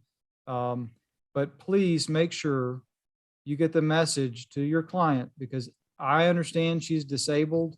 But if she does what it sounds like she did after today, I will put her in jail. And I don't want to do that, but I will. And she doesn't want to test me on that. So make sure she gets that message loud and clear. Thank you, Your Honor. Thank you. Bye. All right, Mr. Zan, we're going to proceed on the motion to compel the discovery, and you may proceed. Flip the motion, Your Honor. And can you share the screen for the motion so I can see what you're talking about? Hold on, Mr. Zaghloul, I require that he send you exhibits beforehand so that you can print those up or get them on the computer or whatever you need. You can't dictate how the other lawyer tries his case. I'm not dictating. I asked Ken. No, I'm just telling you. Yeah, I'm asking. If he wants to, he can. He's going to try his case how he wants to try his case. But next time when we have a hearing, if you're not represented by an attorney, make sure you print out your exhibits or his exhibits so that you can follow along and don't need someone to share the screen. Because a lot of the stuff is confidential and I don't necessarily want shared on the screen because I have it up on another screen and I can review it and I can follow along as y'all are going through the evidence. All right, Mr. Zane, you may proceed. Judge, Your and Honor- if it'll be efficient, I'll share my screen if I have the court's permission so everybody can see exactly what I'm referencing. So there can be no Certainly. confusion or arguments of confusion. All right. I don't want to expand it all the way because I want to be able to see, but can you see, Mr. Zaghloul, the third motion to compel discovery on the left right here? I'll try to make it larger. Yeah, just a little bit larger. Yeah, the zoom. it helped to be larger. Are you able Yes, to see that now? That's perfect. Yes. Okay. So, Your Honor, on January 18th of 2019, we first served Mr. Zaghloul with requests for production and inspection and interrogatories.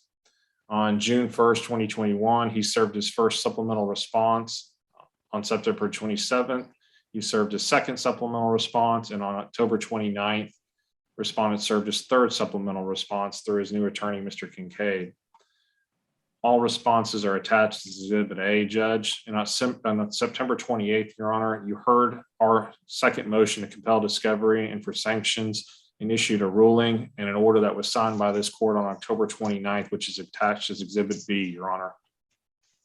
Moving down to the issues presented in this motion, Your Honor, pertaining to specifically request for production number 5, Judge. This court signed an order on October 29th ordering Mr. Zaghloul to answer this discovery request, Judge. And as of today's date, Your Honor, we've yet to receive any responses that this court ordered on October 29th. Their third supplemental response, Judge, which was supplemented by Mr. Kincaid, states after diligent search and other documents have been identified that are responsive to this request, Judge. However, this court ordered on October 29th that Mr. Zaghloul provide any payroll statements, pay stubs, or any evidence related to his income from any employment, Judge. And I'll reference specifically, I'll go down to your order, Judge, which is Exhibit B. And that is, if I can find it. If I can just pull up the order, Judge, I think that'll be easier. Your Honor, do I wait till he finishes and responds to the points, or we Yeah, discuss one point at a time? We're going to do one point at a time, but he's Okay. he's kind of laying some history right now. As soon as he gets to the points, I'll let you respond.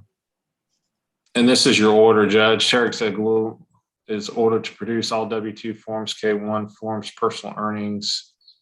I think that it's no, it's number 5. Those are interrogatories. Yes, this is number 5, Judge. Request for production number 5, which you ordered in your order dated and signed October 29th. And so, Judge, we've yet to receive any documents. He now states he doesn't have any documents to produce, Judge, and I just don't find that to be truthful nor based on the evidence presented. If that was the case, Judge, I don't know why the court would have ordered this back on October 29th. Your Honor, I Well, can response? respond quick.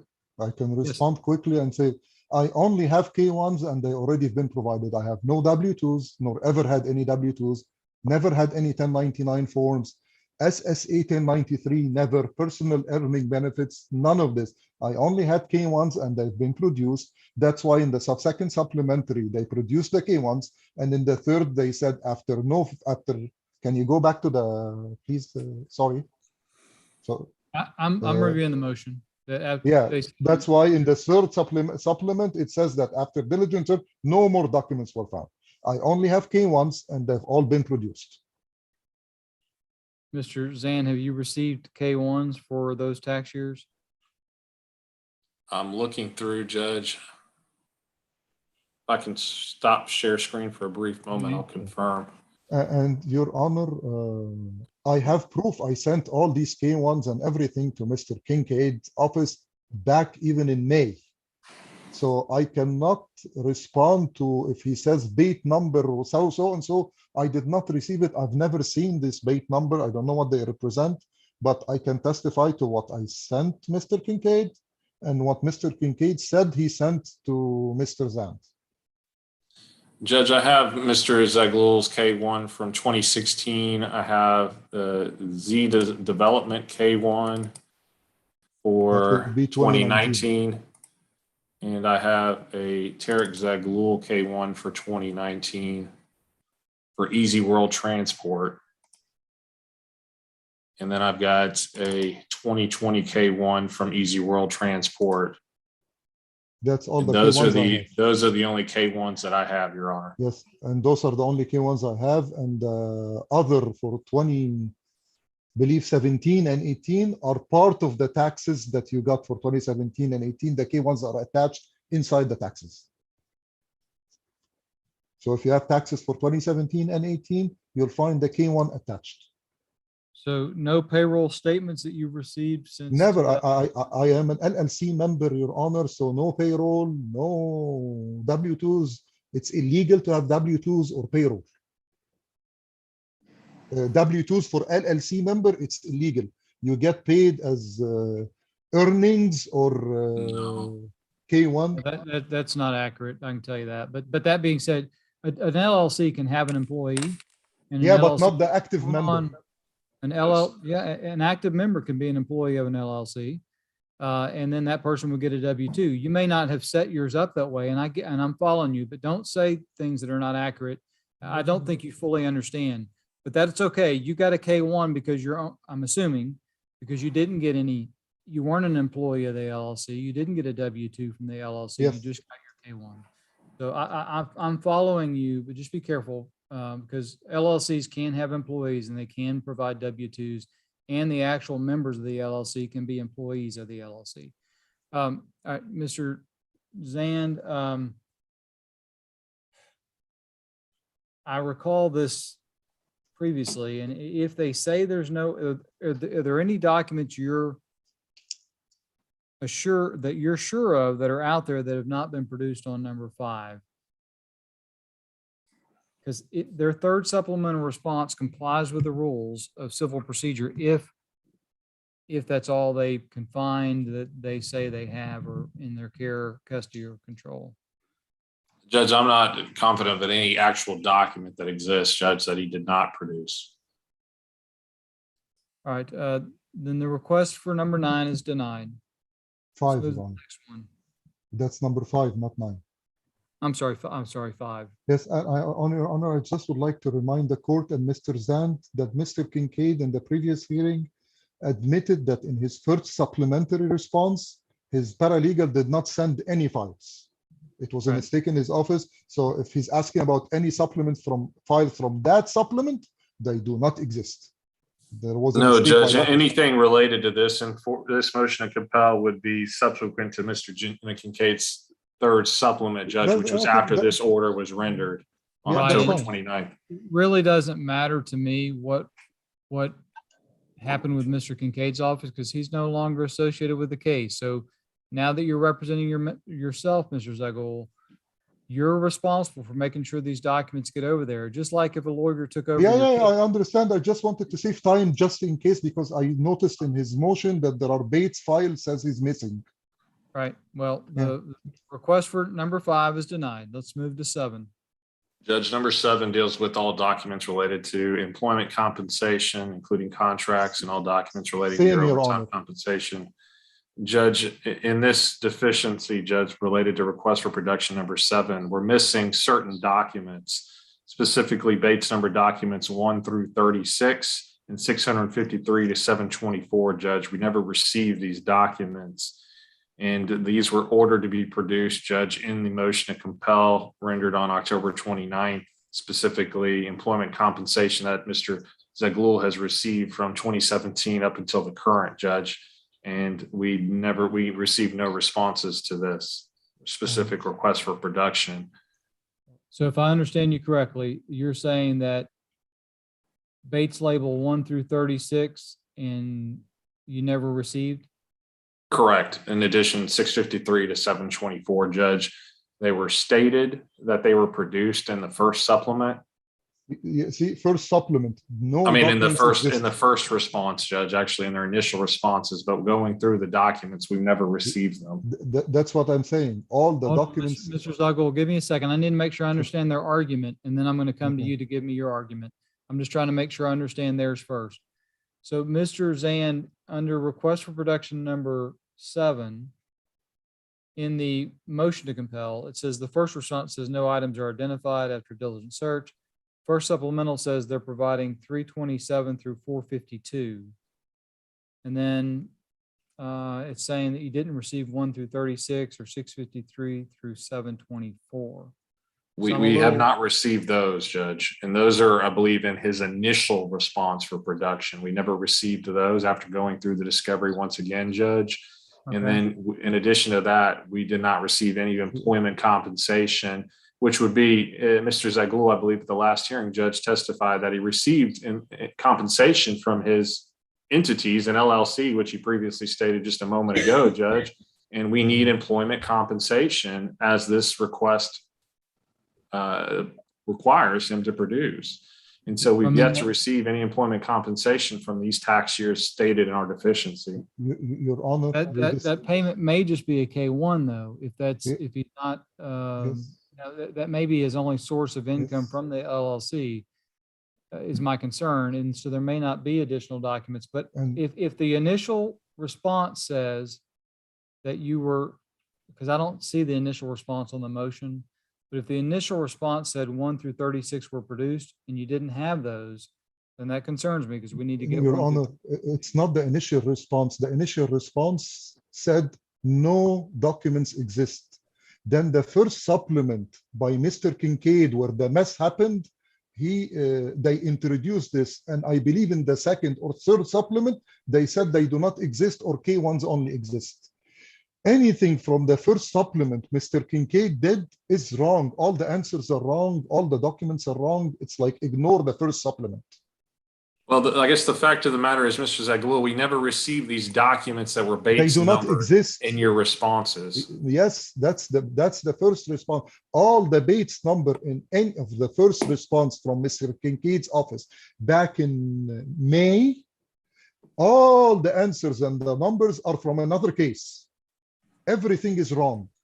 And these documents do not exist. I only get K1. So focus on the initial response from Mark Fisher or second and third supplement from James Kincaid, not the first supplement. First supplement, everything is wrong.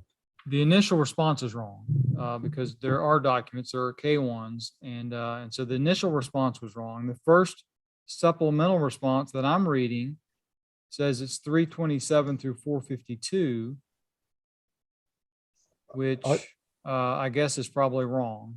Yes, our K1s, K1s were introduced in number 5, not in this one, because employment compensation, as I understood it, or as Mr. Kincaid explained, is a 1099s, W2s, contracts, all the other stuff, So but not K1s.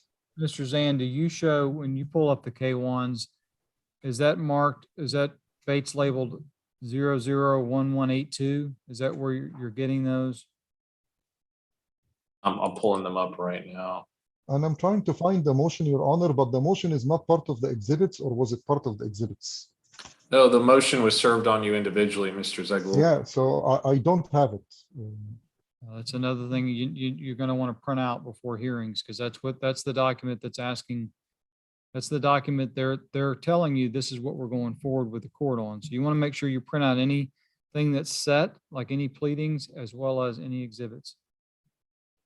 So I'm just looking trying- at the K1s. I understand if Mr. Kincaid's office messed up the first supplemental response, I'm not going to penalize Mr. Zagul for that. I mean, every lawyer makes mistakes occasionally, or paralegals make mistakes. But so I just need to verify if there's documents out there that you haven't gotten. So if you'll let me know on the K1s, if that's 1182. No, the K1s are 36. They're not anywhere in, I guess, close to each other. They're the one K1 for Easy World Transport from 2017 is Bates number T Zagul 3625 to 3627. Well, is it through 3973? Because I guess Mr. Kincaid's second supplemental response to 5, which was also asking for K1s, W2s, says that it's 3625 through 3973. The 3741 to 3743. Anyway, to save the court time, we can clarify this, but I have nothing but K1s anyway. 3625 to 3267. And Mr. All right. Dean, then you already found all the K1s, and I have no other compensation except K1s. Mr. Zagul, I've heard you that you. Yeah, only- I'm telling him, we can clarify we this, don't the need next to- number, me and We him. don't need to hear it 5 times. We just need to hear it Okay. once. I get it the first time y'all say it. And I don't want to hear it 5 times because then I start getting irritable because this hearing's taking longer than it should take. So I'm just Okay. trying to clarify from the pleadings that are in front of me. Do you have any Bates labeled 1 through 36, Mr. Zan? Judge, I don't. That's what I think the issue is. I don't see any Bates numbered, even in my original responses, 1 through 36. Judge, I don't have any of those documents. Mr. Zan, I'm not convinced that this is not just, that wasn't just a mistake by Mr. Kincaid's office. And Judge, I will go through our documents once again, and I'll pass on this one request for production to get clarification, so we're not taking up any more of the court's time. well, I want to make sure you get the documents because I want to move this case and, but you may already have the documents. It is what it is. But that mistake on Mr. Kincaid's office is, I'm not going to punish Mr. Zagul for that. So I think number 7 is probably just K1s at this point. At least that's the way I feel right now until I hear more. So we're going to move on from 7. All right, number 8, Judge, I believe is an issue. In your request for production number 8, Judge, which is all accounts reflecting funds on deposit, in your order of October 29th, Judge, you ordered that Mr. Zaglil was to produce specifically Bank of America account ending 3900. He supplement January 26, 2019 to the present day. Bank of America account ending in 4819 was to produce those bank statements, produce all personal Chase bank accounts, as well as any and all accounts in his sole name of an entity or a name of an entity in which he's the sole owner, as withdrawal privileges and DBA accounts per the order on motion to compel on October 29th, Judge. You'll see their third supplemental response, Judge, which was what Mr. Kincaid produced after that order on motion to compel was signed, Judge, states after diligent search, no other documents have been identified that are responsive to this request. So they never produced the records that were ordered in your ruling on October 29, 2021. Thanks here. Mr. Zagul, hold on. We're going to go off the record for a second. He's having technical difficulties. We're off the record. Can you not hear us, Mr. Zagul? I can't hear it. Hold on just a second.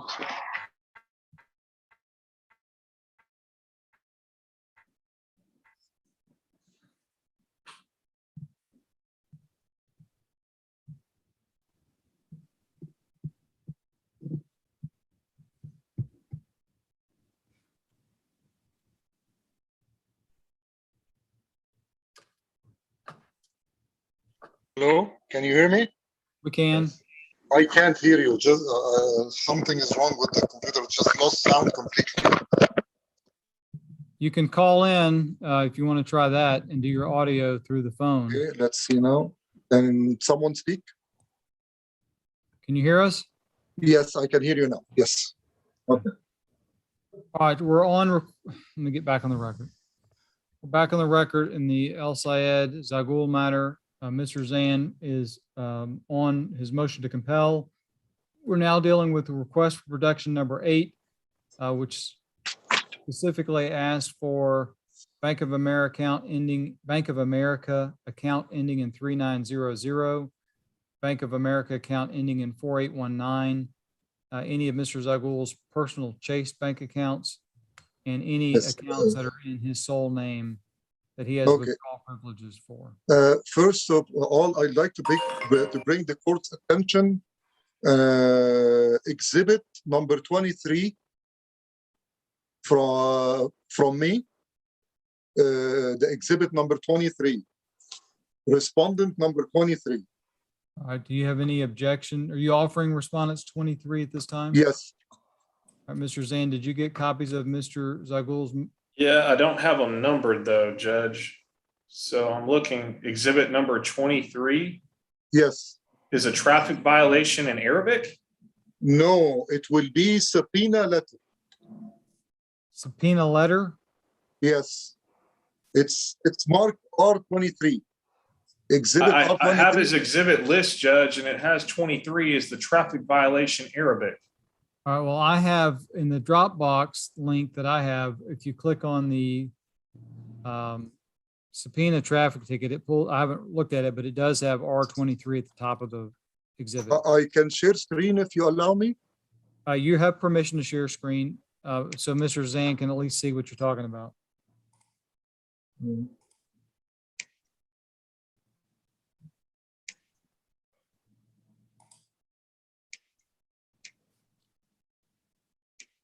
Do you see it?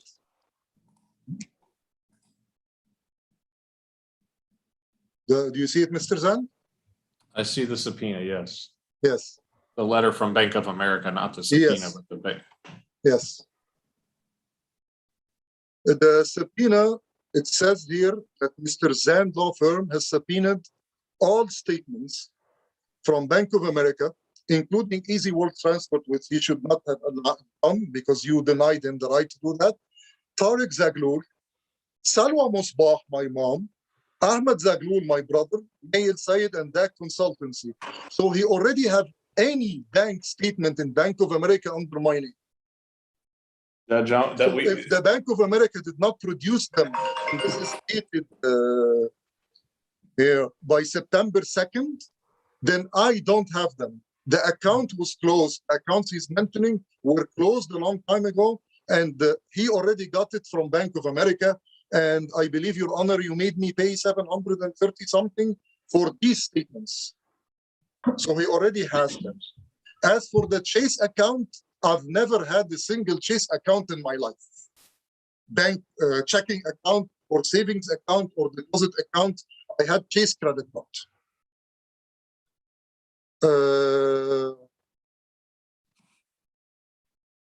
I am trying to see what else bank statements he's requesting, but I've presented everything I have.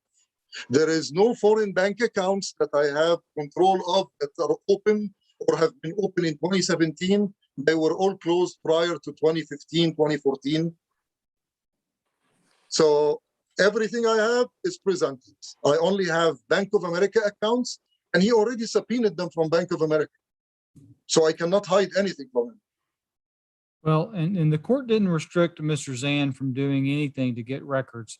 There's a difference between me saying whether or not you have to produce an LLC record that you're a member of, but not necessarily the sole member of. I can't necessarily compel that, but it doesn't mean he can't go subpoena those records. So the court has never done anything that said Mr. Zan can't subpoena bank records for either your accounts or any account that you have ownership interest in an LLC. Yeah, the thing is, I couldn't object. The letter is dated August 16, and I had only till September 2nd. And when I received the letter, it was like August 22. Yeah, I can't speak for that, but yeah, it's fine. But it means he has all the account statements, including my brother's account. Judge, it doesn't. He's not answering the question that's before you, Judge. I don't have anything. I produce what I have. Bank of America produce what I have. If they do not exist at the bank, I cannot produce them. There are no statements for account 3900 after November 5th, 2000. Sorry, 3900, July 2020. It was closed July 2020. So there are no statements, bro. So he's asking for January 26th of 2019 through July of 2020, Bank of America statements for that account. Already has them. They were supplemented. They were given to him from the account was opened actually November November 7th, 2018. That account was opened on November 7th, 2018, and he has all the statements. And didn't he say last time that he got them from the bank and I paid for him to acquire these statements? Well, the bank is irrelevant to today's hearing. What he's asking for is for you to produce records. Oh, we lost somebody. Yes, he already has them. Hold on, we lost Mr. Zan. We're going off the record. Yeah. But Your Honor, I'm saying he already has them. I've produced them to him and he got them through the bank. Hold on, I can't talk to one side without the other side being present. Like when your video went off, I told them to stop talking. Okay, I will stop sharing screen now. You don't have to do that. Let's just wait for them to show back up. Oh, they're back. Okay. All right, we went off the record and I told Mr. Zagul to wait, Mr. Zander. Can you hear us? Yeah. It looks like you're having audio. Yes, Judge. Our internet, I think, just went down for a brief moment. Yeah. All right, we're going to get back on the record, but before we get back on the record, Mr. Zan, it sounds like they're saying, or he's saying that that there should be Bank of America on 3900 from January of 2019 through July of 2020 when the account was closed out. Do you have those records? Were those produced to you?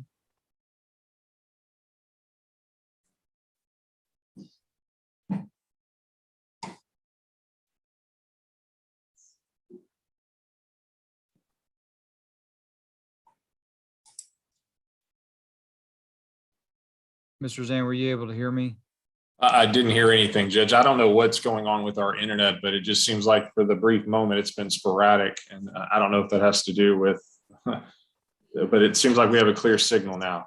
Okay, so the issue with request number 8, I'm sorry, yeah, request number 8 is Bank of America account ending in 3900. Mr. Zagul says that that account was opened up and that there should be statements from January 26th of 2019 through July of 2020. What I need to know is, did you get those statements? He says they were produced, but I don't know if they were produced or not. Judge, after your ruling on this order on motion to compel discovery, the only documents that we received from Mr. Kincaid in relation to that were his responses, no documents exist. So we did not receive those documents from Mr. Kincaid, who was the counsel for Mr. Zagul at the time of the order and at the time that these documents were to be produced, Judge. You should have received them in the second supplementary, not in the third, before the order was signed. Judge, the order was on October 29th. The second Yes, you should response on this motion says the requested items are served with the response, but it doesn't have any Bates label. And then the third supplemental response, if you can, Mr. Zan, if you can tell me what Bates label 4866, it looks like it's 4 pages through 4870. What is that? I'll pull those up and share my screen, Judge, so Mr. Zagul can see what documents were produced. And I want to understand, if I paid for him to get the Bank of America statements, why do I have to reproduce them if I paid for them to be sent to him?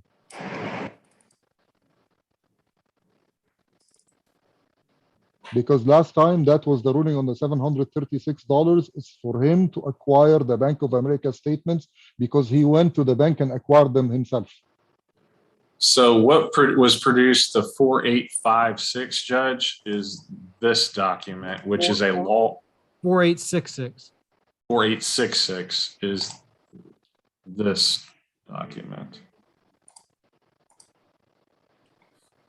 And by the way, I only received the files from Mr. Kincaid last Thursday afternoon, so I did not see what his Bates number or any of that.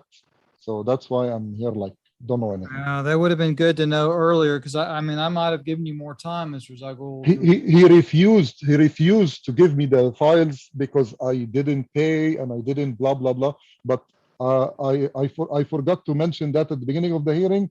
I only got my files from Mr. Kincaid last Thursday. Okay, well, so far on the first two, they've been denied, so you prevailed on the first two from that standpoint, so, but I want to see what the documents are here. What is this? This is 4866, Judge, and this is the Receivable Management Services. Yes, that's a collection letter against me. Right, but This- that's. Oh, I'm sorry. All right, But looking at, it's good that you opened it because you have also about the credit or debt. This is one of them from Hold the on. debt stuff. hold on, Mr. Zan, that's the court's apology. I was looking at request for reduction number 10. On request for reduction number 8, it says, No documents produced. well, but then the second supplement, it's got two ones I want you to check. And the first one is 1242 through 1440. On number 8. Yeah, Bates label 1242 through 1440. You can share the screen. Let's just look and see what that is. 1242. Yes, sir. All right.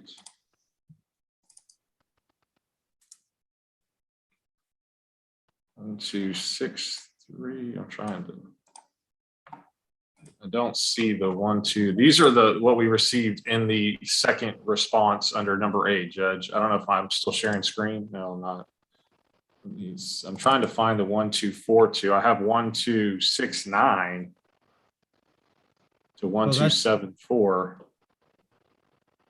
1269 would be within that time period of that. And those are the bank statements, Judge, and I'll share my screen. We haven't received the statements for the time period requested, and they wouldn't have been produced in the second Right. supplement, Judge, if we were on the motion to compel, which was just ordered by the court. I understand. I follow you. So it looks to me like request for reduction number 8 is deficient. But Yeah, that Your being Honor. said, hold on. I'm going to Yeah. come to you next. Mr. Zan, did you get these bank statements yet from Bank of America? Or are you still waiting on those? Judge, I don't believe we received these records, which is why at the last hearing, Judge, when I did state that we received some records, Your Honor, these were not records that we had received, and that's why the court had ordered for these to be produced.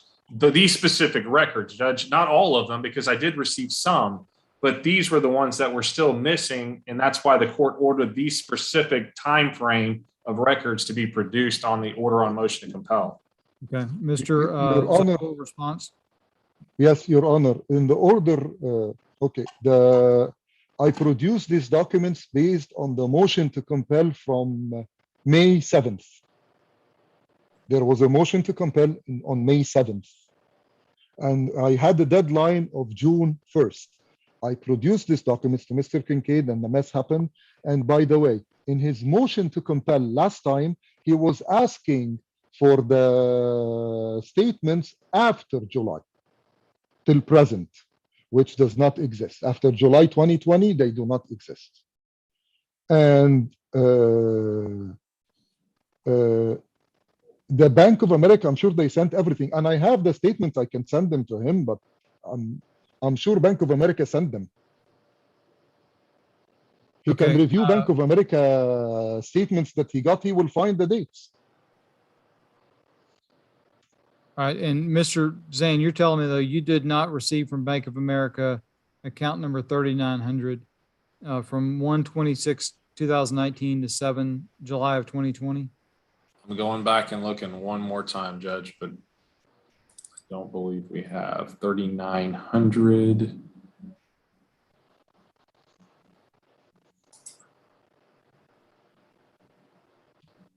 Judge, I'm even willing to share my screen, Judge. I don't have any of those for 3,900, which is why we've requested those to be produced for Mr. Zagalul. Here, I'll share my screen, Judge, just so the court can see. But here are the Bank of America records, Judge. Here are the account numbers. I don't have any of those from Bank of America with their declaration. And here's the records from Bank of America. And here's the documents that they supposedly produced. But I don't have see, these. 3,900. 3,900 says 2018 to July 2020. Right, but if I go to the documents that we have, Judge, I don't have them. I don't see an account here for 3,900. So And Bank of America- that's where the issue is. Yes, But- Judge. But We it never says they received produced them. them. Well, we never received them, which is why in your order to compel, Or Judge, they you were ordered them to deleted be by produced mistake. by Mr. One at a time. Mr. Zan has the floor. I'm going to come to you, Mr. Zagold, Okay. but stop interrupting because the machine can't take down two people talking at the same time. Mr. Judge, Zan, if I recall briefly, Judge, I think the issue was we never received them from Bank of America. And I did stipulate, Judge, he didn't need to produce records that we received, which is why the records that he was ordered to produce in that order on motion to compel were so concise and limited. And so Right. we never received them from Mr. Kincaid's office after the court ordered these documents to be produced. all right. The Bank of America ending in 3,900 from January 2019 through July of 2020 need to be produced. That's fine. I can send them today. The Bank of America ending in 4819. Mr. Zagold, do you have those records as well? That's not a personal account. That's not my account, Your Honor. Whose account is it? Do you know? I have no idea. I've never had an account ending in 4819.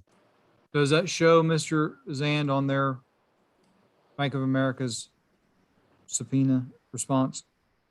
I'm looking right now, Judge. We're 819.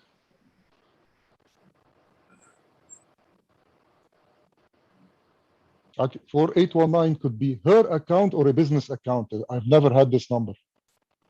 I think, Judge, it's 4815 is the number, Judge, not 19. Still, I have nothing 48. Here, Judge, I'll Except share for- screen. And here is the document from Bank of America, which references 4815, that one. You see, the owner is Tariq and Nail Sayed, so she has the statements. I don't know, 4819. There is no 4819. I can look at the order. 4185. Look at my property. And it's her account too. It's Bank not- of America 4819. But there had to be something produced, Judge, that referenced that at that last No. hearing. I'll have to go back and look at my records. Well, it was part of my prior order, so if it hasn't been produced, I don't have that number. There is no I account that understand. number. you're going to need to state that in your response.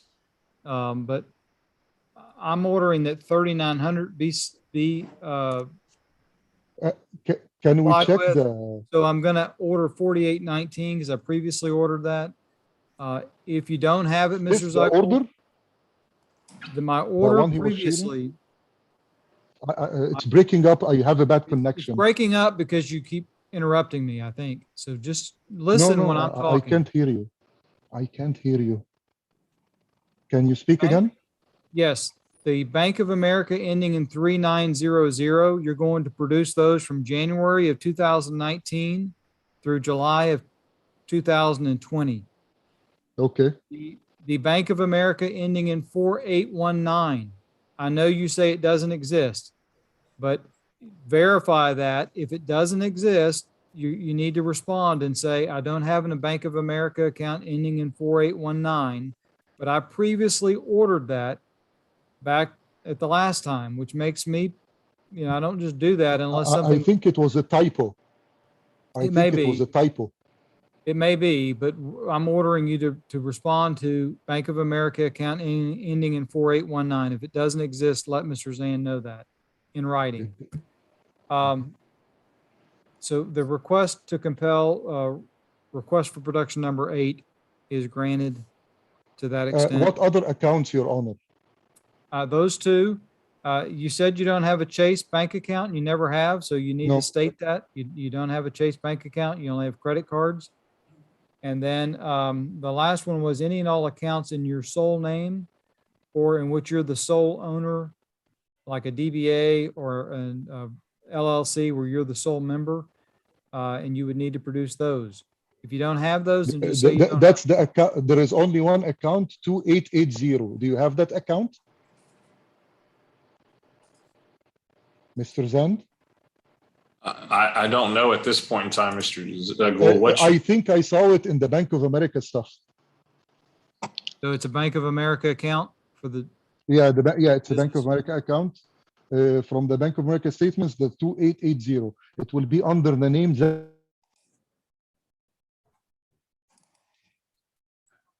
in their declaration, Zach 2880, Consultancy. Zaghloul Consultancy. It is one listed, Judge, on those declarations. all right, well, So you have then it may be that that's completed then. So we're going to produce Bank of America ending in 3900. And then Mr. Zaghloul, I want some kind of response to Bank of America 4819. If it doesn't exist, you need to state that. All right, let's move to 10, Mr. Zan. Shouldn't he prove that it exists, or I should give any numbers and then they have to prove that they do not exist? It was previously ordered by this court, which tells me at some point that now. I am sure it I'm no. not going to go look at all that stuff. It was previously ordered by the court. It's in an order signed by both your attorney and Ms. El Sayed's attorney. So we're going to go with that order. Mr. Zan, request for production number 10. Yes, Judge. That is specifically dealing with documents that relate to the amount and character of the party's debt. And that would include essentially credit card statements, loans, documents of that nature, Judge. And I'll share with my screen because Mr. Zaghloul states he doesn't have a copy of the motion. Yes, Here please. is the motion dealing with request for production number 10, and that's all documents that relate to the amount and character of the party's debt. And Judge, if I go back down to your ruling, it was we were to receive all these documents related to all these debts below: the Kia Motor Finance, the Mazda CX-9, the Easy World truck, the Bank of America account 6726. Easy World Truck, Your Honor. Sorry, Easy World Truck was denied because it's owned by the business where I'm a minority owner. He was a signer, I cannot Judge. produce this. There are Nonetheless, Judge, things that I'm were just following your order on motion to compel. We received 4 documents from Mr. Kincaid's office, Judge, in the third supplemental response, and I'll produce what those are. Their responses, third supplement, and number 10. And these are what we received, Judge. This letter is one of them. That's 4866. Then we received some Yahoo Mail invoices, Judge, for some pest control, it looks like. And those were the documents that we received in relation to that request in that order, Judge. And I don't believe that these documents, and I'll stop sharing my screen, Judge, are what this court intended for Mr. Zaghloul to produce in relation to this request. Right. I will save time. It's definitely not what I sent. Actually, this invoice is a house invoice for the bills of the house that I sent. I was trying to send to your office for your client to pay. The other one is just a collection letter, but if you open the order again, there are things I have and I sent to Mr. Kincaid and I can send to you again and I will specify what they are, but there are things I need to know because some of them do not exist. But the request. Or for I have to production- clarify what they are. The request for Excuse me? production number 10 is granted. So you'll need to make sure if Mr. Kincaid didn't produce those, even though you gave them to him, you've got to get those to Mr. Zan. So that's Yeah, gonna be, but there are things that do not exist, Your Honor. okay. Well, if something doesn't exist, you need to say it doesn't exist because we previously had a hearing on this and both lawyers Yes, presented. that and I have another Doesn't question because I don't want to come to compel discovery again. Some of the statements he's asking for, like the sync home and sync whatever, there are no statements because the account has been inactive and they're like store cards, so they do not produce statements. If the account is inactive, they don't produce statements. Well, the order is, was previously heard and what I ordered, it needs to be produced. If it doesn't exist, it needs to state that it doesn't exist. But from what I reviewed, the request for production number 10 was not satisfied from the court's prior order. and request for number 10 is granted. All right, And Mr. Judge, that would be the credit card statements that were missing. All those documents listed in there were already previously addressed, and there was no response provided on these. Yeah, I I remember. swear I sent remember them a lot to of them, Mr. and I'm Kincaid. not going to go through them again, but I remember a lot of those, and they're compelled. So let's go to 17. Yes, and I swear I Eh, eh. sent them to Mr. Kincaid back in May. All And of them. That's something all you of can them. take up with Mr. Kincaid, because the Mr. Zan. Yes, I will. And I'm already starting a bar complaint I wanna- against him for that. We don't need to get in that today, but I'm just saying, if you send him to Mr. Kincaid, that's an issue that you and Mr. Kincaid have, because I just want to make sure Mr. Zan gets them so that we can move your case. He forward. will get them. He will get them, definitely. Judge, and I don't another have any issue that was problem with it. presented in the enforcement, which is very important, is this COVID relief. And that would be included in this as well, which I've not received as well. And that's been acknowledged. That was never produced. I will find the letter, and if I can't find the letter, I will ask the bank to send another one, and I'll send you a copy. Well, Yeah, there that should was- have been an agreement that you had to sign off on in order to enter No, into there that is no type of no relief. agreement. It's online. You apply online, and they respond by So there phone, should and be- it's done. There should be an email or something that confirms that you're approved for that COVID relief. And so we need to, It's that's a an letter.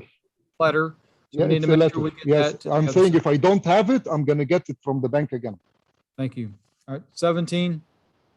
Judge, this deals with the order relating to the order on motion to compel discovery, Judge, stating that deeds or closing documents need to be produced, and they have not been produced, Judge.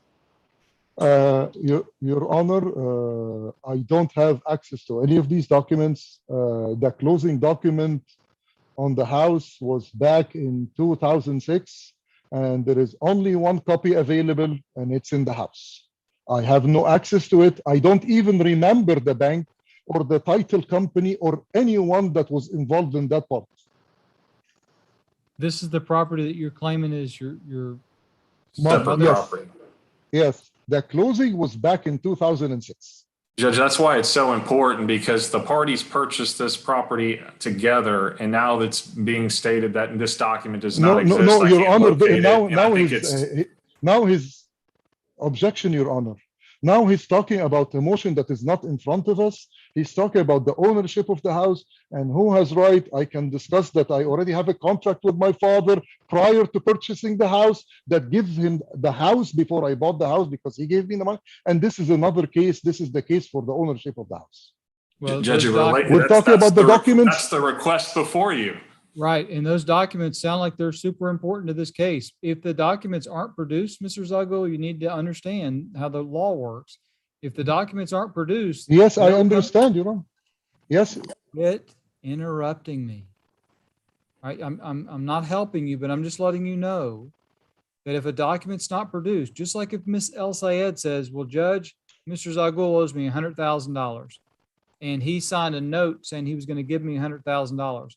If she doesn't produce that document to you, and she comes into court and she tries to testify, Judge, he owes me $100,000, and you object, I'm not going to allow any testimony on that. So if there are documents out there that relate to the ownership of this home, those are very important documents that either party could probably go get through the county clerk's office. So all I can tell you is your order to produce any records at the deeds and deeds of trust and notes. So if there's some kind of agreement to sell it to someone else, then that's certainly something that that was already produced, Your Honor. That was already that document was produced by me and by Mr. Pursley too. But the closing documents in the county or the bank closing documents from 2006, there is only one copy available, and it's inside the house. So I cannot produce it. Mr. Zan, response? Judge, it's never mentioned in any response that this document is located in the marital residence or an objection place, that it's not under his possession or control. Judge. So Actually, I'm just learning that you should find it in the first response from Mr. Mark Fisher. I'm looking at the responses, and I don't see that anywhere listed as a response to your production requests. And so I'm just finding out about this, and I've already tried to locate this document with my client, Judge, And we don't know where in the house this document exists, if it even does within the residence. Because as the court's aware, if it does pertain and it benefits us, Judge, why would I want to hide something like that and not come forward with it? Because it doesn't benefit you. All right, well. And the- Your Honor, on, I hold on. believe in the May compelled discovery, a lot of the objections were from Mr. Zand was that Mr. Mark Fisher, instead of writing after diligent request, he said the documents or the papers are in the residence and where the client doesn't have access or something like that. Right, well, I'm Judge, looking Mr. at- Fisher's response was, "Will supplement this request upon receipt of deed party's residence." That's what he produced. I understand, and that makes no sense to me. The third supplemental response, though, says after a diligent search, no other document identified Yes. that are responsive to this request. That does comply with the rules, and I cannot compel something that I'm not convinced one side has. So the request to compel 17 is denied. There are other ways to get those documents, but that's an important aspect of this case. So I would encourage both sides to get whatever deeds you need or whatever you've got, and just assume the other side's not going to produce it if they have it. I don't know what else to say, but I can't compel what I don't know Mr. Zugel has. And so I don't see that number 17 was incorrectly responded to, so it's denied. All right, let's move to 42, Judge. Your Honor, in your last order on motion to compel, Mr. Zeglow was ordered to produce documents related to the sale of the Kia. And in his interrogatories, Judge number 15, he references that he no longer has 2 trailers. And so he was ordered to produce these documents, Judge. In the third supplemental response, it states after diligent search, no other documents have been identified. And so no documents were produced that were previously ordered to be produced by this court on October 29th. response, Mr. Zugel. The trailers belong to the company, and I did not say I don't have them anymore. I said the company doesn't have them anymore. The Easy World Transport. So they were never mine. They will belong to the LLC, and they were part of selling the LLC assets when it closed to pay debts. So the LLC, Did they appear on an inventory at some point? nope. But they Does are. he just stipulated that he sold this LLC. Where's the records relating to the I sale of didn't this sell the LLC? LLC. I said it was closed. It was closed. It shut down, and it was to pay debts because I inherited $140,000 as a guarantor from that company. That includes the payments on the 2 trucks, not the trailers. Actually, the company never owned 2 trailers. It only owned 1 trailer. It owned 2 trucks, and 1 trailer. No 2 trailers. You can Was it search any Kia? records anywhere. Hold on. Was a Kia owned by the parties? It was owned by me, yes. Okay, This is a Kia sedan. and that was sold. Yes, it was sold to pay my bonds and stuff like that, and I can produce a bill of sale, but the car was completely damaged, so it's cheap. All right, request for production number 42 is granted. You'll need to supplement and add that Kia sale, and if there was anything else that was in your name that you sold, you'll need to add that as well. Nothing else was in my name, Your Honor.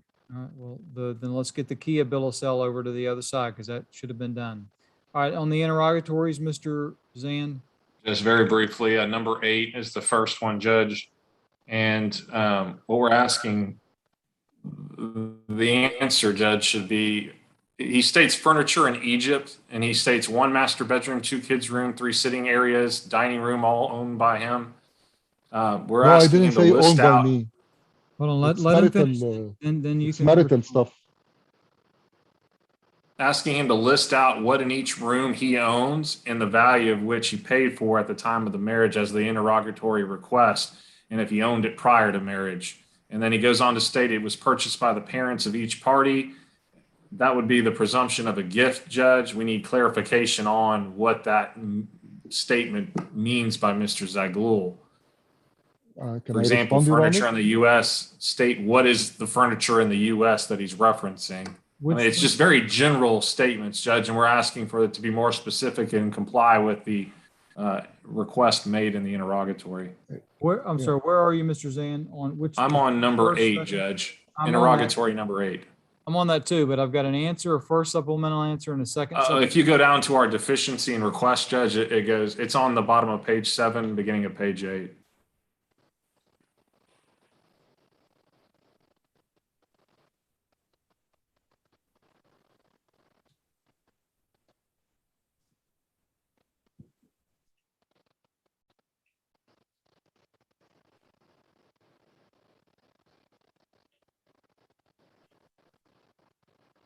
So is there no inventory yet, Mr. Zan? No, Your Honor. All right, so Can I the, respond, Your Honor? Mr. Zagul, the item, I'm gonna read it to you. It says silver items in Egypt description. Yes, I can respond. I know what's in that. I read No, it. but I don't know what's in it yet, so I'm reading it so that I Oh, can sure, get okay. educated on it and you can stop interrupting me. Sorry, yeah. Silver items in Egypt, description unknown because May has removed it without telling me from a marital place of residence and hid them at her mother's, and I have no access to them, but valued at least $15,000. It is marital property because they were gifts to us or purchased by us and paid for by me. So he's asking, are you claiming that that was a gift to you, a gift to Miss El Sayed, or if it Okay. was community money? The customary thing in Egypt, when two people get married, that the parents actually buy the furniture, buy the silver items. The silver items are like silver plates, silver bowls, silver trays. And during the marriage, this is the customary way in the Middle East to save some money on the side. So some of the silver items were gifted to me and my mom purchased them. And some I purchased, and they're all considered gifted as to marriage, to the marital property, or bought into the marital property. I'm not claiming any one person owns anything. And Were there gifts of silver to Miss El Sayed as well, or just to you? to the marriage, to us as a couple. Okay. So it's a marital thing. So what he needs you to do is, if you can, detail that silver out as to what was a gift to you, what was a gift to both of you, or what was a gift to Miss El Sayed. Last time I saw that stuff was in 2012. And it was bought in 2002, so I have no idea. And she took them out of the apartment we had in Egypt back in 2017. So I have no idea what they are. I am estimating the price based on the price my mom paid in 2002 for silver. So I transferred it to weight, and this is how much it would weigh now. So Yeah. that's it. It's an estimate. I have no exact details. I haven't seen that stuff in 10 years. All right, I think what I'm going to do for both of you, because I think this will help both sides, is order that y'all have not exchanged inventories yet. No, Your Honor. All right, I think that would clear all this up. Right now, Your Honor, I have nothing in my possession except the car I drive. Even I don't have my clothes. She has possession of my clothes. I So know. there is no inventory I have. I know, but when inventory doesn't mean what you have in your possession. An inventory means anything that you or your wife have that you want the court to divide. And I need that. It's required under the law that both sides file that prior to a trial date. And it also states what you believe it is. Is it community or is it separate? So Mr. Zan, I agree that there needs to be some clarification there. I'm going to order that both sides exchange inventories. I'm going to give a little bit of time to do that, though. That's going to be a little bit different deadline than the other deadlines, because I want Mr. Zagul to at least have an opportunity to talk to a lawyer and see if they can't help him get an inventory. Yes. Your Honor, with regards to the inventory question, there is one about the Honda car in Egypt. He specified that question twice in the compelled discovery, and I would like to show the exhibit for the Honda car in Egypt. The picture is in number 16 and the traffic violations 25, exhibit 25. The car Judge, I'm is in asking her for him name. to state the year and the value. That is it, No, Judge. Yeah. no, So the here's- car is in her possession. I had no. actually to pay $1,900 to get, you asked for the Okay. VIN number. Well, then that needs to be, this is a motion to compel discovery. Yeah, So I got the information. if there are debts, like speeding tickets, things like that, you're going to need to provide an inventory, which is going to list everything that the parties owe, whether it's you that owes it, your wife that owes it, or both of you that owe it. She That's, denied that she has the car. I got proof that the car is in her name all right, well, that's with not, the chassis, with the VIN number. that's not something that is before me today. I can tell you, Mr. Zagul, if you believe your position is that y'all own a car, you owe a debt or whatever, even if you don't know where it is, it needs to appear on your inventory so It did. that, okay, good. I didn't think y'all had inventories, but We if y'all- don't. No, I sent him, but he asked for clarification, like the furniture. I haven't seen the furniture That's over- interrogatory, Judge, not Sorry, in- inventory. in the interrogatory about the inventory. It's like, I already said I have the furniture in Egypt. I haven't seen the furniture in 10 years. Okay, The, All right. the stuff I haven't seen it in 10 years, so I don't remember the exact detail all of right, the furniture. the request to compel interrogatory number 8 is going to be granted in that the parties are going to need to exchange inventories, and I'll give a date on that a little bit later, and that'll lay out all the debt and assets.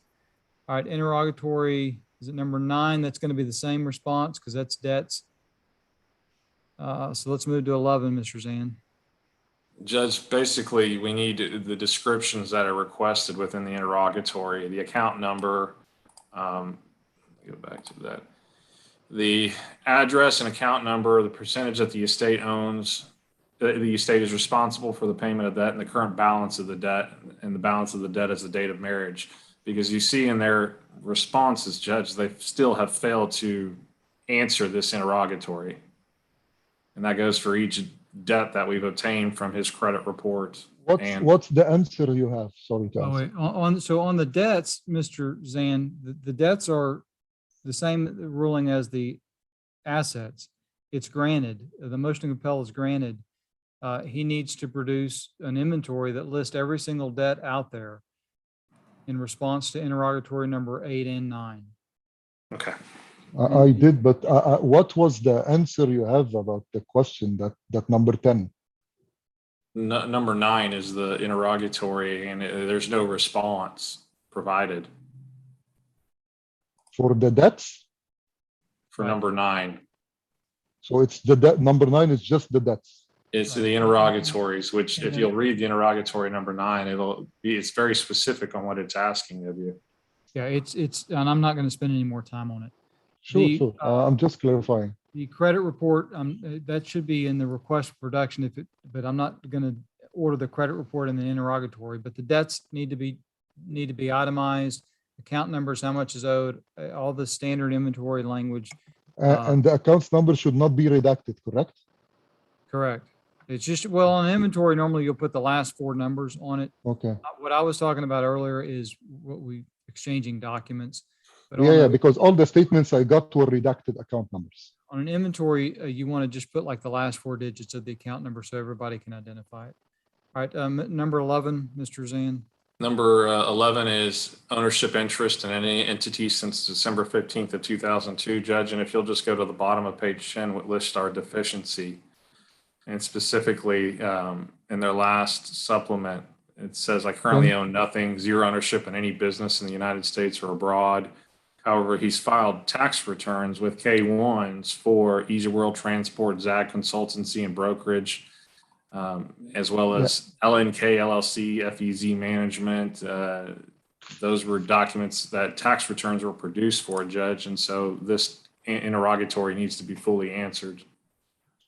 Your Honor, there is no tax documents for LNK. Actually, I added today, just in the exhibits, it will be number 19. I got this from my brother, so it's not my document. I have 0 ownership in that company in 2014, where he claims I was owner. It's 97% for Hussam El Safari and 3% for Ahmed Zaghloul. zero Tariq Zaghloul, and that's the actual K1 produced by the company. So I never produced a K1 for LNK in my documents. And as for Easy World, the last K1 was produced, it was given to him, it's for 2020, and that company was officially shut down in November and closed in February 2021. Closed as in with the state office completely closed. And I sent the document to Mr. Kincaid. He should have sent it to you. If he didn't, I will send it to you that show that this company was closed. Right now, zero ownership in anything. And as for the company in Egypt, I sent and attached in the exhibits, exhibit number 31, that I left the company in Egypt back in 2017, and I got for my share more than 75% extra because I couldn't handle working with my brothers or sharing a company with my brother while they're overseas, and I have no control over anything. So I told them, take my share and give me money over 5 years, and the contract is in the exhibits, and it should have been sent to you.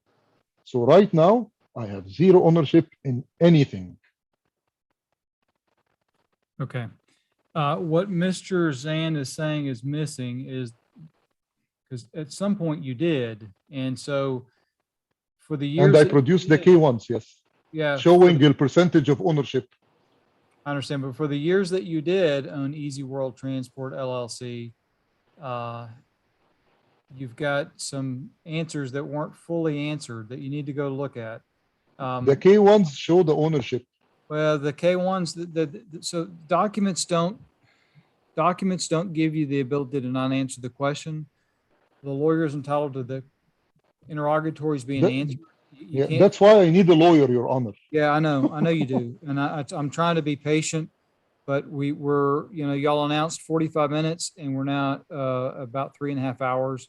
So that's why you're seeing me get a little irritable, because the time estimate's way off, and it's creating problems for the court because I've got other things I need to get to. Yeah. I was willing to but deal with hold on, him hold on, directly hold without on, the court quit, and give him quit, whatever he needs. Quit it talking when I'm talking. So what I'm telling you though is the answers can't just say, well, hey, look at the document on the K1. It has the information that you need. You have to answer the question. I'm going to give you some time to answer the questions once I get done with my rulings, but the request to supplement or compel interrogatory number 11 is granted. Okay, just a quick question, 2 seconds. Do I write I owned 30% back in 2017 and I own zero now? So what you would do is you would state that you need to answer the questions, specifically in each subpart, what he's asking you for, and he's I asking. answered based on present information, zero. Right. Yeah, but you have to answer based on the years that he's asking for. The identity and location of the entity, that's not answered. I understand it's probably on the K1, but you need to answer that. But I'm not going to go into too much of that. You need to get Yeah, that that's fine, that's fine. information Thank from you, your Ron. lawyer. Thank you. All right, Ron. let's go to interrogatory 13. Judge, if that is, if he owns any business if the business entity owns any vehicles, boats, recreational vehicles, and go down to the deficiency below, Judge, and once again, provide the year of all vehicles. Also, you've left out the Easy World truck, which was previously mentioned today. We need the license number, VIN, insurance policies, market value, et cetera. Yeah. Your Honor, these businesses, I'm a minority owner, so I don't know how to respond to that. That's not my property. I'm just a minority owner. Easy World Transport, Easy World, you're a minority owner in? Yes, there is no business I'm more than 25%, 30%, and some 3% and 2%, stuff like that. I am minority owner. The only business I completely own is that consultancy, and it's not really business, it's a DBA. So it's just me. Easy World is a business where I used to own about 30%, the highest I've owned. All right. Without knowing more, then the request to compel 13 is denied. If for some reason there's a deposition taken or something and there's proof that Easy World was titled in Mr. Zagul's name, I will give attorney's fees and anything that shows if that was not accurate. But I'm assuming it's accurate, and therefore there's nothing I can compel there. All right. I thought that, Judge, there was prior testimony that Mr. Zaglul purchased the vehicles and the loan was in his name. That's why we've requested these trucks, Judge, not that they're registered in the name of Easy World. I thought that too. I thought that the truck was in his name alone, but he's telling me today it's not. It's in the company's name, but I am the guarantor of the loan. So like a when that was co-signer. when that was mentioned, I said, well, if it's a guarantor, then it's a contingent liability of the community estate, and therefore that document needs to be produced. Yes, Because- I produced the contract or the loan application. I produced that, but I cannot produce what it's valued at, license number, VIN number. Okay, then if that's the only extent of the community's interest in it is it's a guarantor, then the request to supplement number 17, Number This would be 13. under the debt, Your Honor, we're anyway. still under 13. So 13, Shouldn't it be under the debt anyway? no, that's it. We're talking about assets right here on 13. There is no assets. They're valued at zero. So it's not an asset. One of them is a total loss, totally destroyed. All right, 13 is denied. Number 17, Judge, goes into what was just, I think, explained a moment ago, Judge, where he stated that his brother owns part of a company, Z Development owns share of land that was being purchased. We need clarification on this, Judge, in this interrogatory. It's in the K1. The company was active for 2 years, and the K1 that you received shows that I owned 10%, then 0%. I have no idea what the company does. I am just a silent partner. I put money, they gave me money back with a K1. I think that needs to be listed in this interrogatory, his ownership interest does. and the interest of the other It party. does. It may be on a Other K1. parties? It may be on a K1, but it needs to be answered on 17, and it may be that it's none now, but that needs to be answered completely. Yeah, So, the company was closed in 2019. and that may be the case, but you can't tell that from your answer. So interrogatory number 17, that's granted. Moving on to 19, Judge, is any property that's sold, whether in his name or in the name of an entity which he has an interest. And he was ordered to produce, answer this interrogatory on the motion to compel discovery rendered on May 14th. And I don't believe we have a sufficient answer, Judge, as he's failed to answer A, B, and C on this interrogatory. He says all inheritance properties were sold. However, we need to know what the property was, what that was sold, the amounts that he received, and the location. Give me 1 second to read the interrogatory.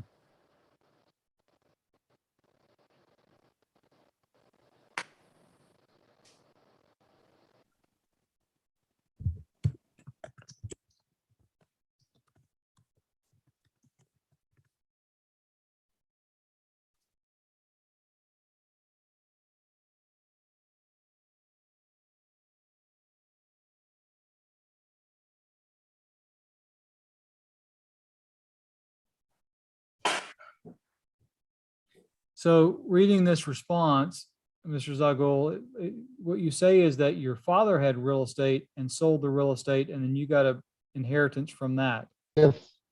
Did you sell Yes. any real estate?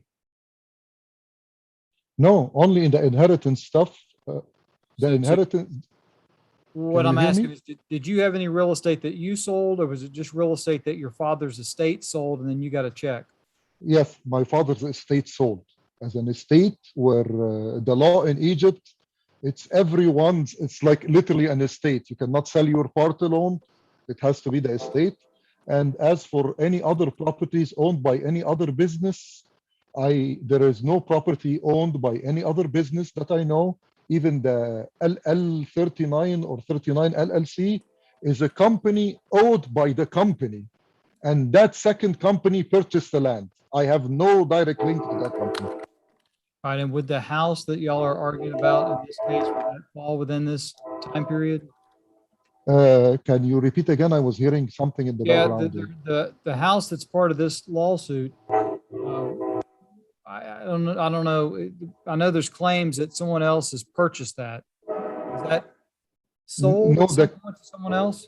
No, the claim is not that he purchased it. Actually, the claim is I purchased the property for him in my name. Okay. All right, so then you So I would have didn't sell it. technically sold that. All right, Mr. Zan, anything further on 19 after you've heard his Further, response? Judge. The 19's denied.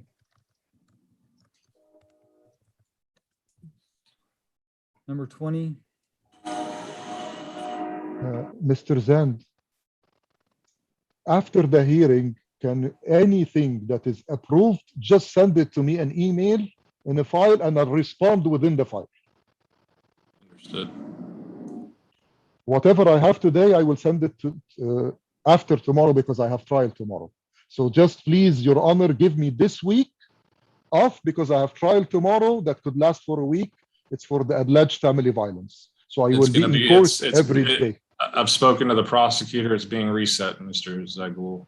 So I don't anticipate trial is going to be a conflict. Actually, my lawyer spoke to the prosecutor just today, and it's being set for trial tomorrow.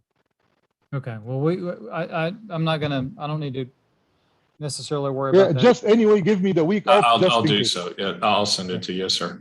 Okay, Judge, I interrogatory- just need a specific response on this. It's general. I've been under satellite monitoring, but no longer. They objected. The objection was withdrawn, and Granted, he just needs to. Thank you. needs to be answered. Interrogatory 22. What was the question? The question was, please state whether you're currently or have been under surveillance, satellite monitoring by any entity, including but not limited 14. Yes, Fort I Bend said I County. was under and it was removed. Right. Through what entity? So excuse me? It says, the question says, please state whether you are currently or have ever been under satellite monitoring by entity, including but not limited to. I don't see that asks Mr. Zan for, For what Yeah. entity? it just asks if he has ever been. And I was, and I, by time of that question interrogatory, yes, I was, and it was removed. So I think I he's didn't know that other Uh, entities besides the court and the probation can have satellite monitoring. But Mr. Zan, after reading that answer, I think he's answered that when you read the actual question itself. So the request, I'm sorry, I'm going to correct that. Interrogatory number 20, I feel it's been answered, so it's denied. Okay.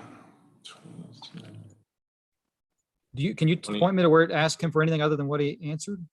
I thought it included including but not limited to. Is I think the wording is just wrong on it. But I wasn't the initial attorney on this case, Judge, so I didn't draft the wording. Right. I mean, to me, it just says, please state whether you are currently or have ever been under satellite monitoring by entity, including, which could be any of these entities, or it could be other entities. But it doesn't say he needs to state which one, how long it was. I mean, I think his answer is, it responds to the interrogatory. So the interrogatory number 20, the motion to compel that answer is denied.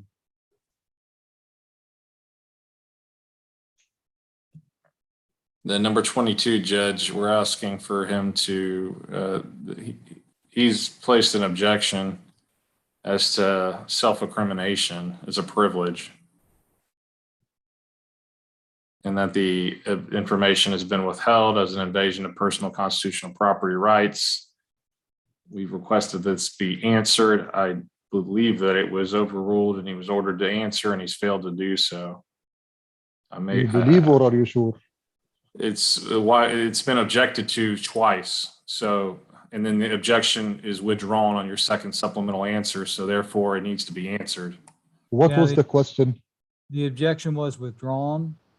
So what was the question? There's been no answer. So the interrogatory number 22 is granted. The What question is the is, question? Yohan?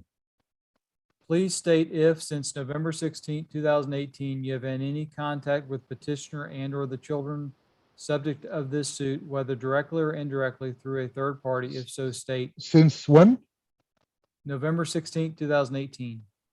Your Honor, everyone, and we've stated many times that we reconciled and lived together for 14 months. Right. The separation, the date of separation actually in his documents and in the protective order trial was June 15th, 2020. Right. So how are you asking if I was with her before the separation? The Well, separation is in 2020. I understand what you would do is to answer that is you would say we had daily contact until the date that we separated. And then from that date, you just answer the question. It hasn't been answered. The objection has been over. And Your Honor, the temporary orders allow me visitation with the kids. Right. So that this is asking you to detail that through your calendar or whatever mechanism you've been keeping record of that. All I right, am not keeping any record of it, Your Honor.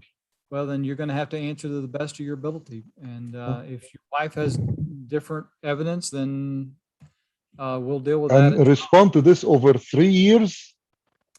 That's right. There was no objection to the time and scope of it. Well, originally there was, and then that objection was withdrawn. So- Because because of the period of reconciliation, so we had 2 different separation dates. No, I understand, Mr. Zagul. I'm not arguing with you. I understand your point. And all I can tell you is the rules require you to answer the question if there's not an objection.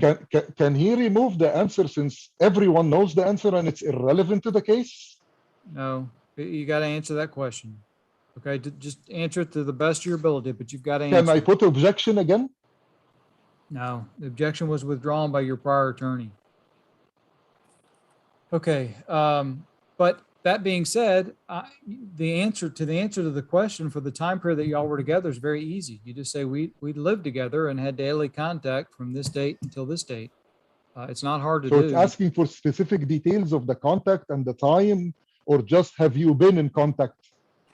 You're gonna have to read that question. I can't help you. Go over that with the lawyer that you're meeting with, and they can help you with that. I can't help either side out, and so I can't answer some questions that you Okay, have. when Mr. Zan sends me the questions, I'll read it. Right. Okay. Anything further, Mr. Zan, on your motion to compel? Judge, other than reserving myself for attorney's fees. All right, you may call yourself for attorney's fees. And Your Honor, I would offer what was previously marked as Petitioner's Exhibit 11, which was admitted in the enforcement, and it's the same exhibit, Mr. Zagul, that you previously had no objection to, which is the same attorney's fee invoice. Yeah, I it's can gonna share be my- all part of this record today. P11's already in.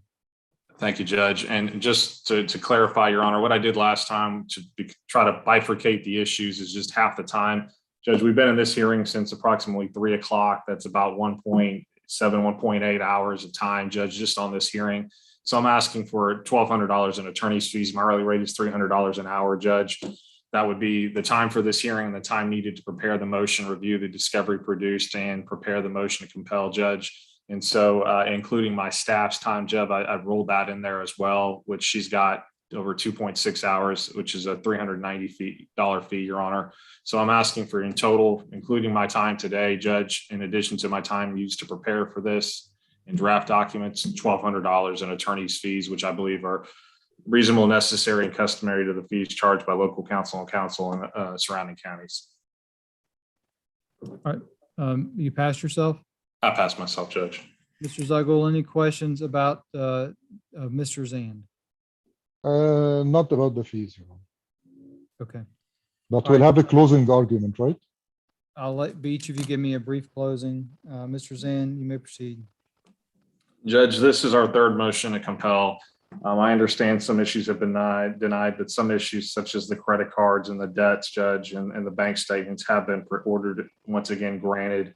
And it just seems like, Your Honor, we're going round and around on same issues that just need to be answered fully and correctly, Judge, so that we don't have to be back before your court and take up a full day of your time once again. In addition, Your Honor, my client is incurring additional costs by having to do this. We're set for trial, Judge, and the reason why these documents are so important is because we have a trial date looming at the beginning of, I think, the end of February, actually, Judge. And so needing to move forward on this and obtain these documents and these answers is crucial to this case, Judge, and getting a complete transparency of the issues to be tried. And Your Honor, I believe that the fees that I'm asking for in the amount of $1,200 are reasonable and necessary, Judge. And once again, Mr. Zagul didn't pay the interim fees, so we're asking that he pay these fees that I've incurred on behalf of Ms. El Sayed in moving forward with this motion to compel, Judge. So we're asking that you've already granted some of the requests, Judge, and I'm asking that you grant attorney's fees and have those ordered to be paid by date certain as well. And I rest, Judge. Mr. Zagul? Yes, Your Honor. I don't believe that I should be paying the attorney's fees. Yes, I agree that some of the questions were not answered, but I cannot actually know where the answer was lost. I have sent the documents to my lawyer, and the lawyer just withdrew 2 weeks ago, so I didn't have a chance to review what's gone. He didn't contact me after the lawyer withdrew to ask me to send him any missing files. He went straight to compel discovery. He didn't attempt to tell me that your lawyer is missing blah, blah, blah, so give me that stuff.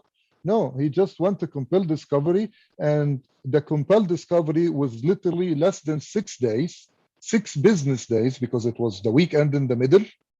So I didn't have even a chance to contact him to tell him what is missing, and I can give you that stuff.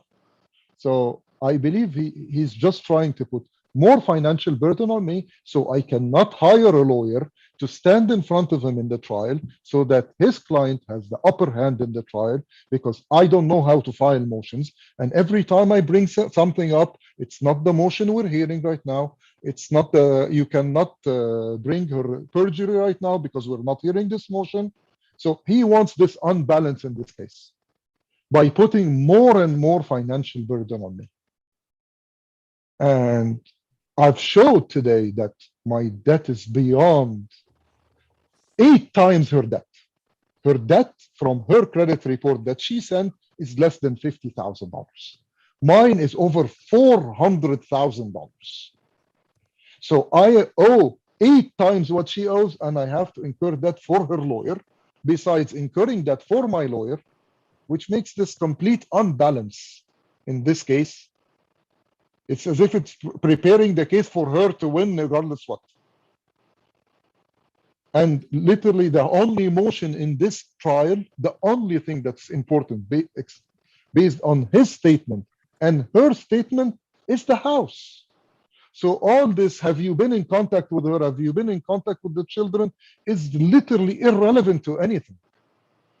So for a lawyer not writing the correct words, or missing after diligent request instead of saying none, or saying none instead of the, I am supposed to pay his lawyer fees. I already paid my lawyer over $12,000, and this is the mess I'm in. Okay. All right. I can tell you this, Mr. Zagul, I hate that you feel that way but I understand your arguments. But I can tell you that this court is not trying to. No, it's not your honor. It's not you, your honor. I'm not talking about the court. I'm saying that's his aim, is to make it unbalanced. I understand that's how you feel. I understand that, and I understand your argument. But you also need to understand that the law says that if someone doesn't produce records or answer questions, that the court shall award attorney's fees. The court's required to do that unless I jump through hoops to not grant them. And the last time you were in front of me, it was with Mr. Kincaid, and I jumped through hoops and I deferred it because he said he had paralegal issues, he had problems with his office, and I didn't want to punish you because your lawyer made a mistake. And so I didn't award any attorney's fees the last time. And I looked at I looked at Judge Heppard, I believe, that heard the first. I think she heard the first motion to compel on this one. Maybe No, I'm wrong. Maybe it was you all the time, Your Honor. But there was no attorney's fees granted in that request. So it may be that they didn't ask for it. It may be that they just agreed to wait. But the fact is, we're here on a third motion to compel, and there clearly are some answers and some documents that weren't produced. And I've got to make sure that those documents get produced so that I can finish your case in February. I can And- produce them within the week, Your Honor, Well, if you and I'm allow gonna me. I'm gonna give you time to do it, because No, I just- don't need time. I don't need, because I have the documents in folders that I sent to the lawyer already. So I'm just gonna share the same folder with Mr. Zand instead of Mr. Kincaid.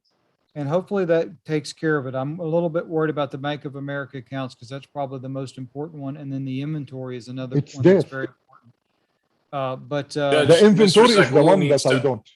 Mr. Zaghloul needs to understand he can't just share a folder with me, Judge. He's Right. gonna have to answer it appropriately and which response is he providing the document in relation to with. And Your Honor, this is completely impossible for me right now, how to answer appropriately about the attaching the documents, because I'm not a lawyer. I can Right. send him all the files he wants and answer the interrogatory questions. yeah, well, what I'm gonna do is I'm giving you a little bit of time to answer these questions, and I'm doing that in the hopes that you're able to get some funds together. You can go in and hire a lawyer, and that lawyer can get the documents over to Mr. Zand's office.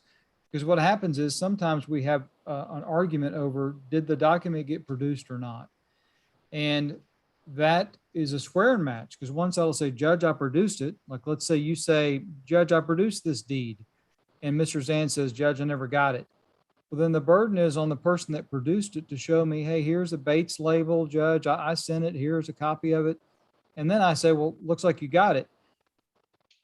And so the problem I have is if you don't produce these properly, then it could create trouble for your trial. So I'm going to give you some time to get a lawyer and to get these answers in, so that you can at least, even if you can't afford a lawyer, maybe you can afford to buy an hour of their time or 2 hours of their time, so they can help you get these answers in correctly. I already asked 3 lawyers to do that for me. They refused. Okay. Well, there are more than 3 lawyers in Fort Bend County, so hopefully just, if you keep contacting lawyers, you'll get someone that's willing to do that. Okay, just a Uh, question, Your Honor. Many of the lawyers I contacted, like, I already called 15 lawyers despite the Thanksgiving break. Once they see the trial is set for February, no, and that's it. Because we don't have enough time. That's the response. They don't hear consultation. They don't say they don't hear anything. Well, and most good lawyers that you talk to will pick up a phone, and it sounds like one may have done that already. I don't know that normally I wouldn't do that as a lawyer until I'd actually met with you, but they'll call Mr. Zand up and they'll try to work something out so that they're comfortable coming on, and he may be comfortable with them coming on, because it'll make his life easier too. He doesn't want to, I know you have certain feelings, but I can tell you this lawyer's in front of me all the time. These lawyers that practice family law are in front of the court all the time. So they get a reputation with the court. And there are certain lawyers that might do things that, raise eyebrows of a judge, but this is not one of them. Mr. Zand is wanting to get this case done. And some of the documents that he's asking for are just so he can get the case done. And so I understand how you feel, but I can tell you that the court doesn't feel that way. The court knows that the lawyer is just trying to be able to get the documents and the answers that he needs so he can go to Ms. El Sayed and say, look, we're ready to go to trial now and get this case done. And I really do think both of y'all need that. Y'all need this case to go forward soon, because it's not good for either one of you to stay in this litigation. And the last thing I want to do is have y'all continue to incur attorney's fees, because you just don't have the money to do it. All right, the ruling is as follows. I gave you my ruling on the motion to compel as we went through there. The court is going to assess attorney's fees in the sum of $1,200. Those are to be paid by January 14th of 2022. We'll make it by noon on that date. But Your Honor, Yes, sir. you denied more than half his requests. I more than half. denied. In Let's see. the discovery, there are only 3 things or 2 things that are number 10, I believe, and the accounts, and number 5. Six were denied, Judge. Hold on. One, two. Number 8 was 3. granted, number 10 was granted, number 12 was granted, interrogatory 8 was granted, interrogatory 9 was granted, and interrogatory 11 was granted, interrogatory 17 was granted, interrogatory 22 was granted. Yeah, interrogatories, a lot were granted, I agree, but the compel, a lot more than the accepted were denied. I know, but I can tell you typically what I get on attorney's fees on a motion to compel is $2,500 to $3,500. I feel like, I can tell you just the attorney's time on the motion itself was probably $900. I understand that part, Your Honor. The $1,200 is I factored in how much time these cases should take, what Mr. Zan's time was on the case.